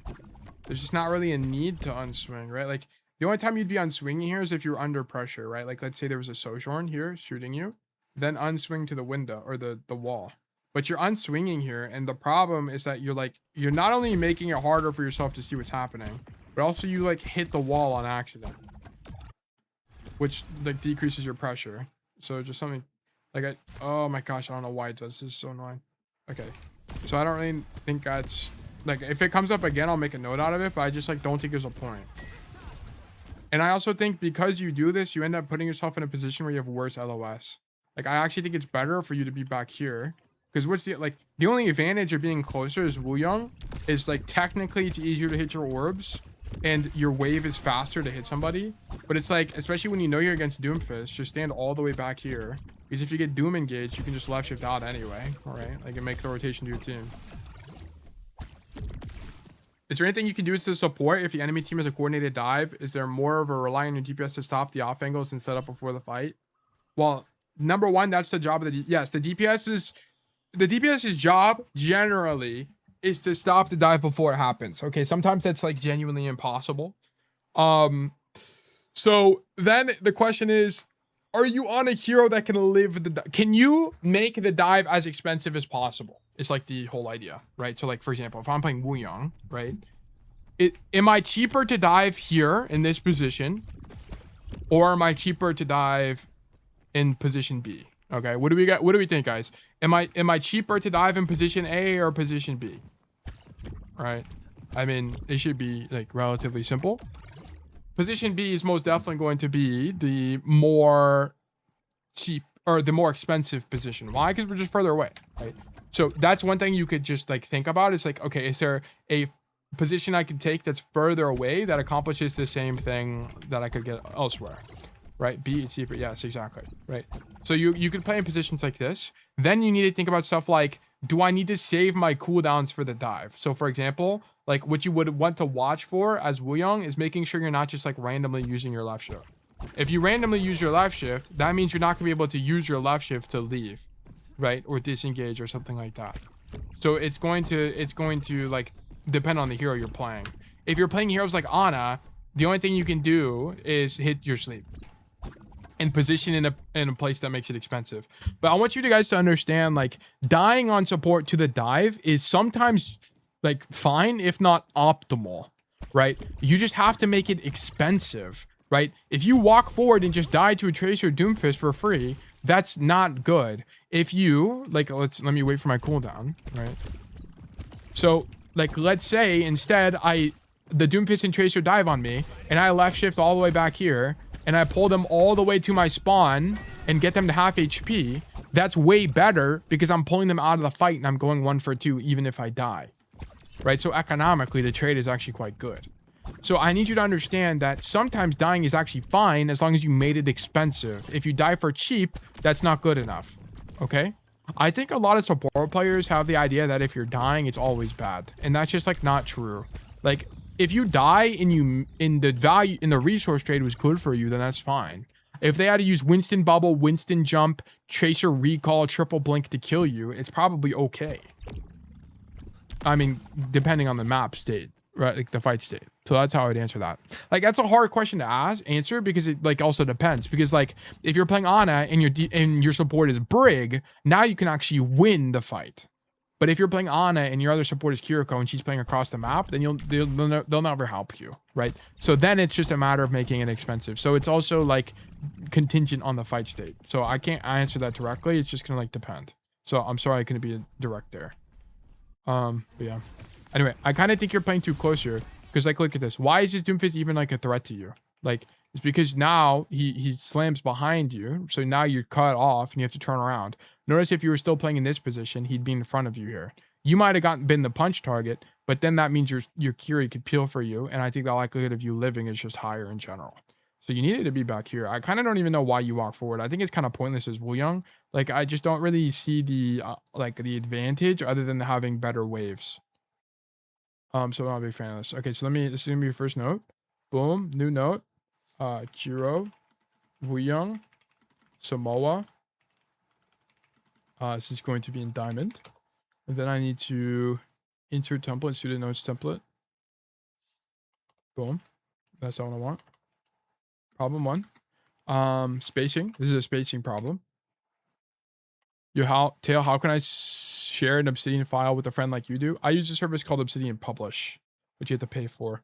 But the thing about Obsidian that makes it nice is that it's a markdown file in your directory or in whatever directory you have it saved on. So like, for example, okay, we're going on a brief tangent, but I'll just like kind of share this real quick. So for example, right, like if I go to my documents, I have a, let me show you guys. I have a worm it saves locally to your computer. So I have a worm national library thing with tailcode. Oh, this is like an old version, but it's like, it's saved locally here as a markdown file. You would just send them this file. That's it. Or you could copy paste it and it's like, does the same thing. Okay. I don't really see the advantage as Wuyong to walk forward here closer to the bridge, other than to make your shots more consistent and your wave faster. I think especially when you know they're playing Doomfist, it's going to be of greater advantage to you to space out the enemy team and play at the back of the map, as range on your wave is actually pretty generous, and you can still use your primary fire from back here and spam out the enemy team. Also, I want to point out that if you are in the position of the blue circle, you'd be able to see the Doomfist directly on your screen as he would be in front of you. But because you walk forward, he ends up slamming behind you, which forces you to turn around. Directly on your screen as you'd be in front of you. Yeah, okay, it's all good. Wuyong. This could be Wu Young. Whoops, I spelled it wrong. Wuyong. With a Y. Yeah, perfect. Alright, let's keep going. Dude, I love my new keybinds for spec. It makes it so much easier. I don't have to open up the menu every single time I want to do something, which is awesome. Wait, I think that forced you, forced you to wave, right? Or did you wave earlier?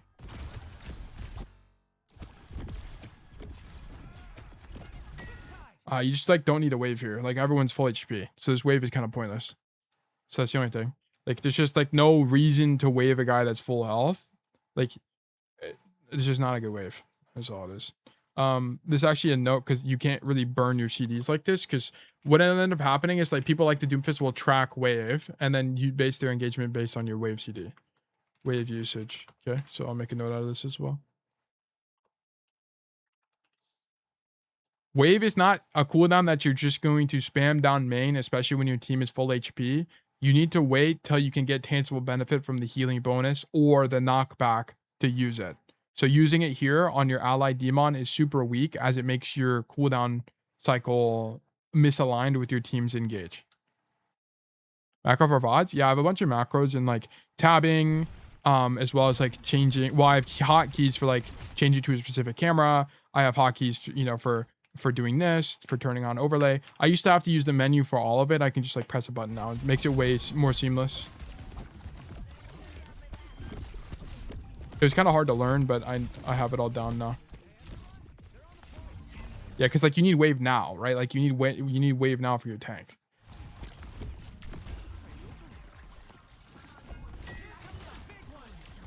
Yeah, and I want to point out, like, so the problem is because you don't wave the tank here, look, you have to burn your whole healing resource to heal your demon. Your whole healing resource here would have done way more healing, like literally double the amount of healing if you just did it. Am I jumping too much? I think it doesn't really matter.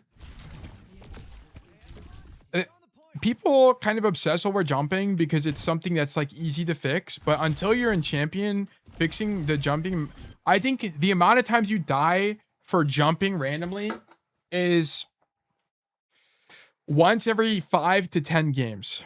I think it's relatively infrequent to the point where it's not worth the energy to fix at the moment. I think when you're more toward the GM champion side of the spectrum, it would be more appropriate.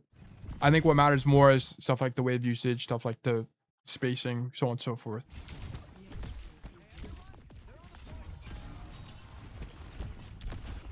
But yeah, like I want to point out, you use your whole healing resource on this demon, and you would have been able to get way more healing value if you had used the wave, if you had wave. Bang, bang. This is kind of cool that you're able to get on this blow. I actually like that idea. I love the aggression. I think a lot of people underrate the aggression on Wuyong as long as you space people out properly. I also think Wuyong is one of the few heroes in the game where you uniquely jump a lot just because of how your left shift works. Also, I think this is pointless, right? if you're gonna poke them, commit to the idea. You're making and spamming your gun way too difficult, right? Don't stack with your team. I think that's actually kind of weak. Poke from here and just like do orbs like this. And the reason that stacking with your team is weak here is because think about it from the attacker POV, right? If you see 2 people on the enemy team standing here, you're going to play in a way that zones them out so you don't take damage, right? So if you also stack with your team, you're going to also get coincidentally zoned. But I want to point out that if I unswing the people on this left side and come this way, I'm now exposed to the guy on the right side here. So that's why offing is really important, because stuff like this happens, right? So you'd be able to like just coincidentally put out more pressure by being on this angle. So I don't like your poking idea here. I'd rather you just poke and then dash out. So just stand here and then dash out. How do I want to illustrate this? I guess whoops, I didn't mean to do that. F R 3, perfect. So just stand. So I don't like this spam. Well, I guess I'll do this and then a dotted line. I think the stronger play is to be here and then spam this way. Boom. And then let me do, this is information. Boom. Okay. Problem 3, poke the walk up. Okay. Copy paste. It's going to be stronger for you to poke the walk up from the left side angle with the idea of just using your left shift to get out when things go wrong. Remember that your left shift not only gives you burst mobility, but is also genuinely one of the best support movement cooldowns in the game, as you move incredibly quickly. So you can rotate all the way back to your space fast and very likely be able to dodge the Doomfist engage as long as you time it properly.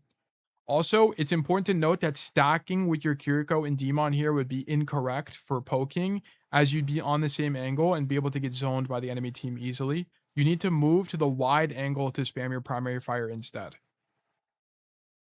Okay. I think you're worried about the Doomfist engage here, but it's like, I think the thing is, if the Doomfist engages you here, you have ample time to see him and then dash away. Right? Like, look how far this takes me.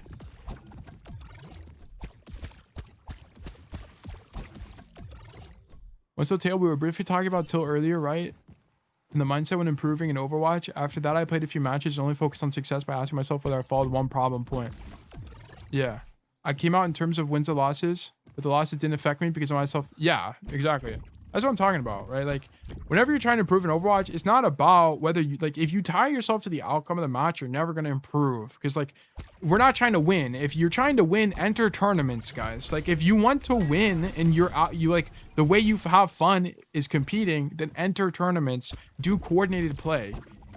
When you're on rank ladder, your goal should not be to win. Your goal should be to improve. That's what matters. Like, we're not on stage. Like, so whenever you shift your mindset to something like this, you're going to have a way healthier relationship with losing, which is going to make climbing a lot more tolerable. A lot of the reason people burn out from climbing is because they care so much about their rank. And the reason they care about their rank is for a bunch of different reasons. It could be because they're naturally competitive. It could be because they value rank more than they do improvement. It could be because they use it as their sole basis of pride. It's a bunch of different issues.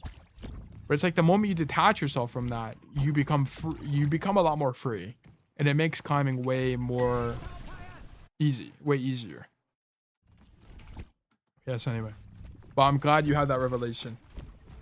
Will help you greatly. But yeah, I want to point out also from your Jiro, whenever you're in this position poking, not only do you not do any damage, but you also don't know where people are. Like, notice that you make this rotation to the right side of the map, which puts you even further away from where you want to be, right? You want to be back here when the fight starts, right?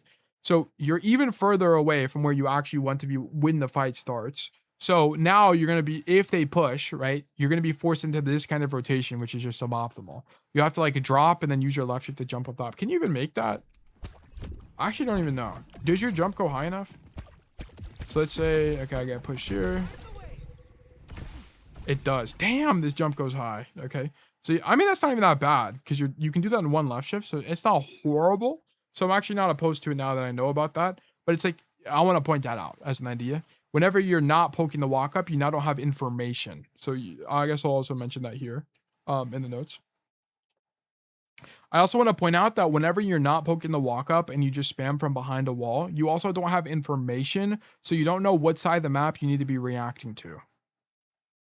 This is actually what's going to happen later. Okay, I am actually Nostradamus.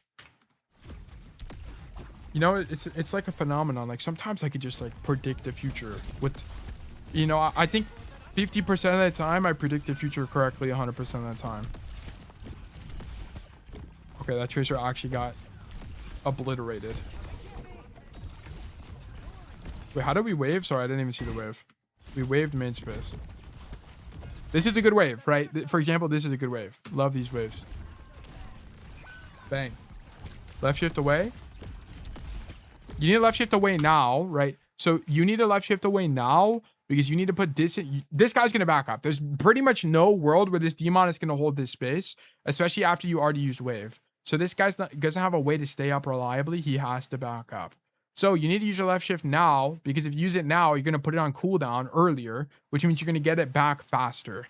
The problem with just walking backwards, I think, is because I mean, it's okay. It's not the end of the world. I think because you have time uniquely here, right? Like these guys are not pushed up. So I think you do have some time. It's okay. It's okay. It's not the best, but I think it's relatively okay here. Huge. W wave. Bang.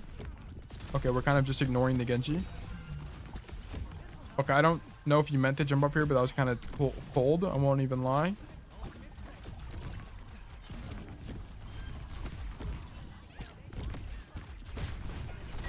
Oh. Reverse the tide. Okay, ideally you don't ulti yourself. Ulting yourself is kind of not ideal on Wu Yang. Especially when you have left shift. What even happened here? You path this way because your demon has opened this space up and you don't know what you'd be going into if you went left. Also, I think like if people are in this room as Wu Yang, it's really hard to fight for that. So I actually think pathing is fine. But it's like if you were gonna ulti, you kind of need to ulti now and just like you knew that the cast and the jetpack out were on the point. You knew this was the case. I got booped. I didn't want to die, so I just hopped it. Well, that's what I'm saying. Like, why did you get booped? Is what I'm saying. We shouldn't be getting booped here.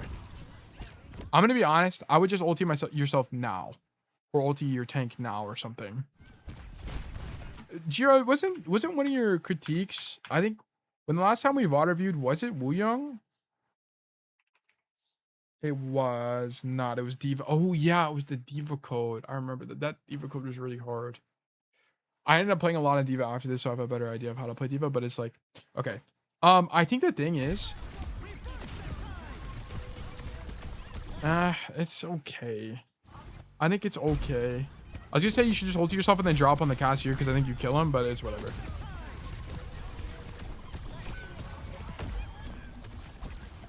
Okay. Rest in peace, jetpack cat. Okay, Mizuki's on the right side of the map. Take space. Go. Wave. W wave. Okay. Slightly bad movement, but okay. Bang. Holy moly, you did 1 billion damage. I don't think you could have saved your demon. I think your demon is dead no matter what. I also think it is. I think going for the cat is correct here. Yeah. That guy's dead no matter what. Yeah. Okay, that's fine. Left shift out. So now you're stuck on this side of the map. Can you get your tray out? Yeah, I think she's fine. Okay, we're walking forward here. It's a bit of risk. Okay, that guy just randomly dies. That's nice. Ooh, okay, missed the jump. I mean, I think a lot of this is okay. Don't wave here, right? Like, even if you wave this guy, it doesn't do anything. Yeah, even if you hit him, what does this do, right? Wait, Jiro, you're on the game, right? Can you join me? What's your username? Yeah, okay, what's your username? Jiro, hashtag, what?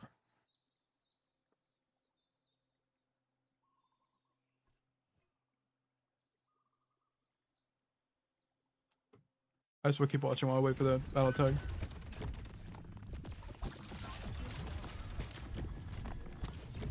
Because you need wave here, right? Like you need a wave. What? Wave the fire. Oh, you're in already. What the hell? Oh, okay. Go Wu Young. Go Wu Young. I'm gonna play ball. I think the only time you're gonna be waving against the ball is when you're waving his fire toward you. Because I'm pretty sure the knockback stops the fire. Okay. Wait, let's make this easy. Come stand here. And then look toward the coast. And then I'm gonna roll toward you and then just use wave. Okay, that's fine. That's actually fine. Okay, just use wave on my fireball, okay? Oh my fuck. Okay, hold on. Let me just do it slightly easier. I'll do it this way. Yeah, so you cancel. Actually, back up even more. Back up like all the way back there. Yeah. I'm pretty sure it cancels it. I just want to make 100% sure. Because you should just be... The only time you're waving a ball is to stop the roll through. Is it? Okay. Let me know when you have it. Jump when you have it. Jump when you have wave. Okay. Bruh. Yeah, you stop the fire. So the only time you should be like waving this guy is when he's rolling toward you. Because here's the problem. You use wave here. So it's a matchup thing. And like the damage, how much does the wave do? Hit me with wave. Because I want to see how much it does like after armor. It does 40 damage, okay? Like it did. I think it does a little bit less because of armor, right? It just like probably how much does damage? How much does it do normally? I guess I'll just swap the here. 80 to 40. Yeah, it does nothing. Just shoot the orb. Your orb is gonna do more damage. Like if your idea is to do damage, just shoot them with the orb. You're just gonna do more, and it's also just more controlled. Like if you're using wave, it's for knockback, or it's for like some of the other benefits. It's not really for the damage itself. Like the only time you're going to be waving for damage is when you're trying to hit multiple people at once. Like let's say there's multiple people in this hallway, like you'll wave all of the people in the hallway itself. Not really like just for one guy. I don't think it's really that strong. I just don't think there's like a point. It's like why? Because using your CD here, like unless you're out of ammo, like that's the only other thing I can think of. Like. But sometimes you'll use wave for like the falling bonus because you fall faster when you use wave. You'll do stuff like that. But I think waving this guy is kind of unnecessary because it's just too long of a CD. So I'll make a note of this. Boom. Problem 4. Wave against ball. If wave did actual damage on surface impact, would that be too OP? What does that mean? Like when he's right, like on if you hit a guy with it? I think using your wave against ball here is really weak. I think using wave against ball only makes sense if he's rolling directly at you to stop him from having fire and rolling through your team. I think using wave offensively makes sense whenever you're trying to stop a movement cooldown, like rolling toward you on ball, or like, I don't know, someone dashing toward you or something. Or if you're trying to hit multiple people at the same time. Or if you're trying to hit multiple people at the same time. Yeah. Wave is just too long of a cooldown to use it like this, in my opinion. Hello, dog balls. There's not that much knockback. Yeah, it's mainly as like an interrupt, just like the core thing. Yeah, because you need wave like here, if anything. And also you need a left shift out. Okay.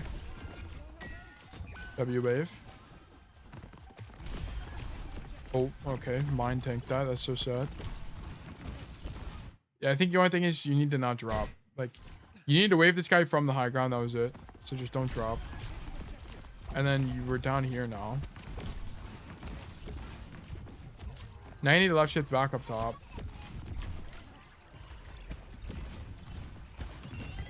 Okay. Oh, yeah. You'll use E and... Okay, I forgot to mention this. You'll use E in 1v1s to heal yourself. Sometimes you'll also wave in 1v1s to heal yourself. Yeah, I think here, when you used... whenever you used wave against the ball, you were full HP, so it didn't even make that much sense. So, like, here, you should use wave to heal yourself and do damage to him.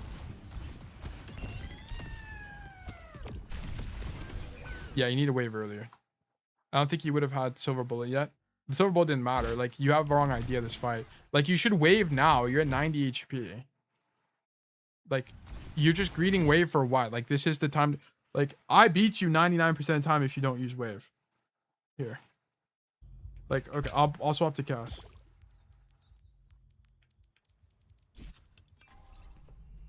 Someone needs to fill this saddle. Oh shit, I didn't even notice. Yeah, like you're low HP, you should be using wave. Like, okay, let me just we'll do one fight. Okay, go where you are in the VOD. We'll do one fight where you don't use wave. Don't use wave this fight. Do you have left shift? You do have left shift. Okay, so just keep that in mind. And then we'll do even without silver bullet. Okay. All right. Okay, hold on. When I type okay, sorry, hold on. Let me wait for my CD. When I shoot my gun, start fighting, okay?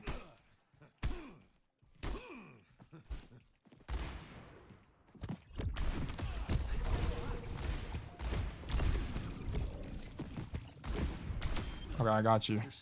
Okay, if I wasn't as cold, I would have killed you way faster with the headshot. Okay? But now come back and use wave. Use wave after you're half HP. Okay? You're gonna see that it's like way harder for me. It's like basically impossible. Because I just get moved around too much. It's gonna boot me around. Okay, same thing. After I shoot my first bullet, then we start fighting. Okay?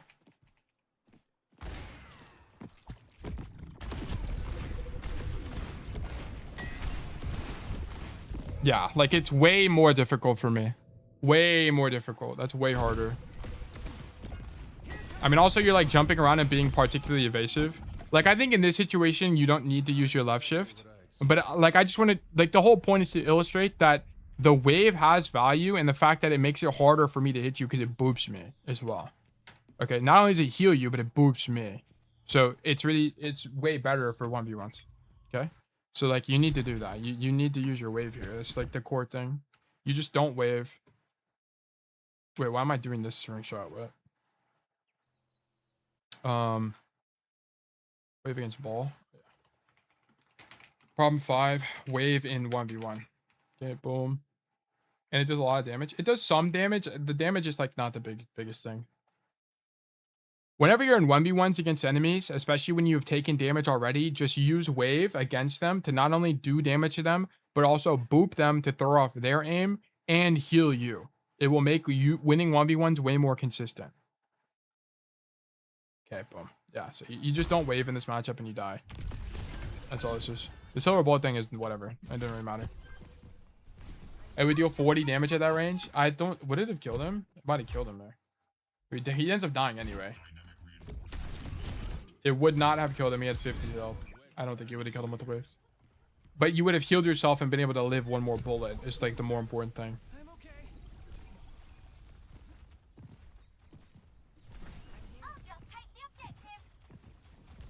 Okay.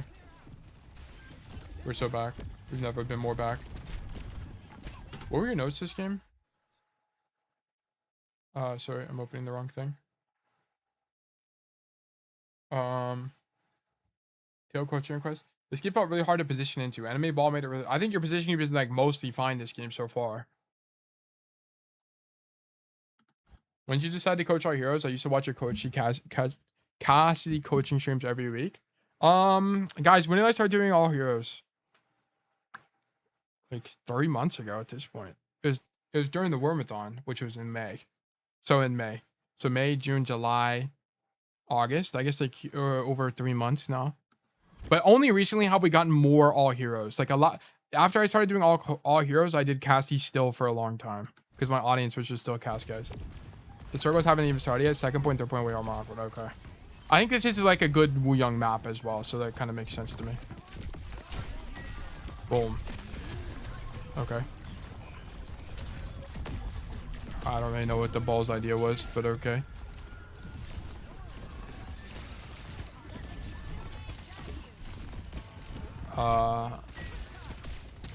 Okay. Can you make this jump? I actually don't know. Hold on, wait. Let me see. Where's Winger? I don't know if you can make this. I'm trying to see if you can jump from like the left low ground to the high. That'd be kind of nice to know if you can. From here to, oh yeah, you can make this for sure. Yeah, okay. Just make sure you know this, Jiro. You can jump to the high ground from the floor here. Yeah, make sure you know that. Because that's actually really good. That makes playing this position way more viable. Because you can just do this and then break a guy's ankle and like jump up here. It's like super strong. So I think like as long as you know that that's a thing, then that's a good position. Okay.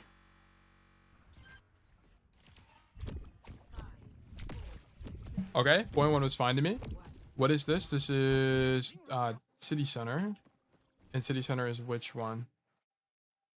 Let me go here. Coach resources. City center. Oh, it's downtown. My bad. It's point two. Okay. Show lobby settings, modes, control.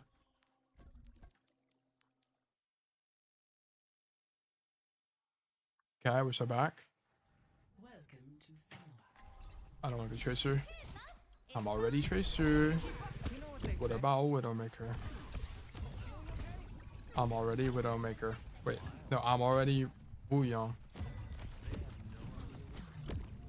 Or something, I don't know. Okay, so we come this way. Where's your music going? It's going on the right side. Okay, I think going left is probably better here. I think the problem with going right side is like, I think if the enemy team is already in this space, Wu Young kind of sucks here. Because it's just like too close. And your music is already going to this side of the map. I think going with your tracer is probably better. Maybe. Or okay, if going left side, maybe like you'd be worried about ball. If they played ball and no, you can make that though, right? Should have been Mercy. That's what I'm thinking. Any kind of support. What the hell? You can make this left shift, right? Surely, right? I mean, this is most definitely makeable. Right? Damn, Wu Young's left shift is kind of broken. What the fuck? So you can like do this. It's okay. I guess you would play more like this way because it gets you closer to this and you have cover. The problem with playing wide like this is you just kind of like don't have cover if they're playing hit scan. So you don't want to play over here. And then your idea would be if you get pushed, you can go for the mega here or you can just leave. Can you make this? I wonder if you can make it to that. Because if you can like left shift out from this angle and come up here, it's actually quite strong. Let me see. So it would be like, let's say I get dove. Okay. No, you can't. That sucks. Maybe there's like a certain path thing you can do. Like, can you jump on top of this? You can. Okay, wait. So you can jump on top of this and then you can okay, wait. You need to know this, Shiro. You need to know this. Okay. So if you play here, do this. Left shift backwards, jump on this, jump across. Oh, that's actually sick too. It looks really cool too. And you're never dying. You're never dying if you do that. That's impossible. How the fuck are they gonna read that play? Like, let me just see it. Like, okay, let me swap to Winston. I'm actually curious what this is gonna look like. Let me go. Yeah, I'll just go Winston. That's fine. Wu Young parkour. It actually is some insane parkour here. I'm pretty sure I'm never, like, literally never killing you. Okay. Wait, come play this corner. Come play the corner. And I'm gonna dive you, and then you make the rotation. Okay. Jump when you have it. Jump when you have your left shift. Okay.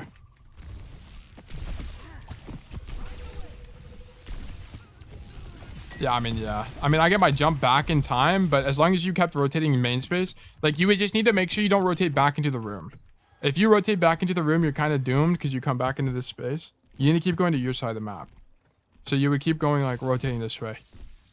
I think you're just living because that shit's impossible. And you need to be good enough at it, Jiro, where you don't have to, like, well, I mean, this is kind of minor. Like, this isn't, I just think it's neat, right? Like, you don't, this isn't, like, mega scientific. I don't think you need to always do this, but it's good to know, right? Throw in a well-timed wave boop and you're unkillable? Yeah. Yeah. This is like, I don't think it's like every time you play Samoa kind of thing. It's just good to know. Like, especially if you're going to main Wu Young. Like, if you're going to main a hero, you need to learn this kind of stuff. Like, on Wu Young, you need to learn this kind of stuff. So here you get dove, jump this way. You can even make it in one jump from the stairs, by the way. I made that in one jump. This shit is like low-key OP. She says pretty hard to shoot and jump without looking. I don't think so. It's like about here, and then it's about here. Yeah, I think you can figure it out. You need to just like trust yourself. I think a good Wu Young can do that without looking. It's like, you know, when you touch type, like a good typist doesn't have to look at their keyboard when they're typing. Same idea. Yeah, much to practice that. Well, I don't think like that specifically is that important, to be honest. Like, I think you'll use it like maybe 1 in every 3 Samoa games, but I mean, it's good to know stuff like that. Like, what matters more is not like this spot specifically. Like, this spot specifically is not going to be the make or break as Wu Yang. What matters is like the idea of finding stuff like this. Like, you need to be aware of that. Like, notice multiple times this Kojiro, I've been like, can you even jump to that high ground? I mean, like backwards movement without looking. Yes, you do need to do that. Like, you need to be able to comfortably jump to this high ground without looking. Yes. Yes, yes, yes. You need to be able to do that. It's a must do.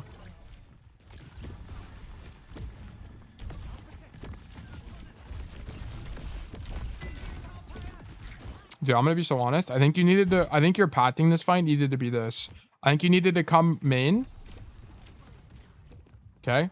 And then instead of standing here and doing this play, you need to actually go wider and take space. Because here's what would have happened. You would have been here and you'd be fighting the Casty right now. And you could win that. I think it's winnable. Maybe not, man. Also, I like missed the jump. What even happened to me?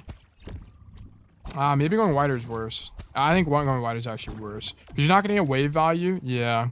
You gotta play main. I think you have to play with your team. I think you actually play this correctly. I think going for the fight against the cast is incorrect. I think you go for this and then you wave your demon or whatever. Yeah, I think it's fine, actually. I think your line is fine. It makes sense to me.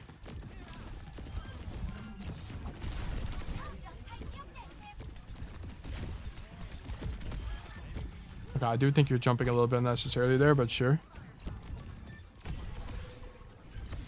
They swap the ball here instead of Hazard? No, they stay on Hazard. I feel like Hazard has to be a pretty good matchup. I feel like of the dive-esque tanks, Hazard is probably one of the better ones.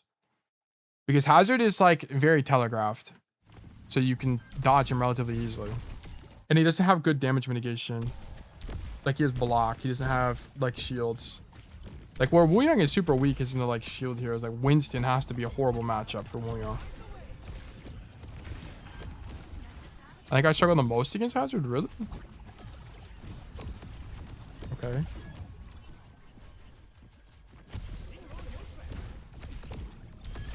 Okay, I think it's all really good. I think it's all fine. I love you not using wave. I love you killing that guy.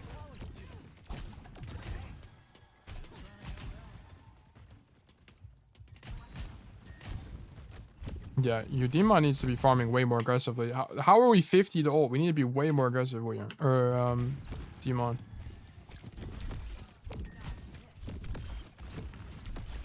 Okay. Demon back. Okay, try it out to Surge, whatever. Your Tracer is dead. Could you have saved this? I think your Surge is the guy that really... By the way, like, the fact that this Jetpack Cat wins this is crazy to me. Okay, I mean, also your Surge fumbles the bag horrendously there, but sure. Okay. I don't really think you could have prevented this kill. Maybe you could have recognized she was fighting earlier. Like, the only way you could have prevented this death is if you were on that side of the map the whole time. Like, if you were here the whole time. Like, if you never rotated back to your team. Which I think is, like, actually arguable as being strong. Because I actually thought about it and mentioned it, but I did think about it. It could be that you don't rotate here because you kind of just, like, don't need to.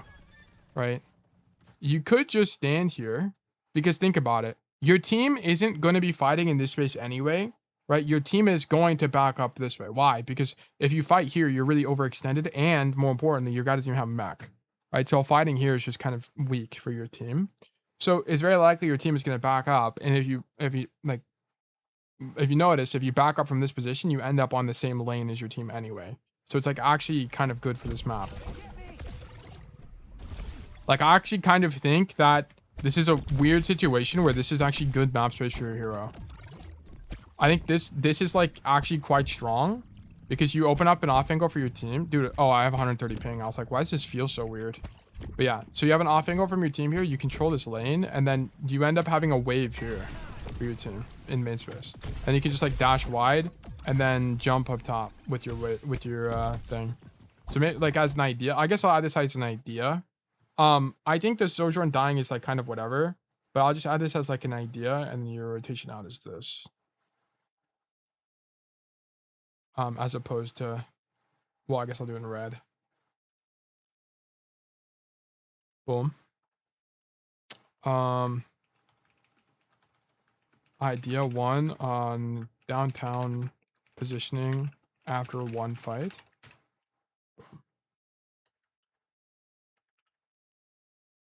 No. Okay, there we go. You could think about playing the left lane here on downtown, as it gives you a unique angle that's quite good for Wu Young, and then the rotation back to your team in gives you a good wave down main space where your team is going to kite to anyway. So this could be something you experiment with more, and it coincidentally would have saved your Sojourn in this timeline if you had played this angle. So I don't know, it's just something to think about, right? Like, so how you get better at Overwatch is you just like try stuff like this, and you figure out what works and what doesn't. Like, you wouldn't have needed to make this rotation, for the record. Like, you would have still been on the angle just spamming your orbs. So yeah, anyway.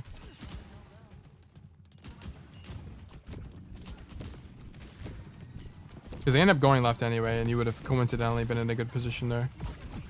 Yeah, but anyway, so you trade out the Soj, and then your Tracer's dead. Okay, so you're down a DPS player. Okay.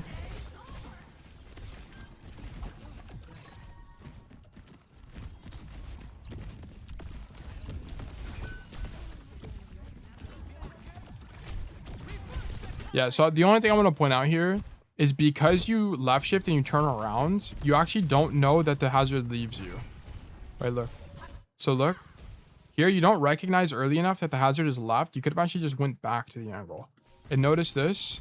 If you went back to the angle, you would have been in a better position to help your demon. And I don't think anything would have changed here. But it's just you missed all of this information because you're always turning around as you left shift. Right? Like, the play here would have been to... Like, I think you need to get used to the idea of left shifting and trusting your map knowledge. Just trust your map knowledge. I think you need to just do that more, honestly. You're gonna have to make the leap of faith. What's up, danger? Where's my left shift at? Here? Yeah, here we go.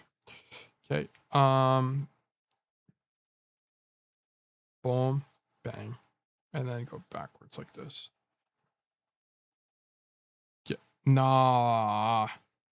Okay. Boom. There we go. Let me do switch obsidian.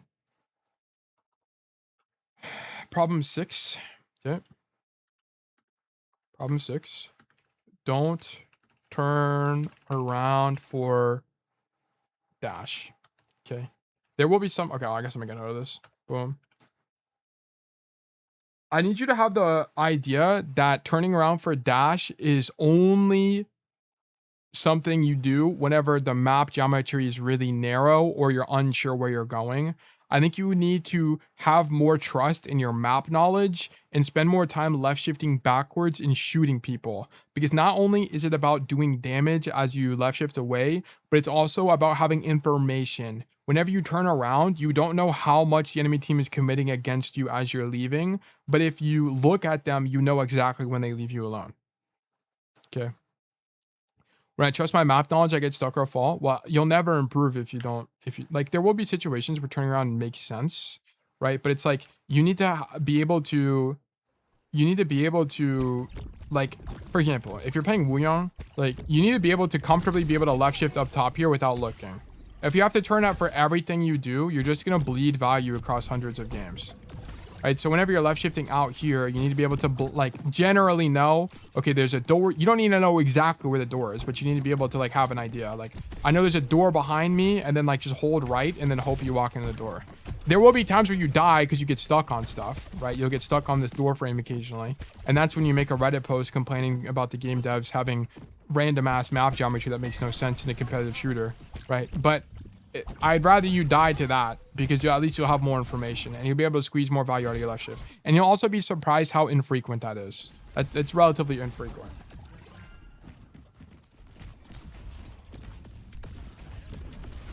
Okay. reversing the tide. I feel like it's a bit crazy because I think the fight's lost. Oh, he just gets Suzu.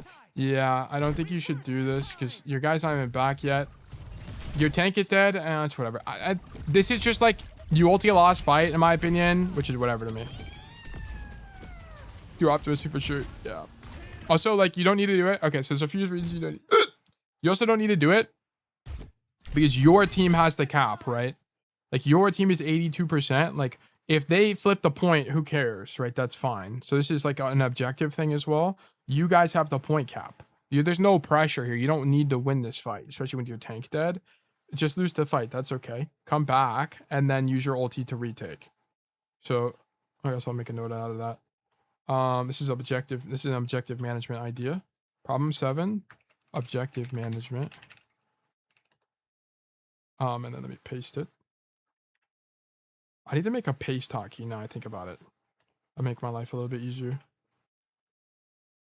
You shouldn't be using your ultimate on this fight here because not only is your tank dead and therefore this fight is greatly unwinnable, but also because your team can afford a flip. You have had point cap for the whole time.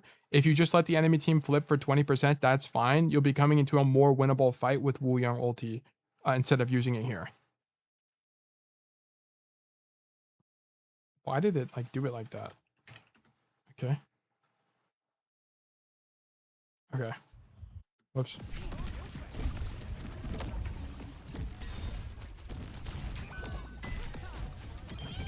Okay, I mean, there's nothing to do. This fight's lost no matter what. Like, even if you angled here, it wouldn't have done anything. So it's whatever. Nice. What the hell? Okay, so your team is just popping ultis. Oh my goodness. Proper in their backline. Oh! Where's our wave at? I think he tried to wave the Soj. I think it's crazy that we're using ults here. Yeah, I mean, you're just waving a tank, right? Like, we keep waving tanks for nothing. So you need to stop doing this. I think you tried to wave your Soj, but she's so far away from you that I'm not really convinced that... yeah, you did try to wave the Soj, actually. Never mind. Okay, that's fine. It's better to, like, buy time. Like, you know that the site is lost. You can either buy a few more seconds and die or go to safety. It just depends on what's more convenient. Like, with those few seconds build up for... Yeah, like, okay, you need to use your professional evaluation, right? I mean, your experience to know whether or not you can get out, okay? If you're right here and you're Wu Yang with no left shift, what's the likelihood of you leaving? I think the likelihood is nil. I think you're 100% dying here. Okay, but if you're all the way back here and you have your left shift, what's the likelihood of you leaving? I think very high. I think the enemy team's not gonna be able to get to you fast enough. So you can leave here. It's just gonna depend on the situation. Is it cheap and easy for you to get out? Then get out. Is it difficult for your hero because you're not mobile enough? Then just die on the point. It's just gonna depend. I wonder if you should have been on the angle the whole fight. Let me go back. So here, I think it might have actually been better instead of playing main space and fighting the Junkrat to angle with your Soj. But I don't know how to derive that. It's the only thing. So one thing you could have maybe derove here is that when your Wu Yang pops ulti, I think you have the wrong idea, which is go left side.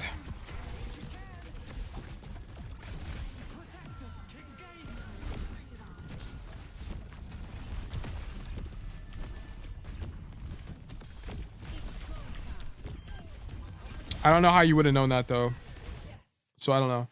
So like an idea here would have been to play right side instead of going left to mark the Junkrat, but it was convenient for you to shoot the Junkrat, so shooting the Junkrat made sense to me.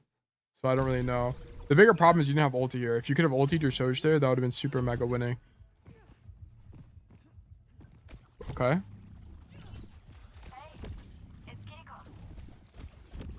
Throw orbs. Throw orbs. Help our Sojourn. Oh my god. Junkrat went beast mode. Damn, okay. Sheesh. Okay, your Soj got actually control deleted.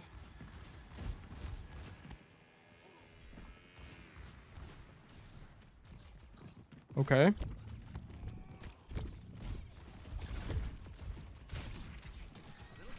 Okay.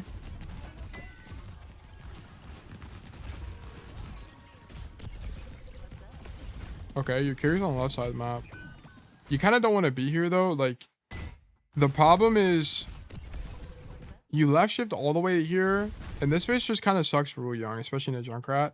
I don't think you knew the junk was here, but I think you just shouldn't be coming to this side of the map because you don't want this room. It's not really Wu Young space.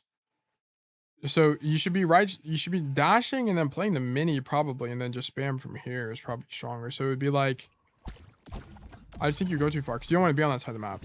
So you'd like come here and then you would heal your demon from here and then do stuff like this. You'd be able to control this lane and then just let Junkrat out of the flank. There's no world where you're fighting people in here unless the only time you're in this room is if you're holding the space. So if you're doing this, it's like kind of the idea. I don't think otherwise you play the room. I just don't think it's good Wu Young space. It actually ended up panning out here because you're on the extremity relative to your hazard. And you get to zone the Junkrat, so I mean, maybe it's okay. Okay. We're dead. We're 70 to ulti. Maybe you don't make the rotation at all. Would your demon have lived? Because you don't even wave him. So I think he would have lived no matter what. Is he getting Kiri healing? Yes, because he ends up TPing to this guy. So you both end up rotating. How would you have known to stay here? Because your path, right? Maybe? Sorry, I'm going through like every possible option to figure out what we could have done better. So you're stuck here because of tire. Maybe you fight the cast. Yeah, I think you need to have way more bravery. Okay, I think this is the core problem. The only problem with this is you're not in a wave range, but you would have a flank. So you could be here right now, and you could like flank like this maybe, and like shoot the cast, and then it would save your Kiri's TP or your Suzu. She would still have Suzu, and then I don't know if I don't know. An idea you could have had. Okay, so I'll talk about it briefly here. I'll show you actually. I don't know if it's any good. Is Sigma actually a Maga counter? When I play against him, he just melts my shield. If I black hole, he just dashes me and cancels it. You mean the other way around? Is Maga actually a Sigma counter? Okay.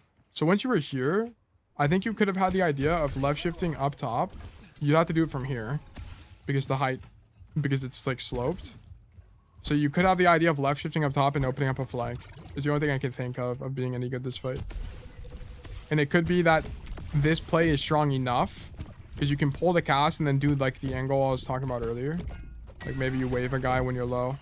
Also keep in mind you have the survivor passive, right? So like so whenever you're in a fight like against the Cassidy, you could use left shift early to like try to heal some health as well. It's like an idea. I don't know. That's the only thing I can think of. I'm not gonna make it a note. It's just like the problem is in certain team comps, I don't know the value of flanking, but it's like, to me, you didn't seem like you got very much value here. So I think you could have gotten an equivalent, if not higher amount of value if you're just flanked to begin with. So like, I guess I'll make that a note. Like, I guess I will make it a note. Flank? Question mark? I don't know the answer to this. You end up pathing back this way. Boom. I think this is the first idea, right? Oh, no, we've had another idea. Bruh. Idea 2. Flank Yang. Boom.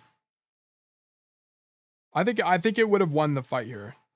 I think it would have been good. But I don't the reason I'm like hesitant is I don't know how to describe or explain why it would have been better here. I don't know the reason. Pretty risky in a hazard? No. I'll explain why in a second. I think you should flank here instead of going back with your team, as it opens up a strong off angle for your team, given that everyone on your team is just playing main space. So you would be the guy off angling. The only problem is you wouldn't get any wave value from healing your team, so you'd want to use it to either heal yourself or knock back or / do damage to the enemy. This is not really vulnerable to the enemy hazard, as you can just dash away as he has to cross open space to get to you in the first place. Okay. I'll show you. Like I'll you know what we're gonna do? Here, stand where I'm at right now. I'm gonna play hazard. I'll show you why you don't die. If you're in it with me, you're in it for life. Okay. Okay, so you're gonna play on the thing, and then where's the hazard at? So you'd be here like now. No, you would have been here way earlier. Sorry. I just want to see where he's coming from. Okay. Okay, so he's in main. Okay. Okay, so act like you're flanked. Wouldn't my dash be on cooldown?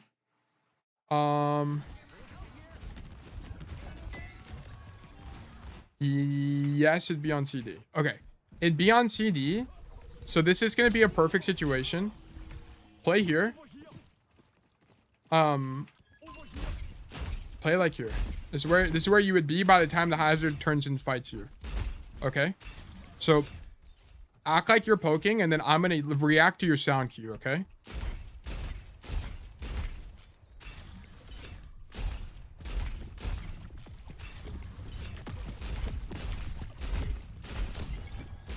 Yeah, like, you have plenty of time to run away. That's the thing. Like, because he has to cross open space, you have a lot of time. So as long as you're just being mindful of the hazard, it's okay. I don't even think there's a way, unless I have the slash perk, I don't think there's a way I get you faster. Unless I went for like this and then walled you off that way, that's the only way. Maybe like a champion hazard kills you here.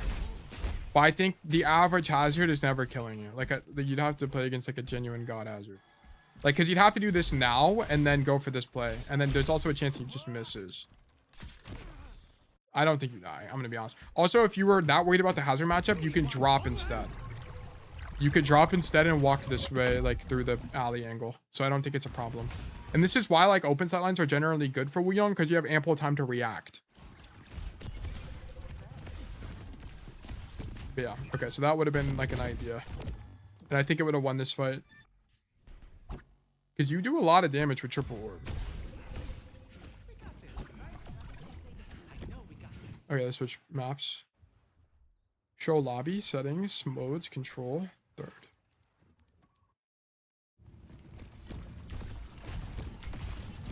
And you walk main with your Kiri? Wait, what? Where's your tank going?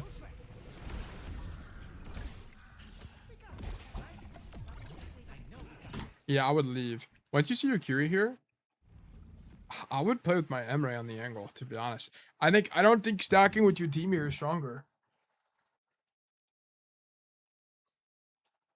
I would play because I think you want this space anyway as Wuyong, no?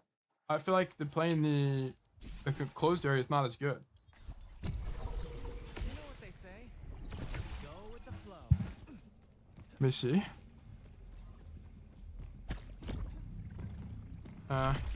It's okay. Now it's kind of awkward because you can't spam this door. I mean, if you could be here, like this is the position you want to be in. Because you can spam that door if they peek you, and you can just like spam the hallway. And then from here, you can spam the main space. So I guess it's just like the end goal position. I think my idea is that you walk with the Emre, and then you path wide like this. And then you could just spam main space. And then you can help your team from here. So if they kite backwards, you can just wave from here. Wow, get stuck on the wall or the stairs. I think it's probably just like, let's see how this shakes out.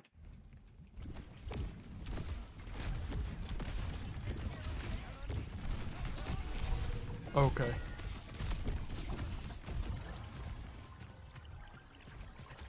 Okay, so there's a bunch of things that went wrong here.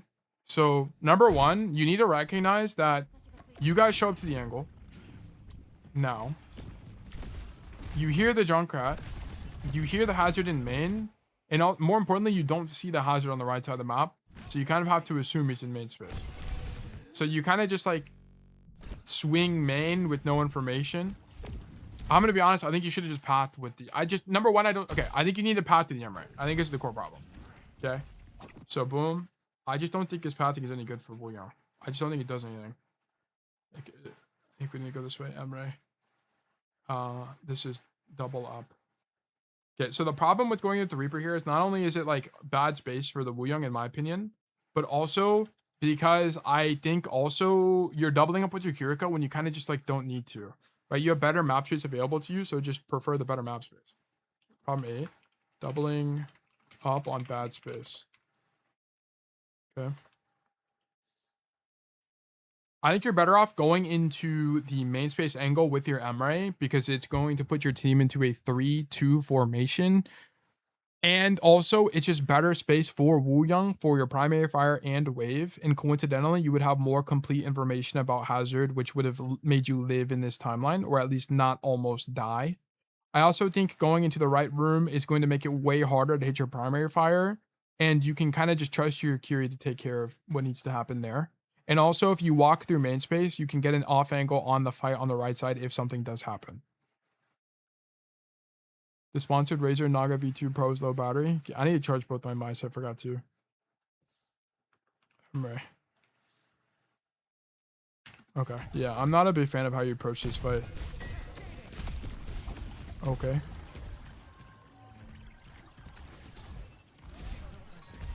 Can you check this hacker thing? I can in a bit. Not right now, though.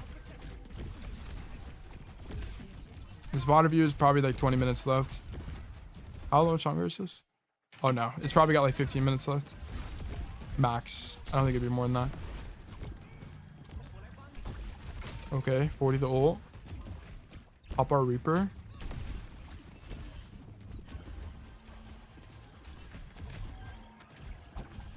Well, I don't really know why you path this way. Like, whenever you're spamming this space, just stand on this side of the map.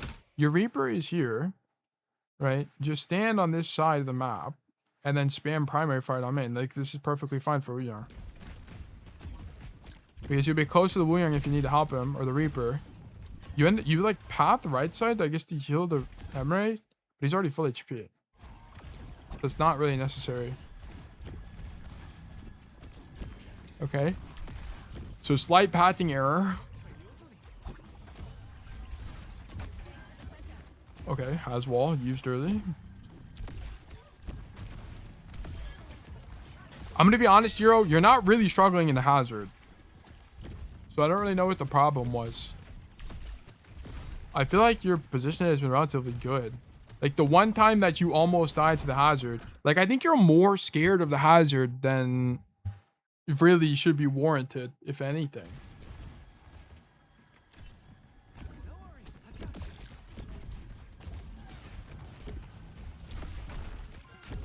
Yeah, I also think you're not spamming primary fire enough. I don't really know why you make this rotation to the right side.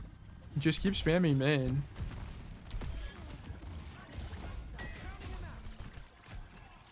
Yeah, this guy, we're out of resource. This spam is kind of awkward, unfortunately.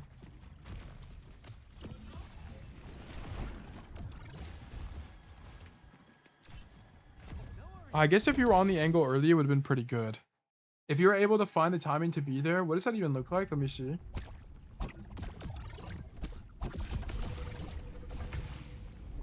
I want to deny rotations. Well, the thing is, you don't hear anybody over here, so like my critique. And if you were gonna do this, you need to be here early. Like you need, like, okay, so there's like two ideas here. Either stack main with your team and throw orbs, or right when the fight is won, you go to the angle. You need to like pick an idea. I think it's okay to go to the angle, but you need to go now, right? Like the fight's won, rotate now, be here, because the problem is you end up going too late, which means that if you want to actually mark the angle, you have to left shift late. So like you needed to have this idea immediately. So like go now. Okay. And then where's red? You end up pathing this way. Problem 9. Angle denial. I think the angle, or this is a lane control idea, not really an angle denial idea. Lane control. I think it's fine, but you need a stage for it, is the thing. Okay. Boom. I think you can argue for playing main space as Wu Young, and I think it's okay. But if you wanted to go for the lane control, high agency playstyle, you need to go to control the lane immediately after the fight is won. That way you'll have your left shift available when you end up getting pushed. You end up rotating to this position too late, which gives you downtime in main spam, and also you're not able to control the lane properly. Okay, so like that's the only thing. You need to go now. Like you need to be there now. Also, you would be able to help your Reaper. Oh, no, you wouldn't be able to help your Reaper. You would just be spamming from here. Boom, boom, boom, boom. Then you'd bait the hazard rotation, which means you could rotate back into main space, and then your team could walk down main whenever you pull the tank. So it'd be pretty strong. It would have been a really strong idea. Okay. Don't ulti that guy. I think he's just dead. Yeah. Okay, good. This fight's lost. You just leave. Yeah. Brilliant.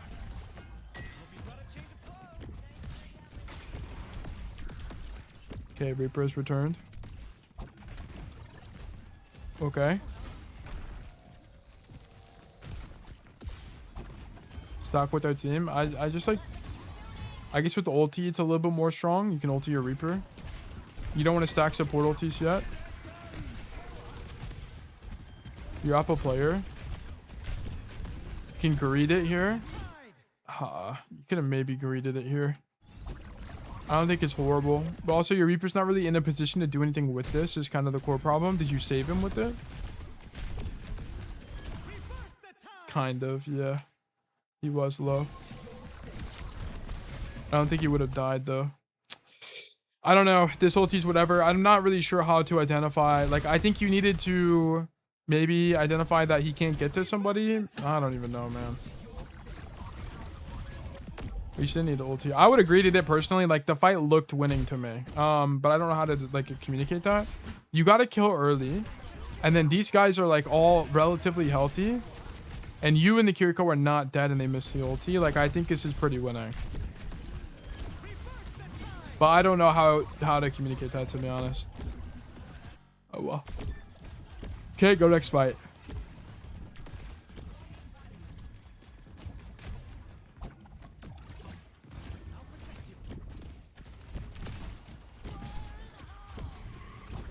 Another on wrecking ball.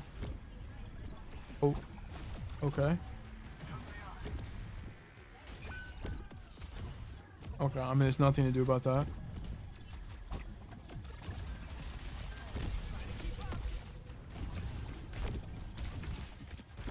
I think you can just walk forward here.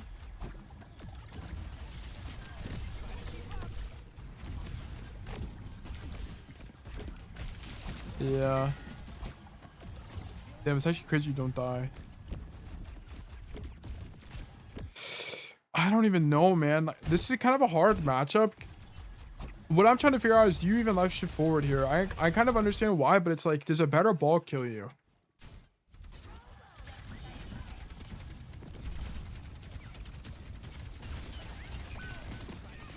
I think a better ball would have slammed, and you end up jumping over the roll, which is kind of crazy, but sure. I have no idea. Not sure.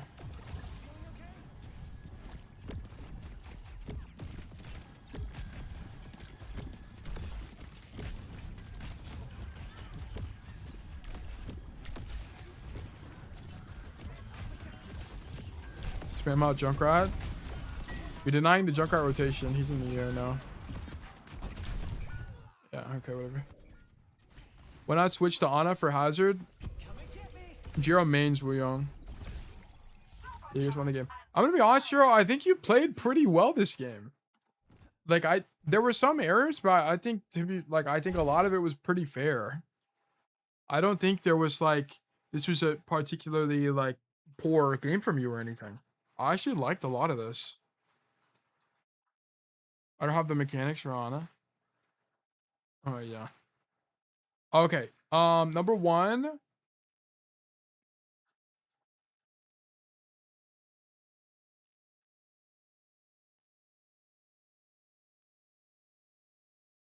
I'm trying to think, sorry.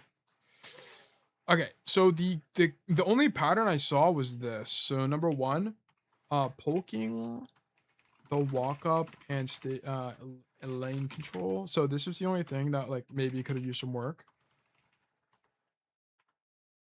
The only pattern I really saw this code is that we occasionally have problems when it comes to poking the walk up properly as Wuyong. There are times where we do it too passively and then we don't get enough damage and or information.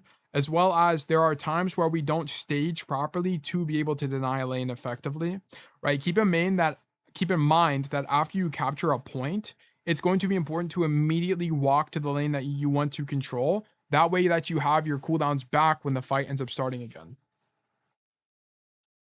Okay.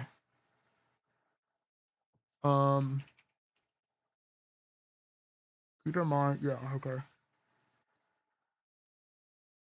Yeah, this is kind of like the only thing I can think of as like a core problem. Secondary issues, we wave tanks randomly sometimes. Wave tanks randomly sometimes. Use your left shift backwards and still shoot people. Also be a value. What else? What else? Wave against ball, yeah. Wave in the 1v1. Downtown positioning, yeah, it's just like a map specific idea. Blank. Potentially experiment with angling on your own more. I feel like you kind of play with your team the whole time, so that would be something you experiment with. Experiment with playing with your flanking more. Ugh, let me rewrite that. Experiment with playing with your flanking more. No. Experiment with flanking a bit more on Wuyong. I think it's possible, particularly when you have all of your cooldowns and your major perk. I think if you have your major, it's particularly strong as well, because you just do more damage in duels. So that's something you can think about, right? Like, keep in mind that you can use your survivor passive in duels as well as wave to heal yourself. As well as during waves to heal yourself. As well as wave to heal yourself. Worded slightly improperly. Don't turn around for dash, objective management, doubling up bad space. Yeah, our ultimates could use some work as well. I think I didn't really like make a lot of notes of it in the VOD, but I'll do this as well. I think you need to keep an eye on your ultimates. This wasn't really a good code to study them, but I think it's definitely a pain point and a note for the future. Am I on the hacker review? No problem at all. Thank you for tuning in.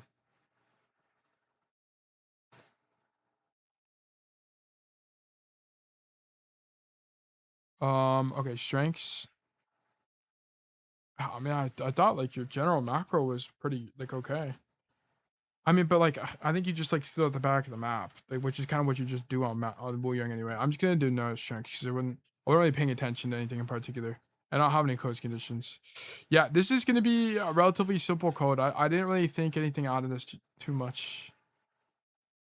Yeah, we also should like I need you to flank, like have the idea of flanking more or like not doubling up. There's a lot of times where we end up doubling up with ally support, so I guess I'll make this as well.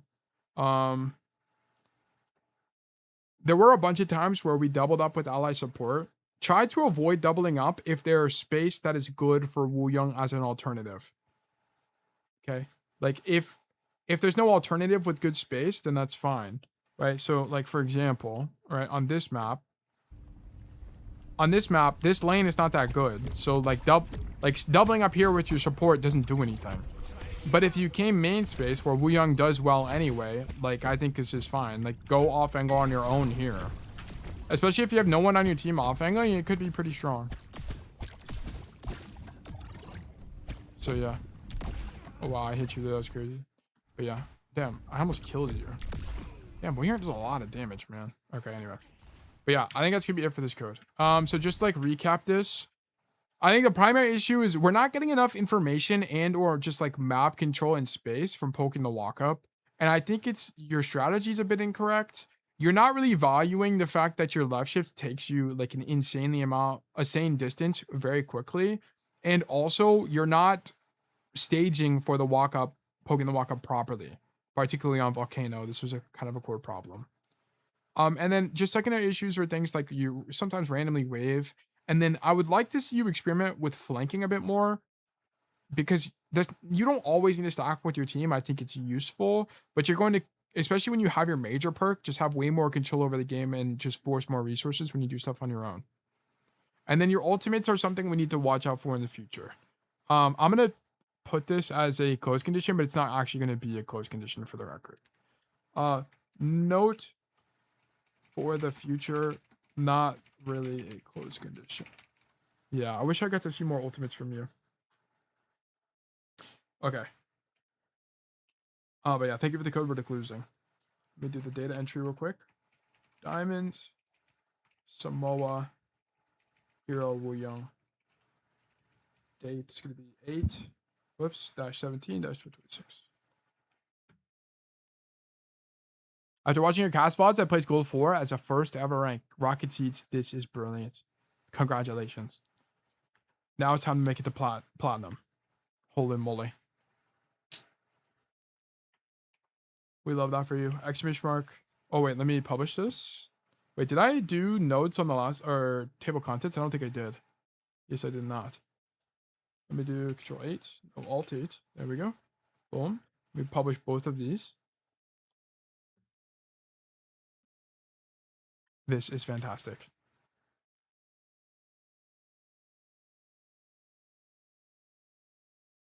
$95 Rock fan, and yeah, thank you for the follow. Welcome to Bug Nation. Thank you very much. Good stuff to focus on this week. Of course, of course. Resolve. I think we're gonna. Let me see. Let me see. What time is it? 2:56. Yeah. Okay. I think guys, we're gonna pack up an hour early.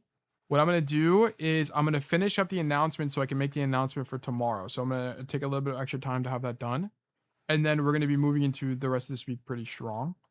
There will be an extra stream per week, by the way, but more information about it tomorrow, okay? Or whenever I have the announcement. I think I can get the announcement done for tomorrow, so just keep that in mind. I need to get a little bit of extra planning stuff done, so we will approach that. We will get that done. Let me get this link for you real quick, Jiro, before I move on. Let me grab this. You started coaching vid on Curie. You're really good, bro. Thank you, Green Bean. I greatly appreciate that. I'm glad you enjoyed it. That was a fun code. I really liked doing that code. That was what, last week? I enjoyed that one a lot. Well, the video went up today, but I did the coaching last week. I'm glad you enjoyed it. But Jiro, here is your notes for today. Here's the plan. So we're gonna pack up the stream. We're gonna return tomorrow with normal stream schedule. Keep your eyes peeled for an announcement from me. So, and then we'll do that. And then let me put this in the Discord. Tail coaching request. Jiro, go here. On YouTube. The announcement, no, it won't be a video. It'll be a in the Discord. I'll make a ping. There'll be patch notes. I release the patch notes regularly, so you'll find them on here, on the Obsidian, right? So this one, Variety got canceled this patch, and then this patch, I did the new coaching rules. So just keep your eyes peeled. But okay, let's go. So yeah, so sorry for a short stream today. We're an hour early. I will make an announcement about some format changes to the stream, which will make up for this in the future. So just keep your eyes peeled. Let's go get a raid going. Following, who's streaming right now? Crazy Guitar Man. Good stream, Tail. Peace and love. Yes, of course. Of course. Oh wait, Zeph's is streaming. Wait, how long has he been streaming for? 4 hours? He's probably about to end his stream. We're gonna go raid Zeph's, even though he's probably about to end, and then he can raid someone else, I suppose. Okay, Zeph's is a community member of ours. He's also a fantastic all-around player, so go learn from him and ask him questions. Okay, we're gonna go raid him. Thank you guys for tuning in. Stream tomorrow, same time, 11 a.m. EST. I'd love to see you guys. We're gonna go learn more. Okay, go learn far more. But thank you guys for tuning in, and I hope all of you have a fantastic rest of your day. Bye-bye.